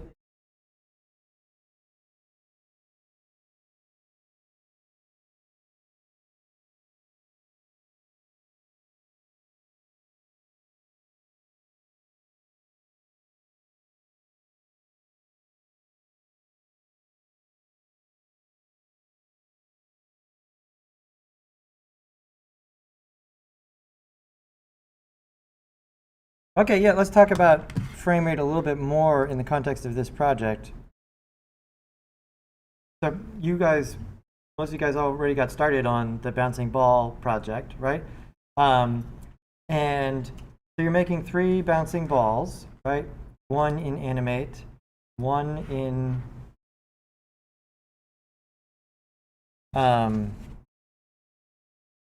After Effects, and 1 in Cinema 4D. And like we talked about in the, sometimes the classes run together here.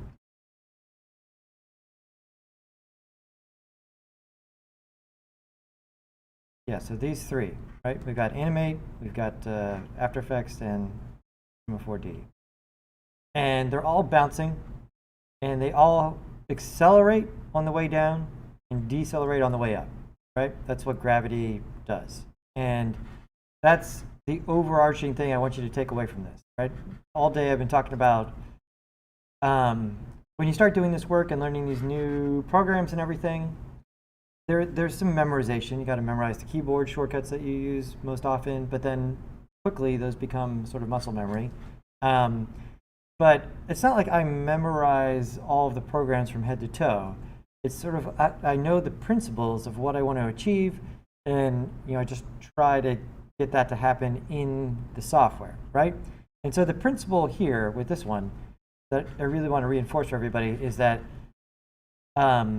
we have acceleration and deceleration, right? We have, I'll do this one again, scratch. Come back here.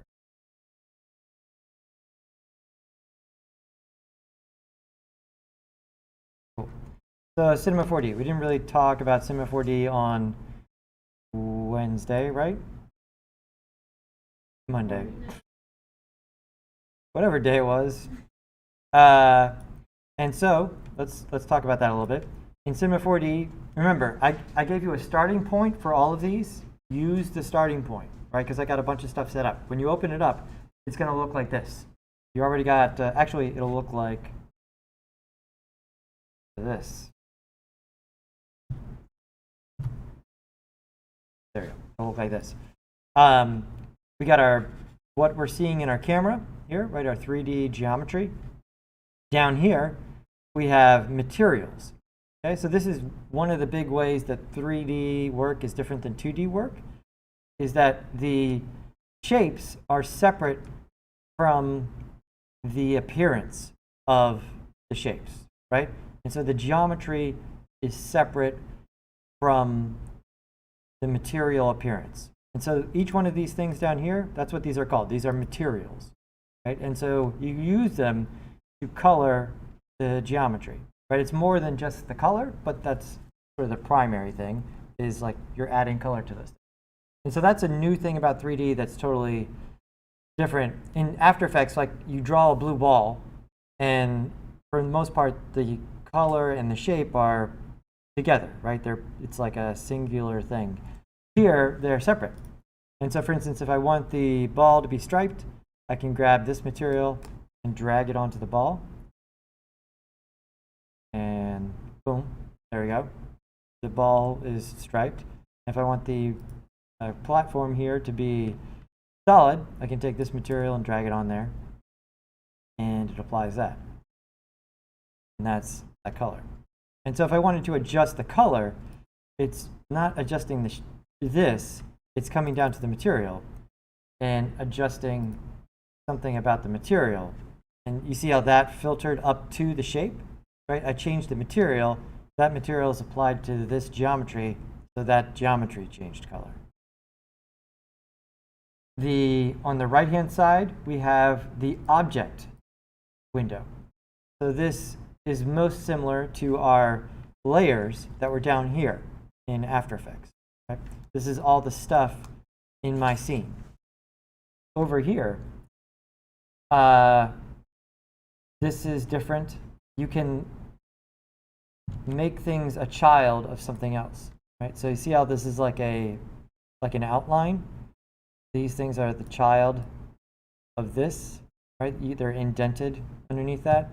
And this little box here, this is like the triangle in After Effects in all the Adobe programs, right? When you click the triangle, it like unfurls down and shows you all of the options for all of this stuff. If you click this, it folds up and folds down and shows you all the stuff underneath. And so there's really only two things here. What it says studio and one says ball.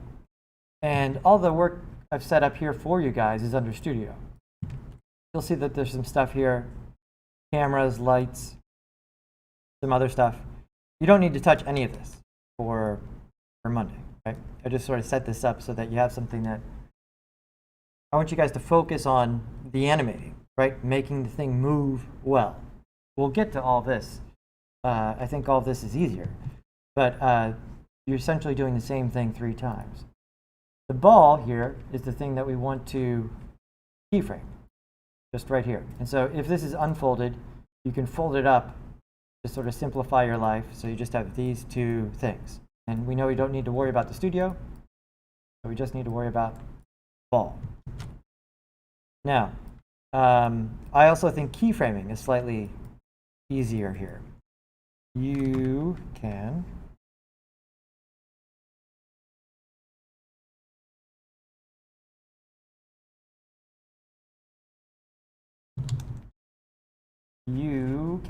select the ball, and this lower window over here, this is called the attributes window. So it changes depending on what I have selected.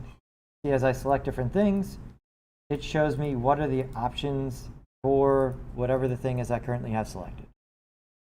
And in the attributes window, there are tabs. So basic is sort of the basic properties. The ball, is it visible? We don't really need to deal with anything there. The object shows you different options for the object, and this is just a null, so there's really nothing to deal with there. And then coordinates. And so this, I think, is also easier to understand than After Effects. All of our transform properties are laid out right here. So we have P for position, X, Y, and Z, right? And so the biggest difference from After Effects is that by default, everything is 3D, right? And so in After Effects, we're only dealing with this. What direction is this? This is X. Yeah, horizontal is X, vertical is Y, and now we've got this, which is Z, right? And they're all laid out right there. So we got P for position, S for scale, and R for rotation, all right there. Now, in terms of animating, in After Effects, we got to turn on the stopwatch, right? And once the stopwatch is on, leave it. In Cinema 4D, all you do to set a keyframe is press this button. That's it, okay? This button is a button. When you press it, it makes a keyframe. There's not that additional layer of abstraction with the stopwatch, right? Which I think is simpler. So, for instance, I'm at the beginning here, and I want the ball to be up, so I'm gonna move the ball. In case, so I select the ball, and I get these arrows. These arrows are the move tool. And so in case that's not there, what I would write down is E is the shortcut for the move tool, right? And so if you were to select the ball and it looked like this, like, I don't know what that's going on. E is the move tool. And so now I can mouse over the axis, right? So the color coding is also the same in every program. Like we, as a species, we finally agreed on what colors are what axes are what colors, right? So X, red. Up and down, green. Y. Blue, Z. That's the same. So that'll be true in After Effects and Cinema 4D and any other program made by people who know what they're doing. So that's easy once you get that figured out. And so we want to move it up and down, so that means I need to mouse over this Y so that I can move it up or down. Because we want it to start up and then bounce down and back. The starting point will be up here. As I move it, you can see down here, this is changing. The readout of where it is currently. So I'm at the beginning, and I want to set a keyframe. And so all I need to do is press this button. Watch what happens. Boom. This becomes red. And in Cinema 4D, red means recorded, right? And so it's like a tape deck, right? It turns red when it's recording. And so this has been recorded. You can also tell, because over here, it created this little box right here. This is the keyframe. In After Effects, it's the little diamond, right? That diamond can actually be different shapes, but that's the thing that represents the keyframe. In this case, it's that tiny box. Cool. Let's go to halfway, right? So the principle is always the same. Move the playhead, move the thing. Move the playhead, move the thing. That's how you get something to move over time. And so now in the middle, I want it to be making contact with the floor. Drag it down about there. Okay, I moved it, but I did not set a keyframe, right? There's no keyframe here yet. Why not? Because I didn't press this button. Yellow is Cinema 4D's way of telling you, hey, you changed this, but you didn't set a keyframe. You know, it's kind of, it's maybe you could think of as it being backwards, right? You think red would be the alert color, but red is the record color, and yellow is the, hey, you didn't do anything. And so I press this, and now, yeah, I've recorded that keyframe, and over here I can tell because now I've got a keyframe right here. Cool. Now over here, like this the whole way over, and I want it to bounce the whole way back up, and so I'll bring this up right about just before, which is kind of where that dot is, right about there. Cool. And I'm not quite done. What do I need to do? Set a keyframe, right? So press this button again, boom. And now I've got 3 keyframes. That's pretty much all I need for one, because the balls bounce multiple times in the movie, but that's in After Effects. We loop them there. When you're animating, you're just going to make one bounce.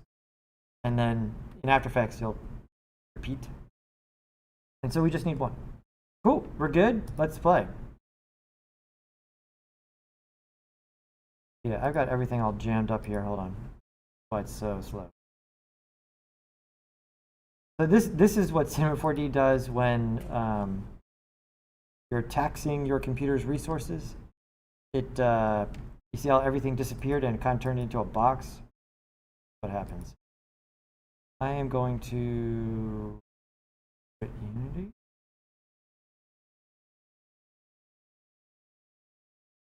Yeah, so don't run all your programs at the same time, like I do. Is that anybody?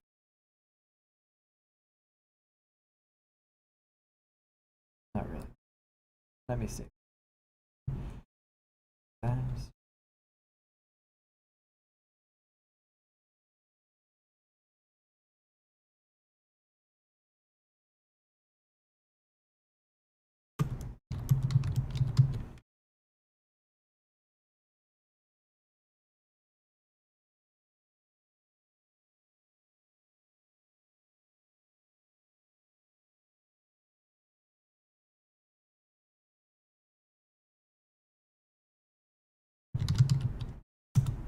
Most of the time when this happens, I am terrible about closing programs.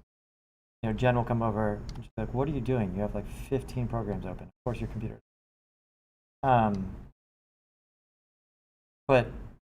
at least 60% of the time, it's Chrome. Like my web browser is just eating up some huge amount of resources.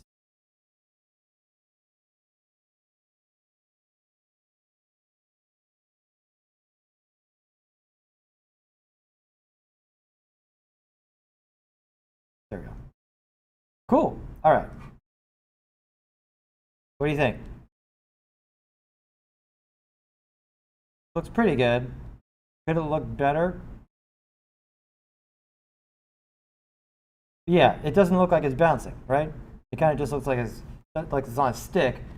Someone's like moving it up and down in a puppet show, right? Why?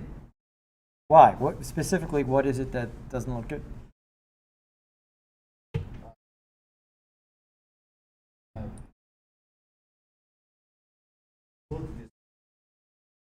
Right, we need to change the curves.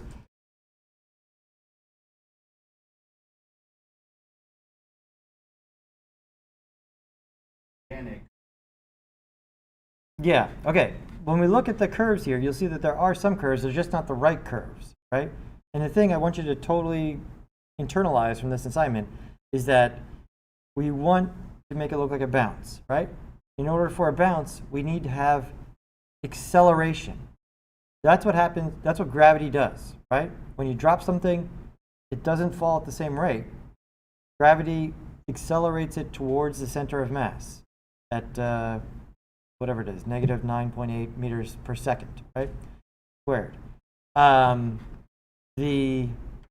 Let's look at the curves. And so we would need to get to that window in After Effects where we can see the curves, right? Cinema 4D, again, I think is better here. In the upper right-hand corner, we have layout. And by default, we're in startup, right? And if you click on it and look at it, there's different layouts depending on what job it is you're doing, which is great.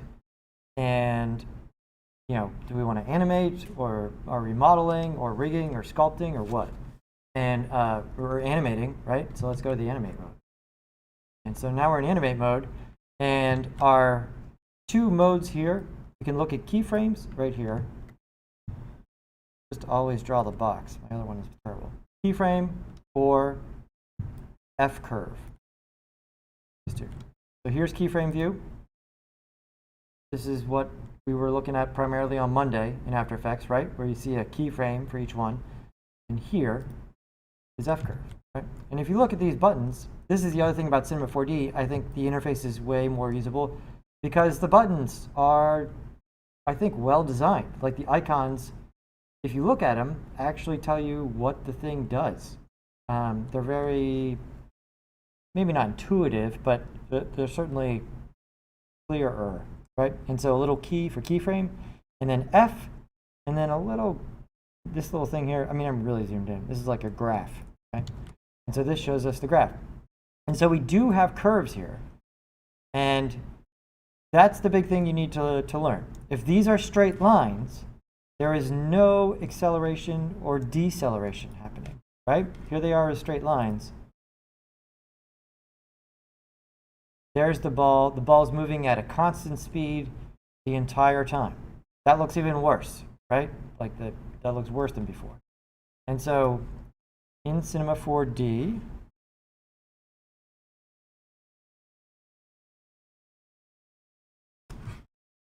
here we go, like so. We need to change when it hits the ground. And so in Cinema 4D, when Y increases, the ball goes up, which makes sense, right? The floor is 0, up is more altitude. But here is what we need to change. We need to accelerate towards the ground. And we do start off accelerating and then decelerate, this is the part that looks bad right here, right? Because we're decelerating as we get closer to the ground, which is not at all how things work. And so I have the Bezier handles here. Everybody know what I mean by Bezier handle? Right, so that's just the name for these things, right? These curvature, you've used these in other programs, right? Especially, I mean, you dig Illustrator, right? Right, like, so that's the name for these curvature handles, right? The Bezier is just the name of the French guy who developed the algorithm that does the curvature. Bezier, right? Bezier. The one tricky thing here is that, watch this, I'll move this one so that, let's grab this one here and I'll move the handle. Okay, that one looks good. Ugh, this one looks worse, right? Because now, now we're going through the floor. Okay, let me fix the other one.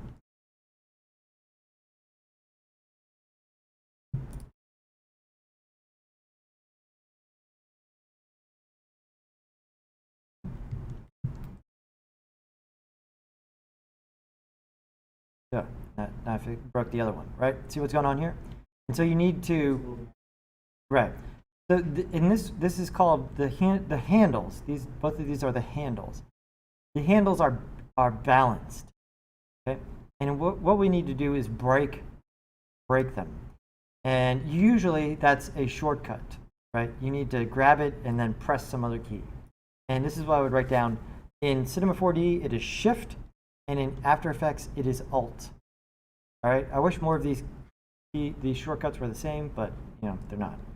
So if I hold down Shift and then drag this handle, there we go. Right, now I can move one without moving the other. Now grab this one. This here. Right here.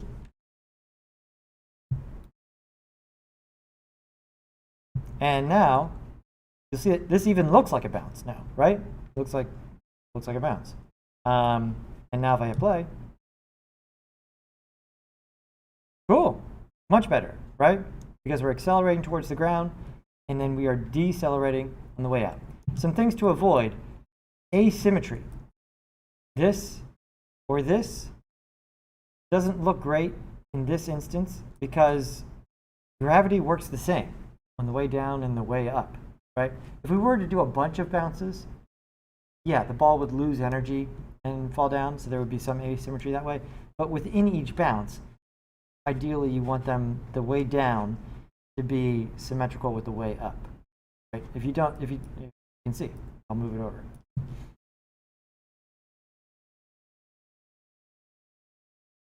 Right, that looks more like a basketball situation, right? Which is where that's not a perfect physics system. You're adding some energy to it each time. Move that there.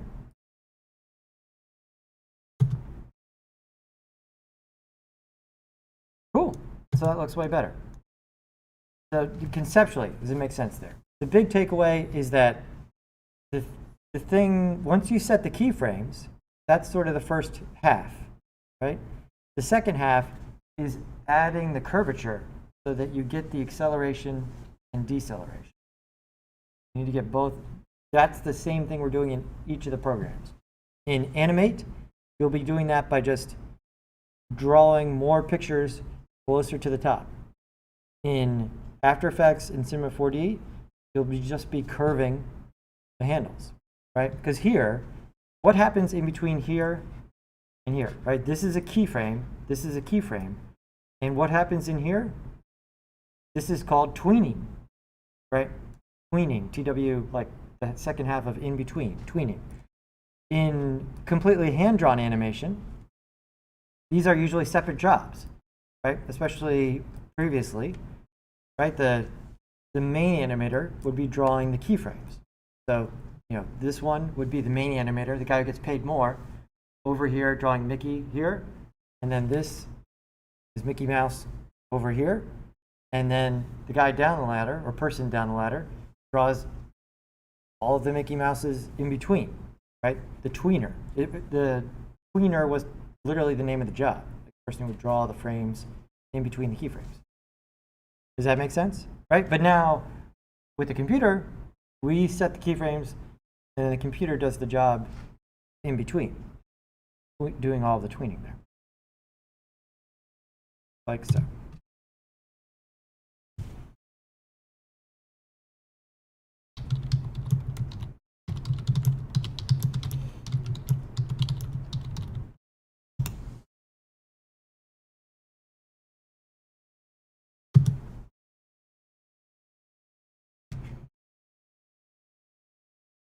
Cool.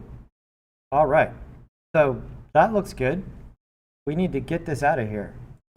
In that we did it well. This is good. In the video, I do a little bit of a squash at the very bottom. You can do that too if you want. Let's keep it simpler for now so that we can talk some more about frame rate. But now we need to output this so that we can get it into After Effects. Because remember from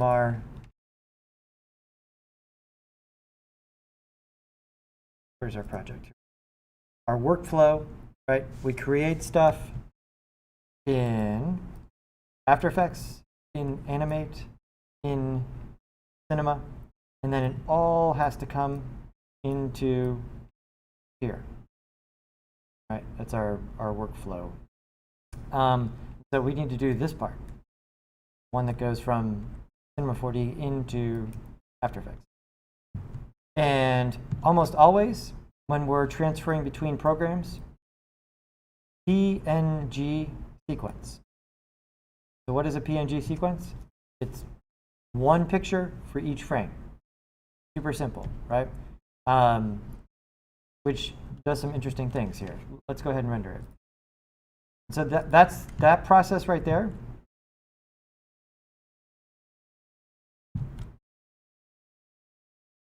So this ball will already be in After Effects, right? So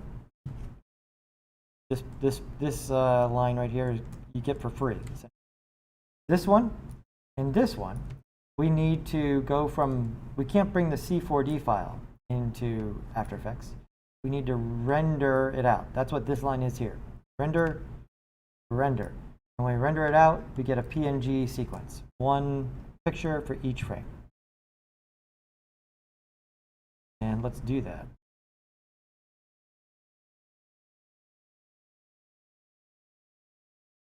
This is, again, the button design. All of these buttons right here in Cinema, these are all the ones that have to do with rendering. Right? So this is the, what do you call this thing?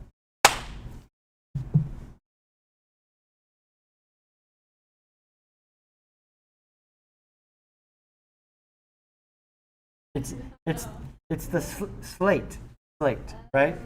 Because it used to be a you could write on it like a chalkboard. So the slate, right? You clap it to synchronize the sound. Does anyone take in production?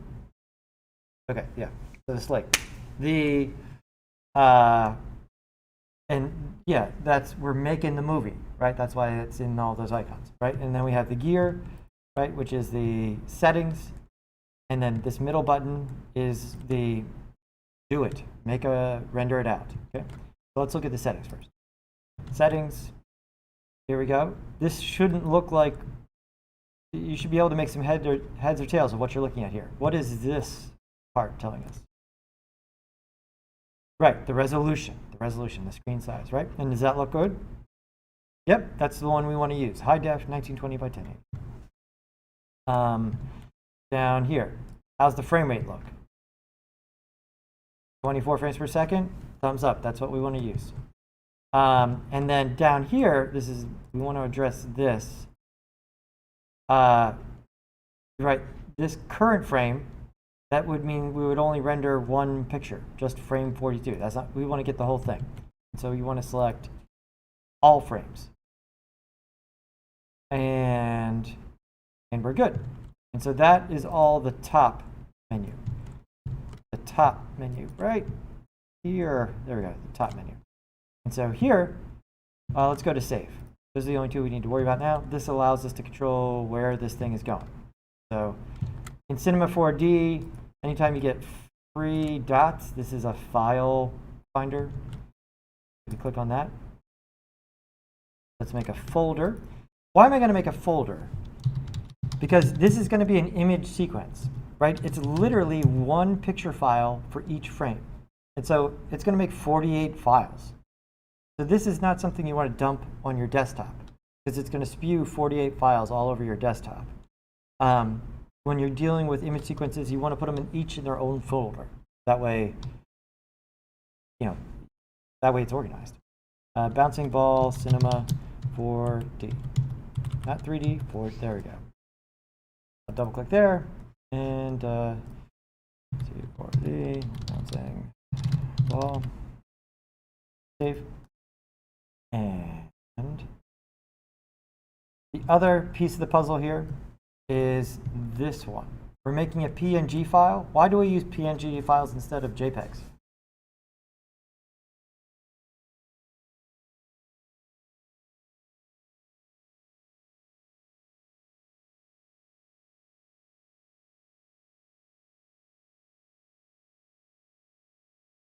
Yeah, a JPEG is more work for the computer, right? So a PNG is uncompressed, right? There's no visual compression. And then number 2, a PNG can have an alpha channel, okay? An alpha channel, what does the alpha channel do? It allows parts to be what? Transparent, exactly, right? JPEG, no transparency, right? A JPEG is a publishing format. That's why they're on the web, right? Most of the pictures that you would see on the web are JPEGs because they're small file size, but there's no alpha channel. It's not a good authoring format, right? And so we want to check this box, sure. And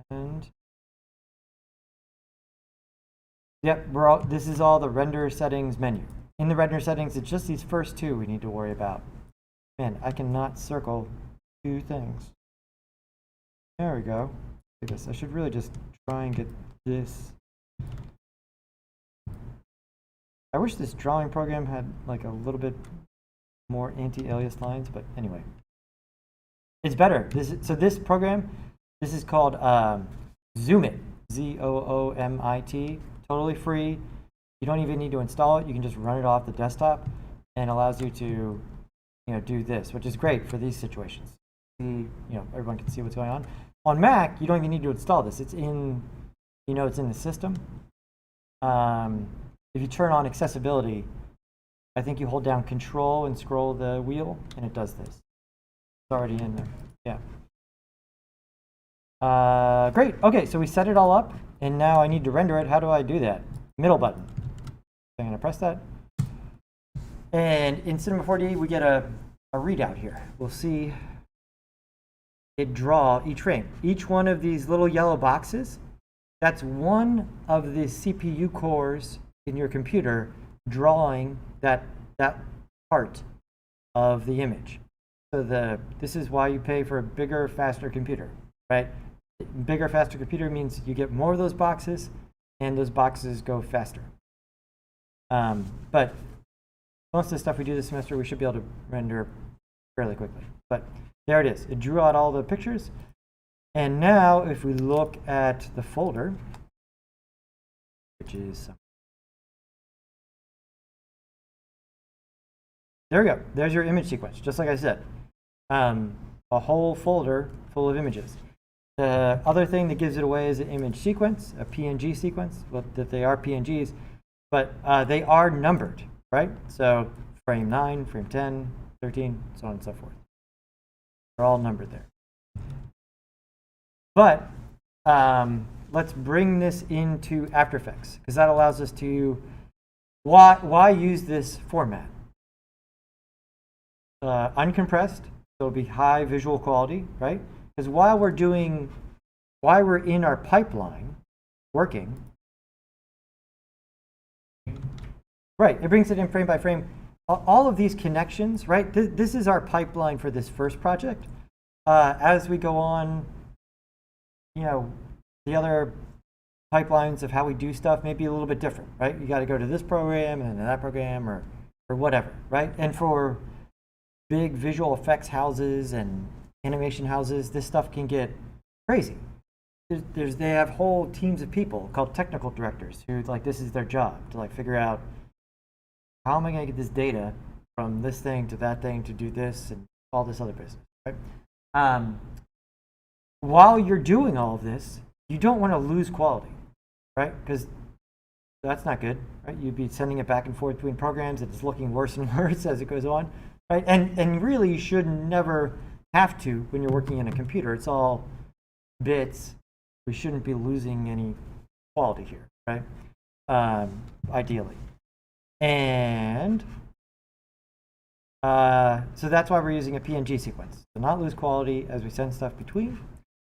And let's bring it in. So I'm going to go to File, Import File. And I'm going to navigate to folder. And let's get the bouncing ball first. I'll double click on the folder, and here it is. I don't need to highlight all these images. Watch what happens. I'll just click on one, and After Effects should notice that it's an image sequence, right? This is how people work, and the program is designed to know about image sequences. And so if you just click on one, you see that down here, it checks this box for you, PNG sequence, right? If it doesn't do that, something's wrong here. Like this probably the file naming got disturbed somehow, right? And so it looks like, is this picture in a folder with a bunch of other sequentially numbered pictures? Well, then it's an image. And we can say import. And if you did this correctly, you get this right here. There. Sometimes it's on the edge of the screen. There we go. Right there. Right, that is an image sequence. It's a pretty good icon, right? It looks like a bunch of pictures piled up there. If you did it wrong, there'll be 48 pictures in here, right? And that's not what you want. You want After Effects to be treating this as one thing. And this, we've got an image sequence. So it's high quality, right? Each one is numbered. But because it's not one file, it's 48 files, right? There is no information about how fast these pictures should go. They're just all literally individual pictures, right? So this is where you need to be careful. Because if you look at it, I imported this. That looks good. PNG sequence. 5 megabytes. Sure, looks good. Then over here, frame rate. Good or bad? Bad, right? 30. Why does it do this? That's just the default. If you send After Effects some pictures, it's like, okay, 30 FPS. How do you change this? You just have to, it's called interpret footage, right? You just tell After Effects, no, it's a different frame rate. And so if you right click, you look on this and it's right there. See how it says interpret footage? And you click on that. And right here, you can change, because it said right here, assume, right? Well, you assumed wrong, After Effects. You can change this to 24 and say okay. At school, you'll need to do that all the time because the computer doesn't remember when you restart. At home, I believe once you do this the first time and say no, 24, then it'll keep assuming things are 24 in moving forward. And you shouldn't have to worry about that. But what I would write down is interpret footage. Right click, interpret footage. And now that is good. We've got that one. And so we've got that 2-second bounce, right? 24 frames per second. 2 seconds is 48 frames, right? Let's look at the video, and let me bring this in. So I'll just drag it down here to the timeline. There it is. Looks good. I can hit V and move it over a little bit. And even make a background. I'll make a new solid. Make it white for now. And I'll move the solid below the other thing. Cool. Alpha channel's working. It's compositing correctly. That's all good. Now, let's get the animate stuff. Right? Fabio sent me the one he did. Let's look at that. And so come over here and downloads. Right here. Oh, got to go to import file. Import file. And there are downloads. Here. Here. Says it's a PNG sequence. Good. Import. Good. Cool. All right. And let's go ahead and what do we need to fix here?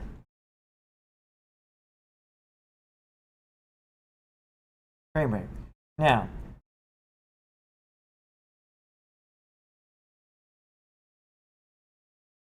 when we draw the one in Animate,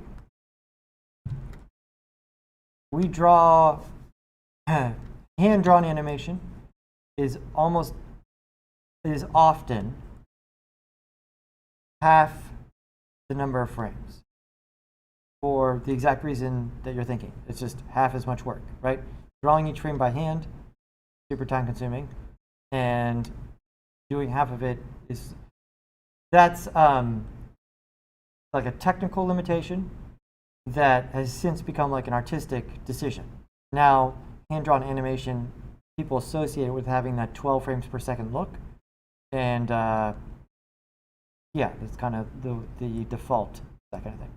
Because each bounce, when we looked at the example file, right? All the balls were bouncing together, right? Our 2-second bounce. But this one has half as many frames because this whole project is not running at 24, it's running at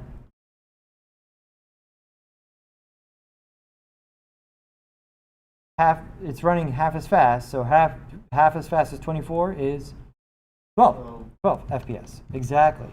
And so in this case, I'm going to grab this one and say interpret footage. This one you should think of as 12 FPS. And I'll bring that in. And now when I drag it down to the timeline, I dragged the wrong thing down to the timeline. I drag it down to the timeline. Cool. This one and that one are the same speed. Kind of in the wrong spot. But you know what? Doesn't matter because the rest of it's blank and I can just move it to wherever it needs to be. And they are not exactly the same length, but you could cheat a little bit and just sort of move this one right there. So now they're the same.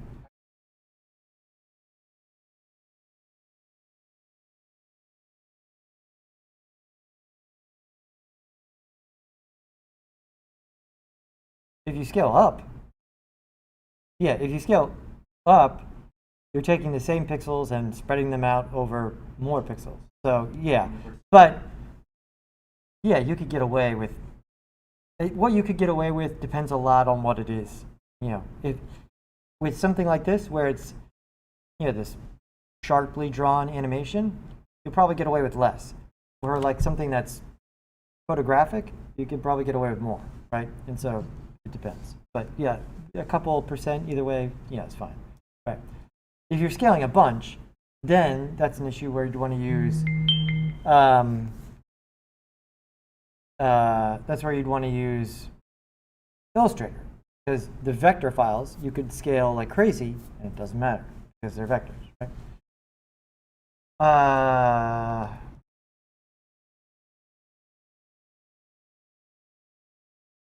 Cool. Let me just show you if this were incorrect, right? So over here, I'm going to take the, I'm going to delete this one once, because a lot of people do this in this first project, is that I make a big deal out of 24 frames per second, but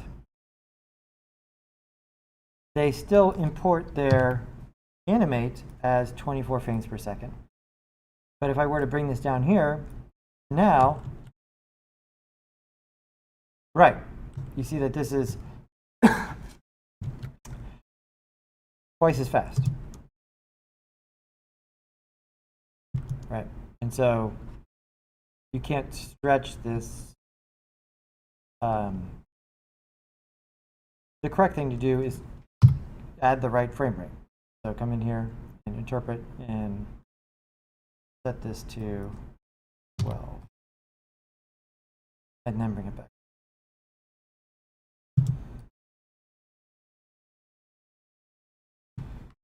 Cool.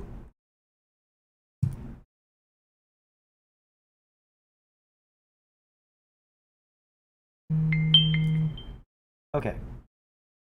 So why don't you guys open up, Fabi, you did the C4D one already? Or you didn't squash it yet? Okay, well, everybody download the C4D template and open that one up. You just, you know, open the one you have. And try to get started with that for a second. I don't take calls, but this is kind of a important thing. I just need to talk to Jen for a second. Open up C4D. What is the big picture? Set the keyframe, right? So beginning, middle, add the curve that accelerates down, back up. Cool.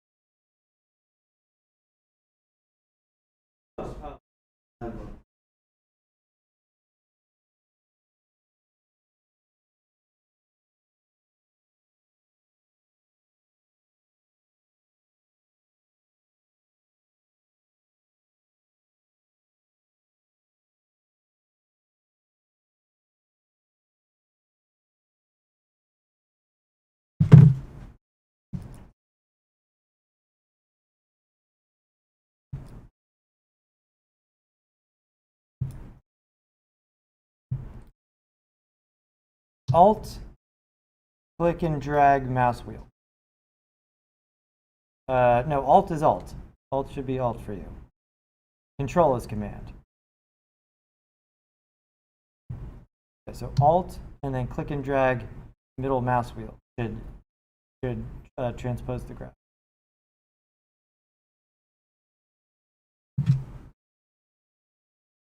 Oh, I think Alt is option.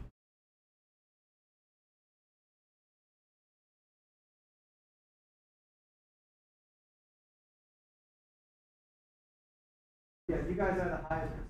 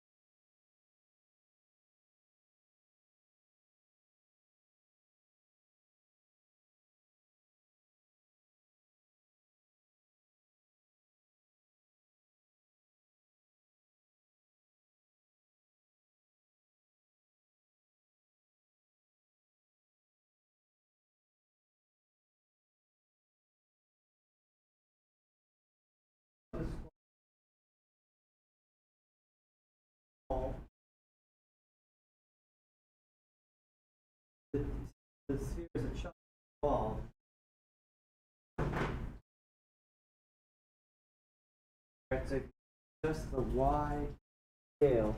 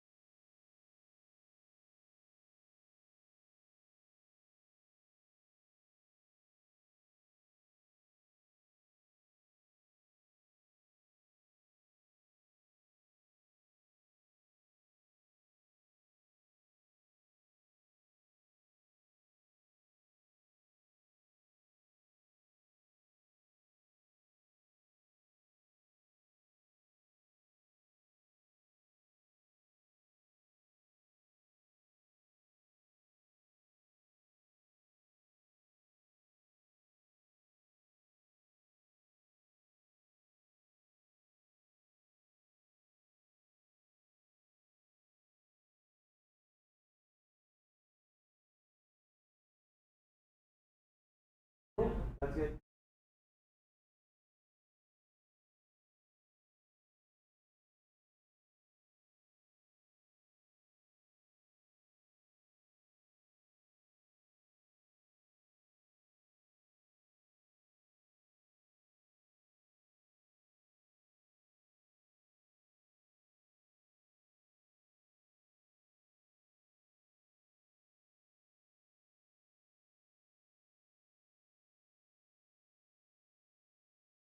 Oh, another good one. So, H, automatic, backwards.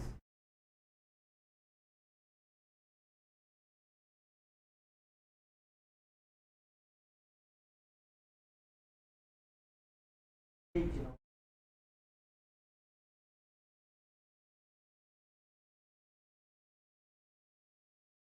In the F curve.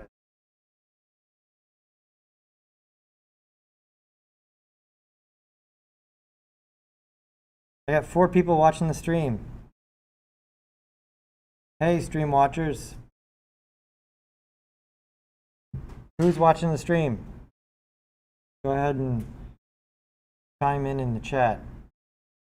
What do people say when they do that? Check in? When they say something in the chat.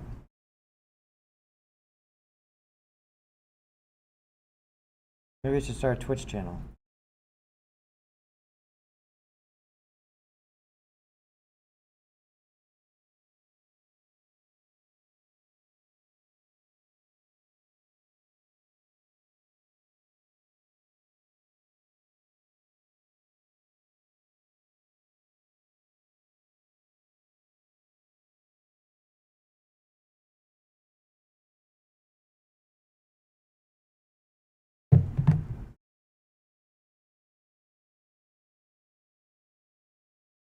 EA.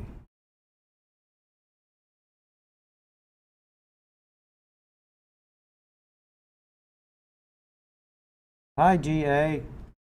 Not sure who that is.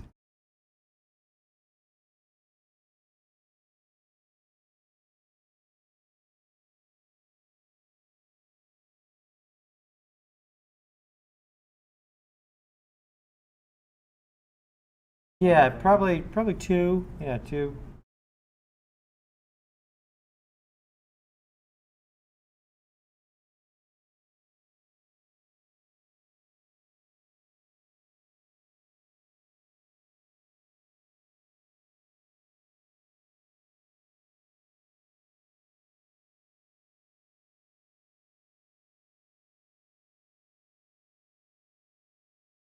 Oh, it's Giovanni. Hey, how's it going?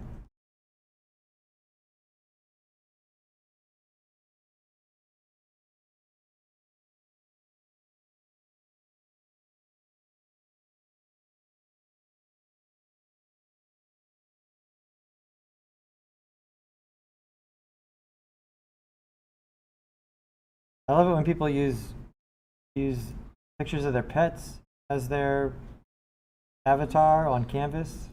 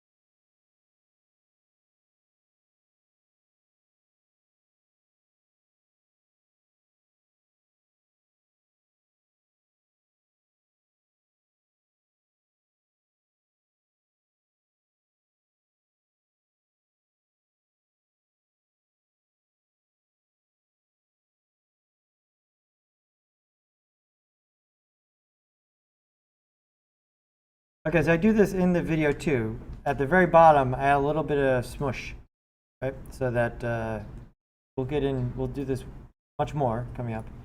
But here in the ball, go to coordinates, and here's the scale. Now, this is the thing when you're squashing. You only want to squash right around the impact point, right? Now, in the real world, it wouldn't start deforming until it hits the ground. But we need to fudge it a little bit here. And we can fudge it more depending on what we're going for. Anyway, when is the ball not squashed? When it's at 1, 1, 1, right? So this is a little bit different than in After Effects, where scale is in percentage, right? Here, 1 is just like full size. So right before we hit the ground, I want to be at full size. And so if we look, here's where I hit the ground. I'll back up 1 frame. Here, I'm going to keyframe, keyframe, keyframe. Okay? And so there we go. That's essentially preserving the full sizeness of the ball. And come over here and now, right here where we make contact, this is where we want to squish. And so which one needs to go down? X, Y, or Z? Y. And so I'll go from 1 to 0.8. That smushes it down. But we want to conserve the space, right? Like squash and stretch. And so the other two should go out, right? Because you push down this way, the air would push out that way, so it should get fatter. And so X and Z should be 1.2 and 1.2. There we go. So now we're down and wider. And we're at yellow, so I need to record, record, record. And let's unfold this. Let's just look at the scale. Okay, something's happening, but it's really small. I can't see it. What is the key that's going to refocus this? H? Ah, there we go. Now I can see what's happening, right? And now I want the ball to return to the original size, probably here, right? So this squash is going to be really fast. This is 1, 2, 3 frames, not that much at all. And so click the ball, and we want to get it back to the original size, which was 1, tab, 1, tab, 1. And then press, press, press. And there we go. That's a squash right there, right? So if you look, pretty quick. Let's watch it at full speed. Too quick. Let's grab this one. Zoom out a little bit. And I'm going to back this one up. I'm going to hold shift. Whoops, grab too many. Okay, this one. I'm going to hold shift while I drag these around. That'll keep me from dragging it up and down, right? It'll keep it straight. And so let's give it a little bit more time. And let's give it a little bit more time there. Now let's look at it.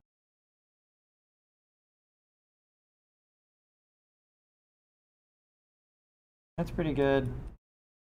Maybe even a little bit more.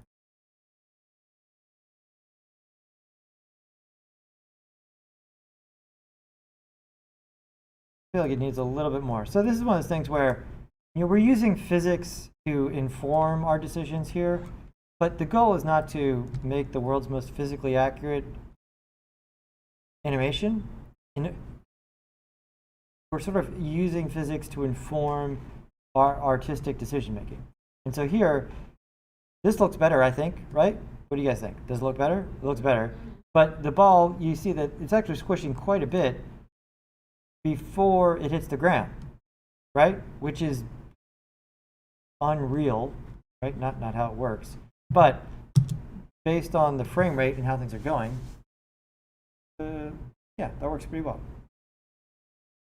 For right now. There's a lot of detail you can put into squash and stretch.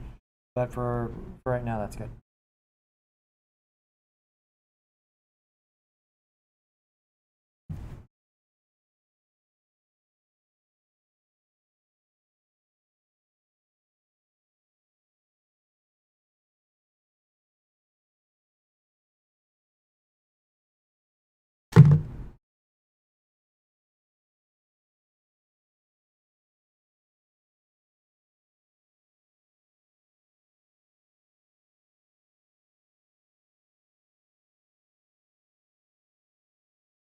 Yeah, sure.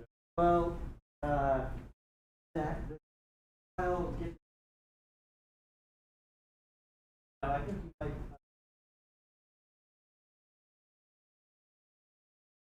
Yeah. I think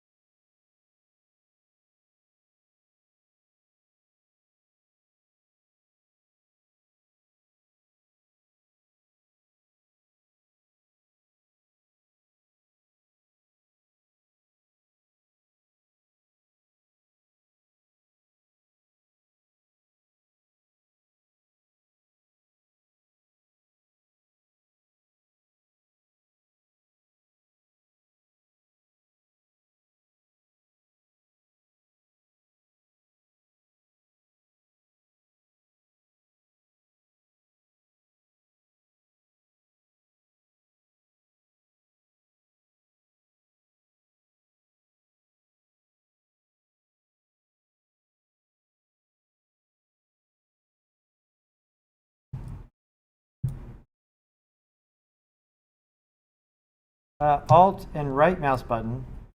Yeah, you can go one direction or the other. Does that make sense?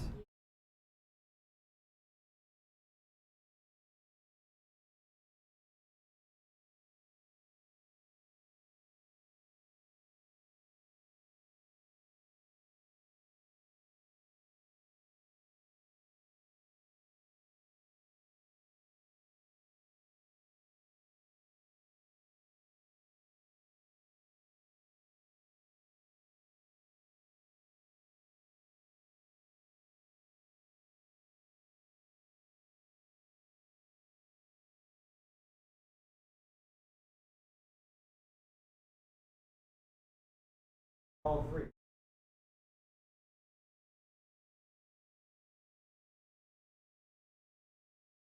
A couple. Once you said.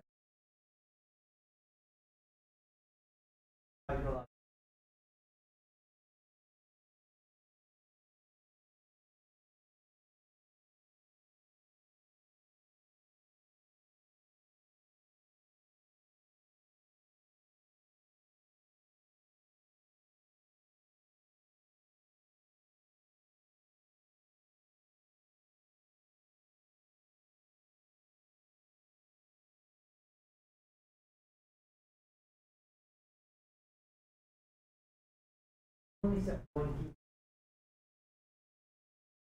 You always need.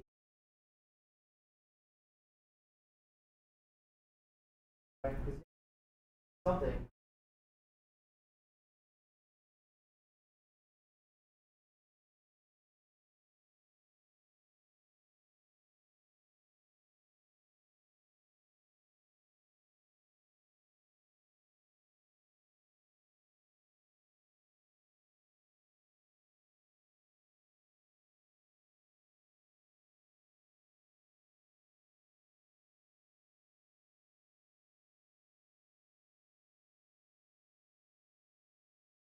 That's a different.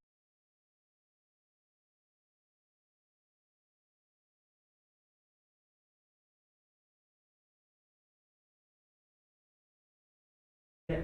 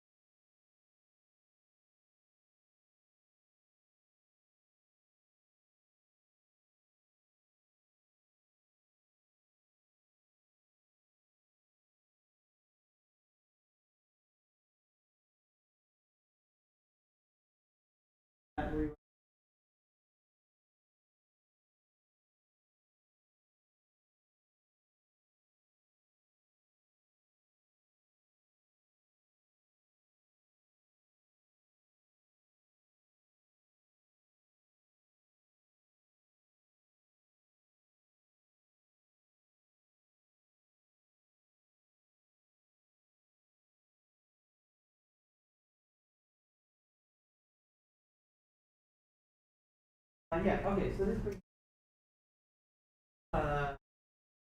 Courtney's right. If you, it's just,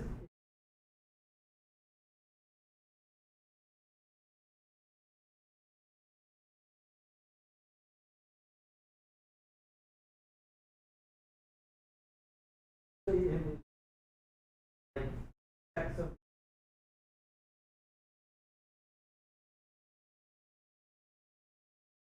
and so it's frustrating often, right, this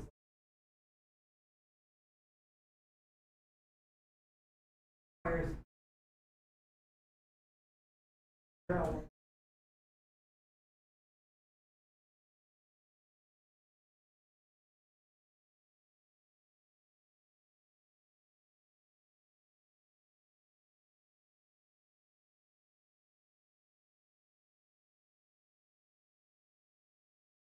and when you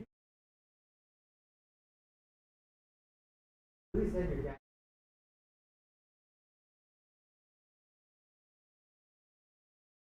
that's why.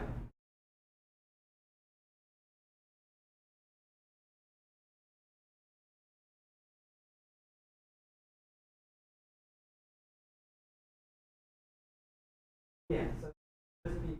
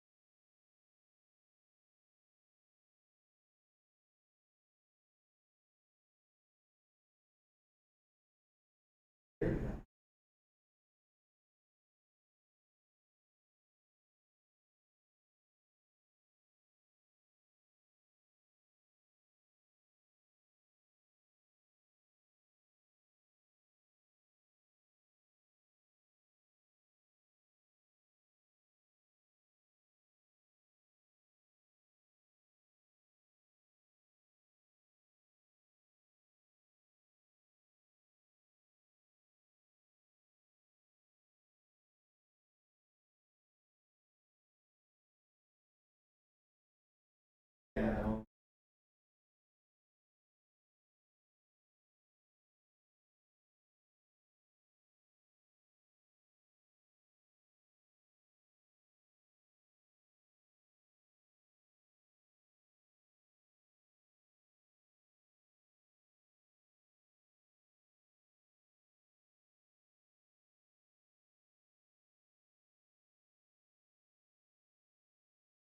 Yeah, yeah. Working on-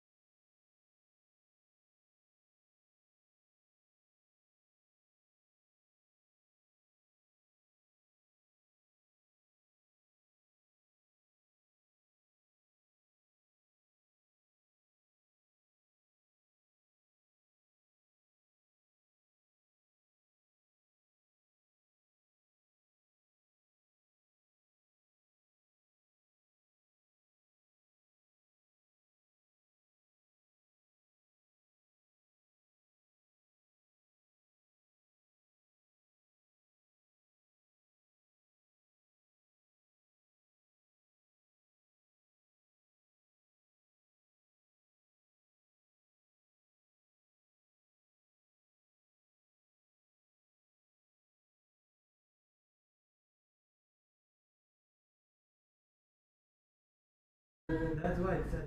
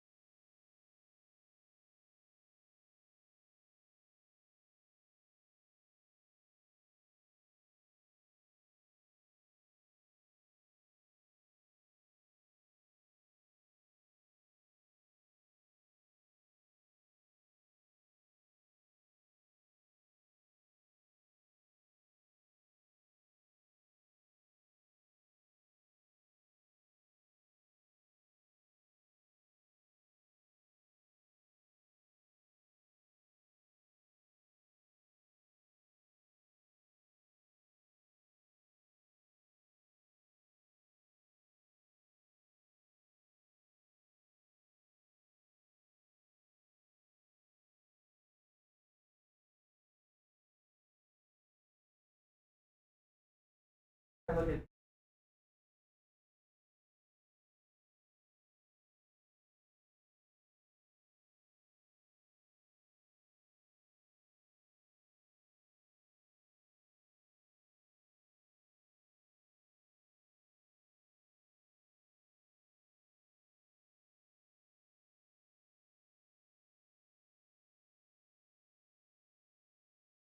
yeah. So what do you got there? The green buzz. You have like a way to.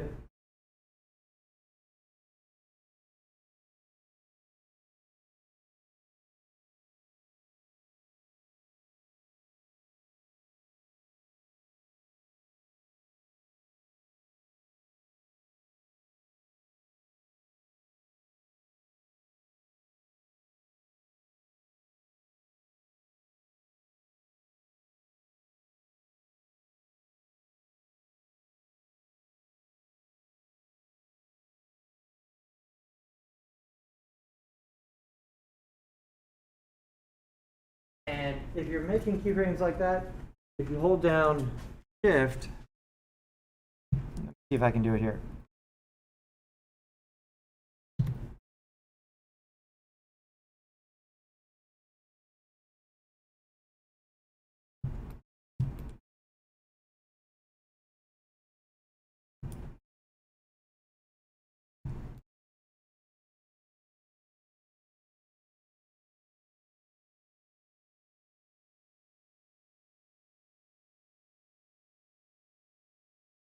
Okay, it's Control. If you hold down Control when you drag the handle out, it will not let you drag it up, over. Right? If I let go of the Control, I can do that. If I press Control, it keeps me. It will only let me drag the handle out in a straight line, and that keeps me from overshooting. Right? And so I can grab this one.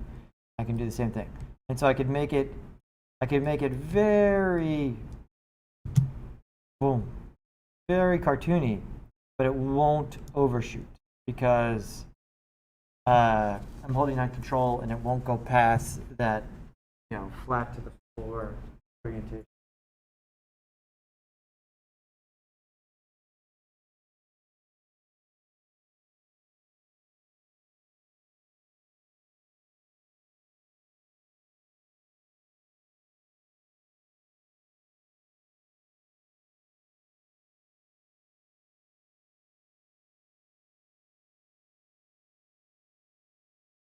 Yeah, but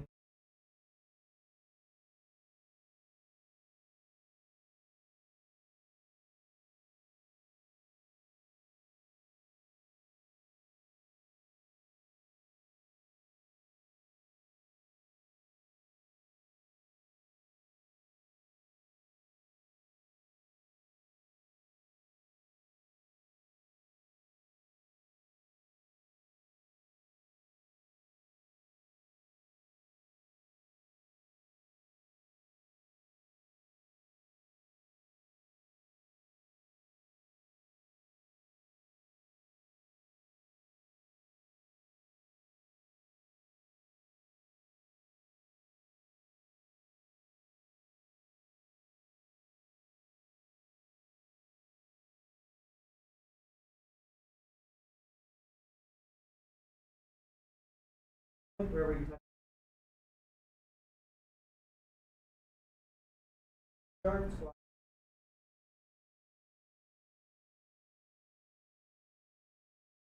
Start. Beginning.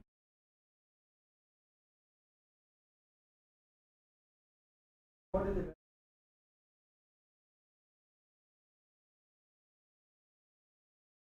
so we want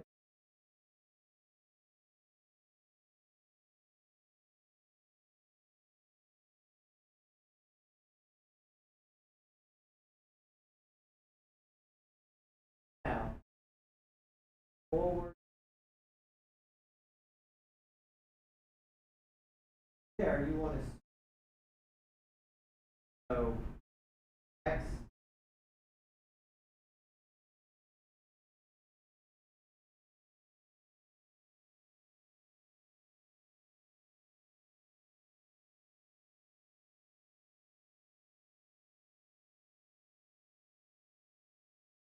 Now, after also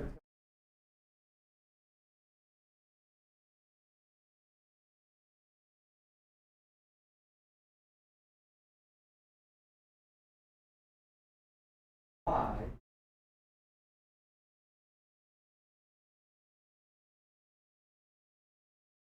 Want to be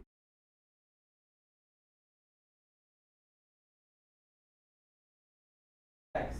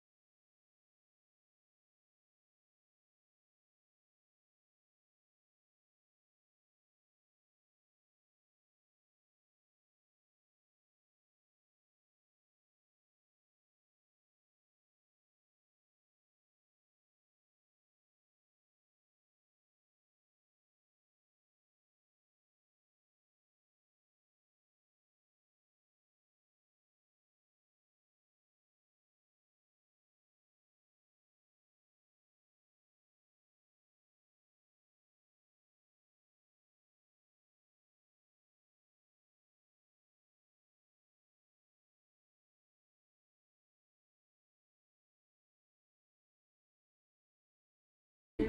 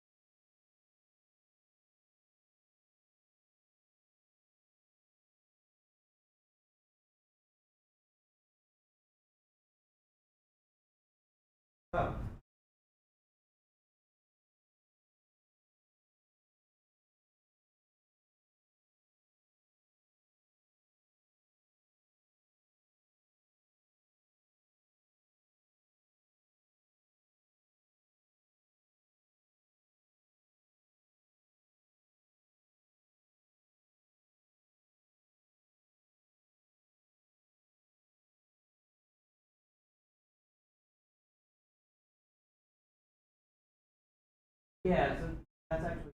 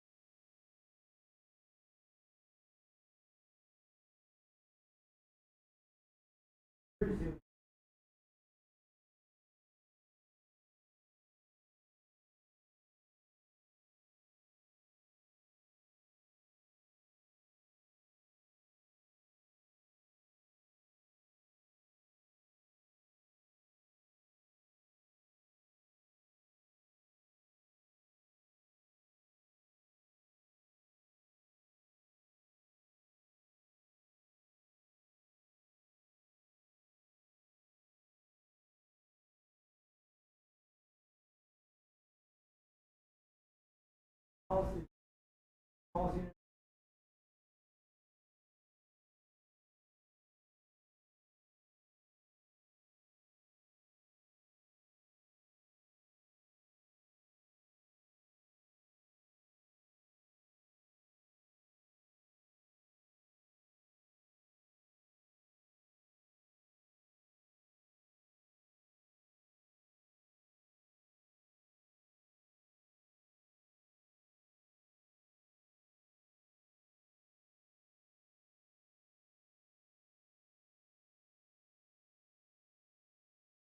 especially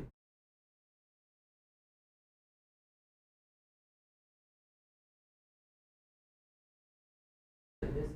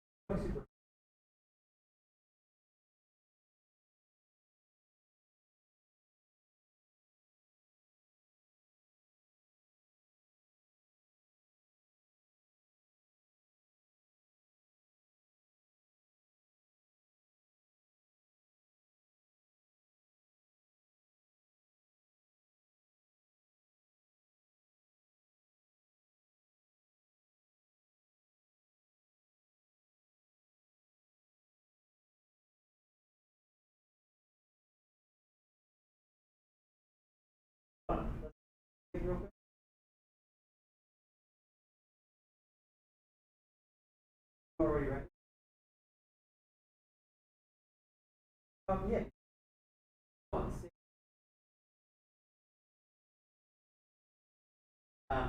However, as leaves it over.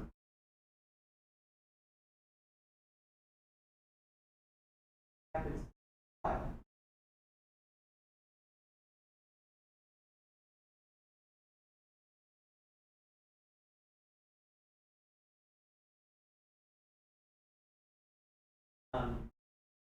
Correct.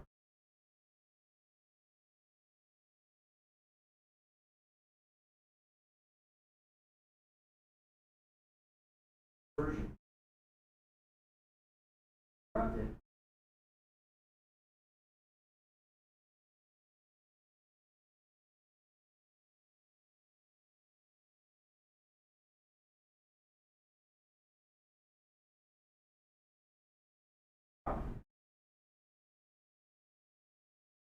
Term for this.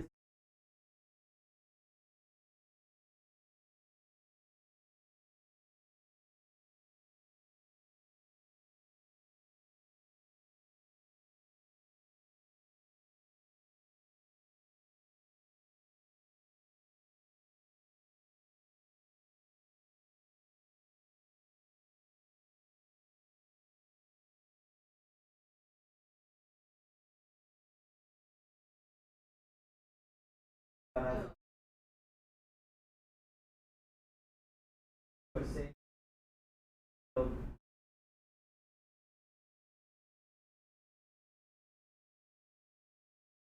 I recommend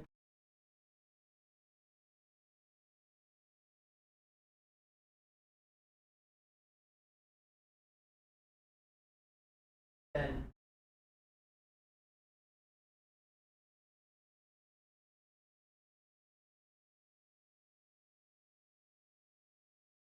very more.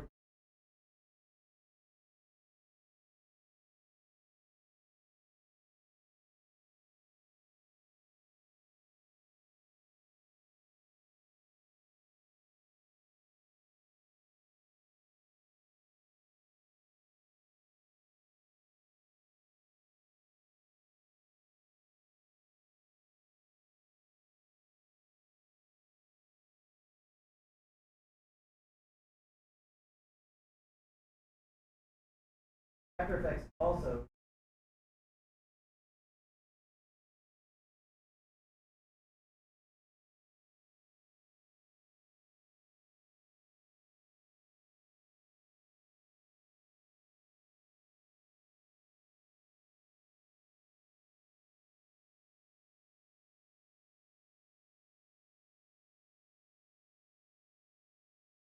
not the whole thing.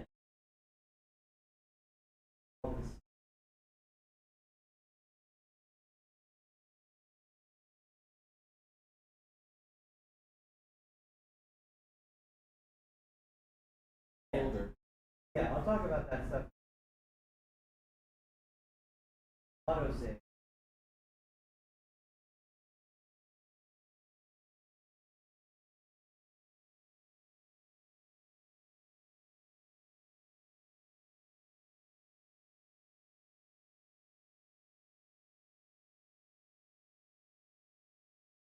That whole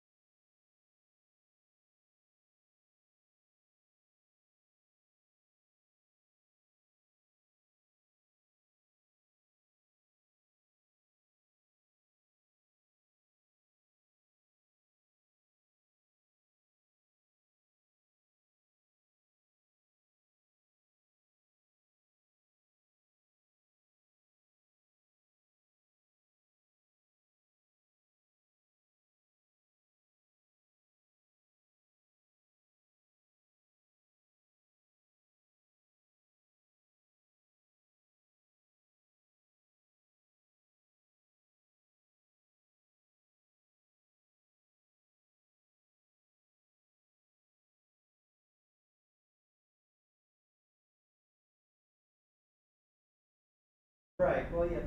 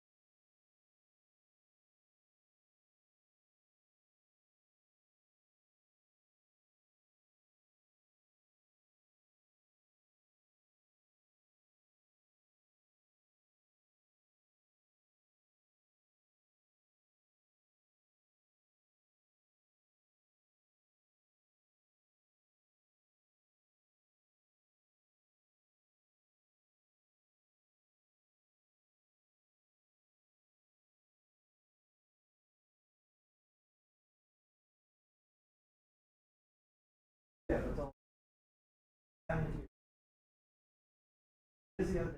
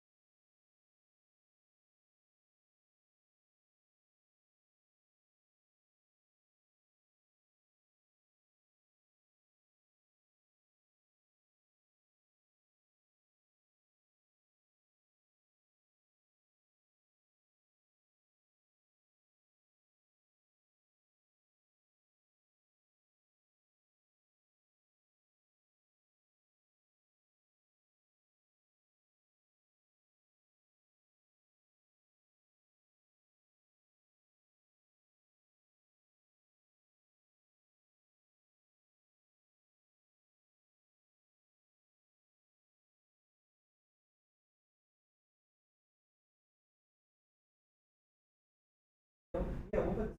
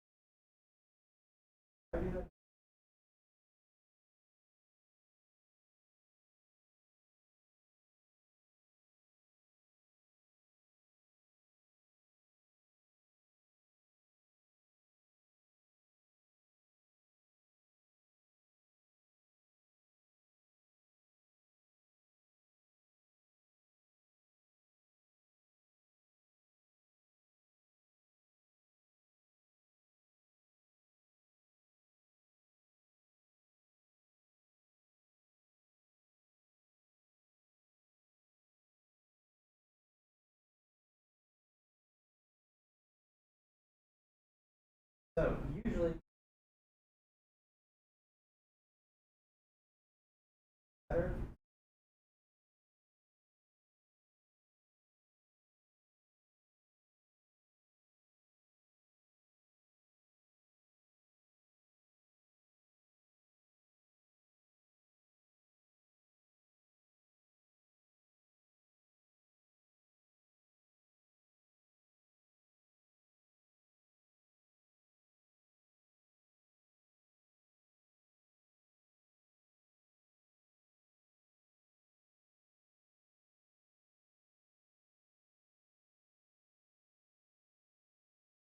Yeah, that would be a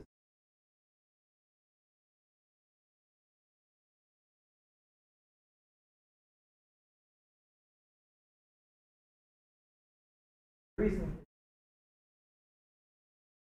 Pocket.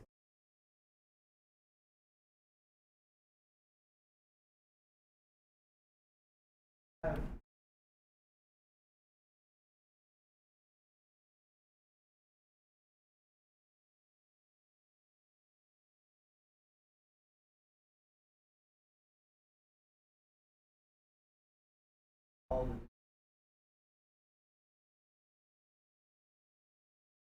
funds, right?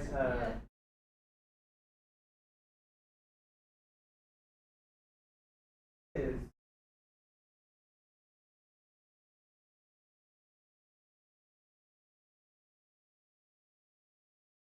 yeah, I mean, I suppose if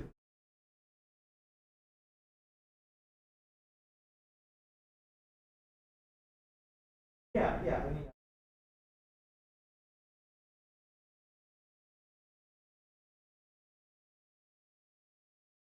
not that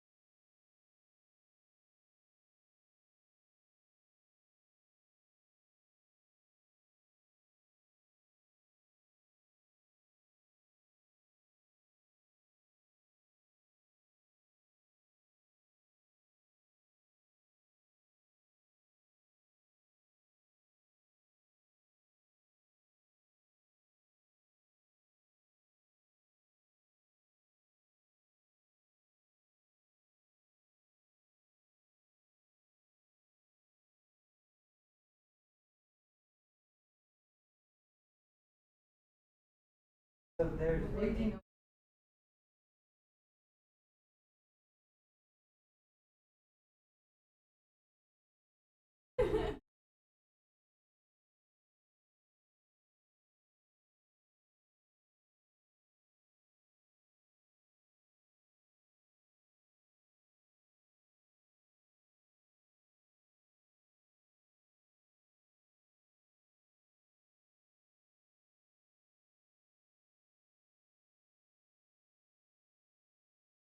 Yeah. Yeah.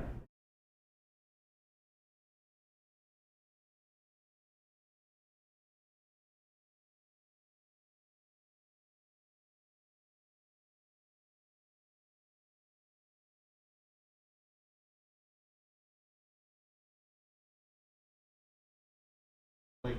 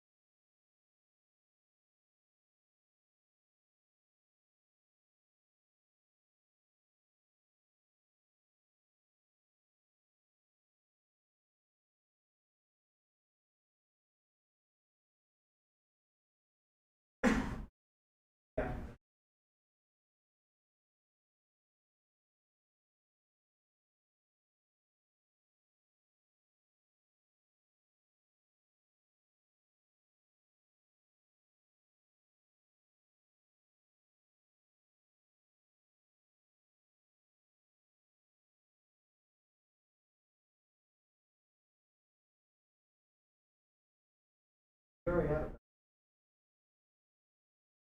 Okay. Last one. Where'd you go? Oh, okay.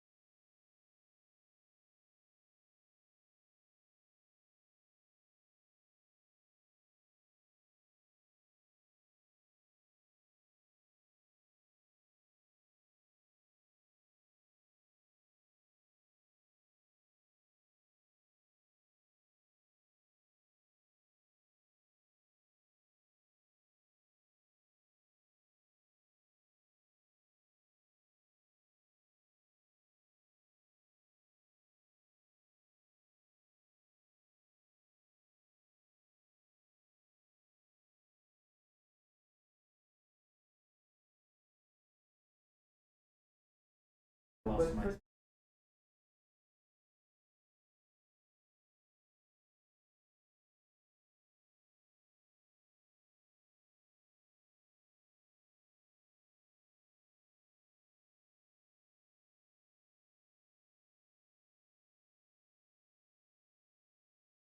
like to do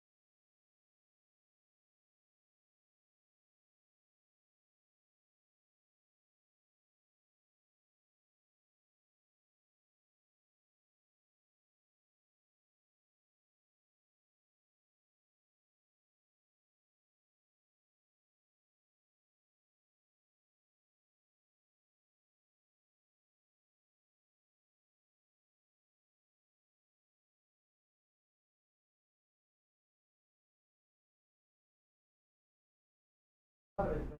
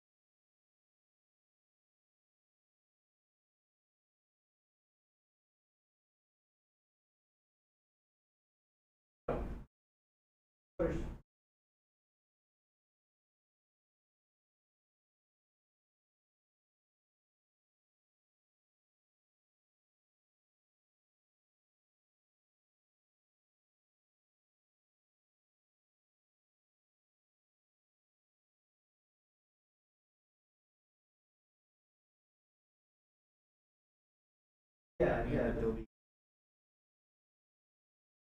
yeah.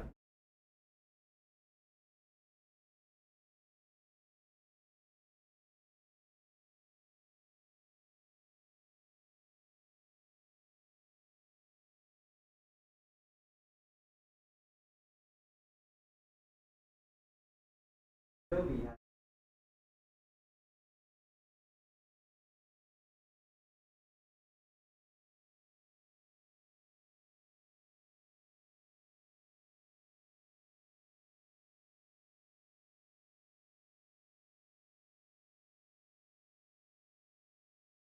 yeah, yeah.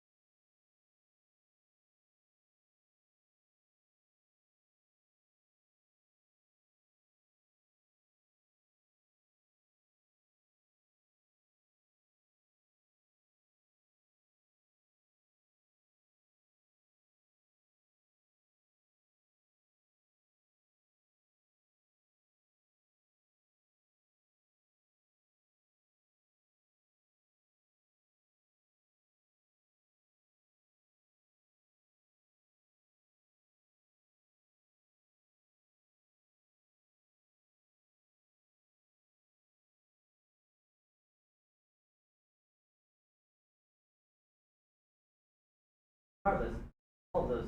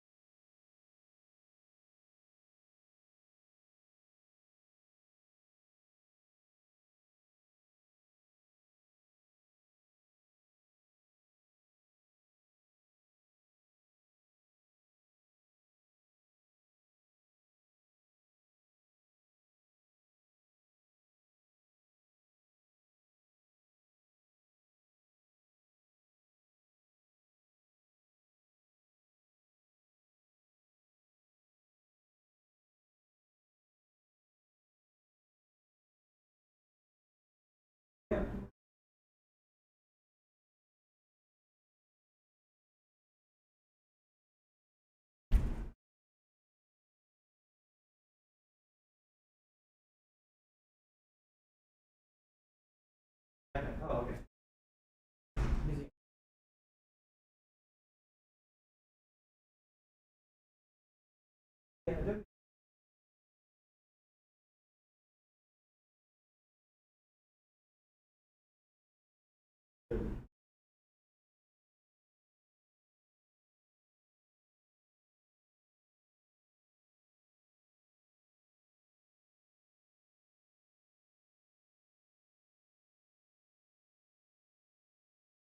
Oh, yeah.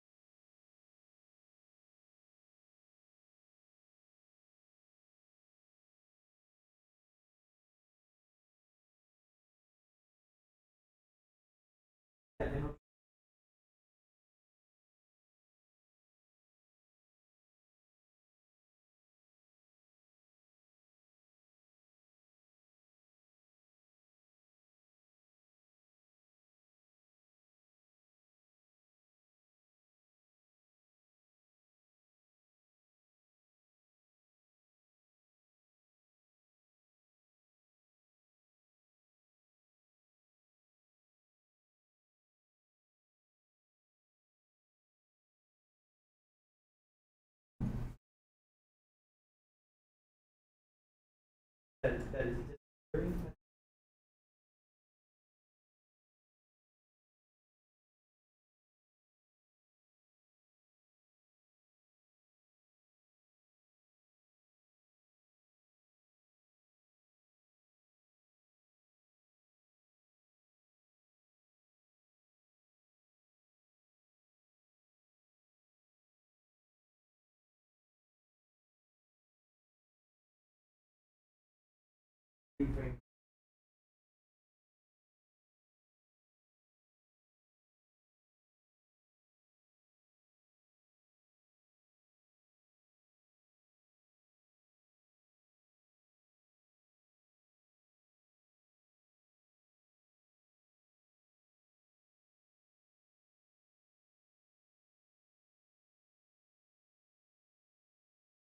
There you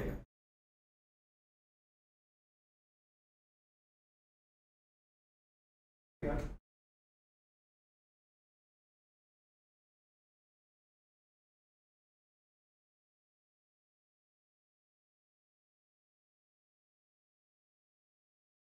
Yeah. Yeah. So that's I think the way it's going to work. Yeah. So and it looks like that link is static. Like it'll always be the same. Like you just need to go to the channel and you'll see that it's on there. Yep.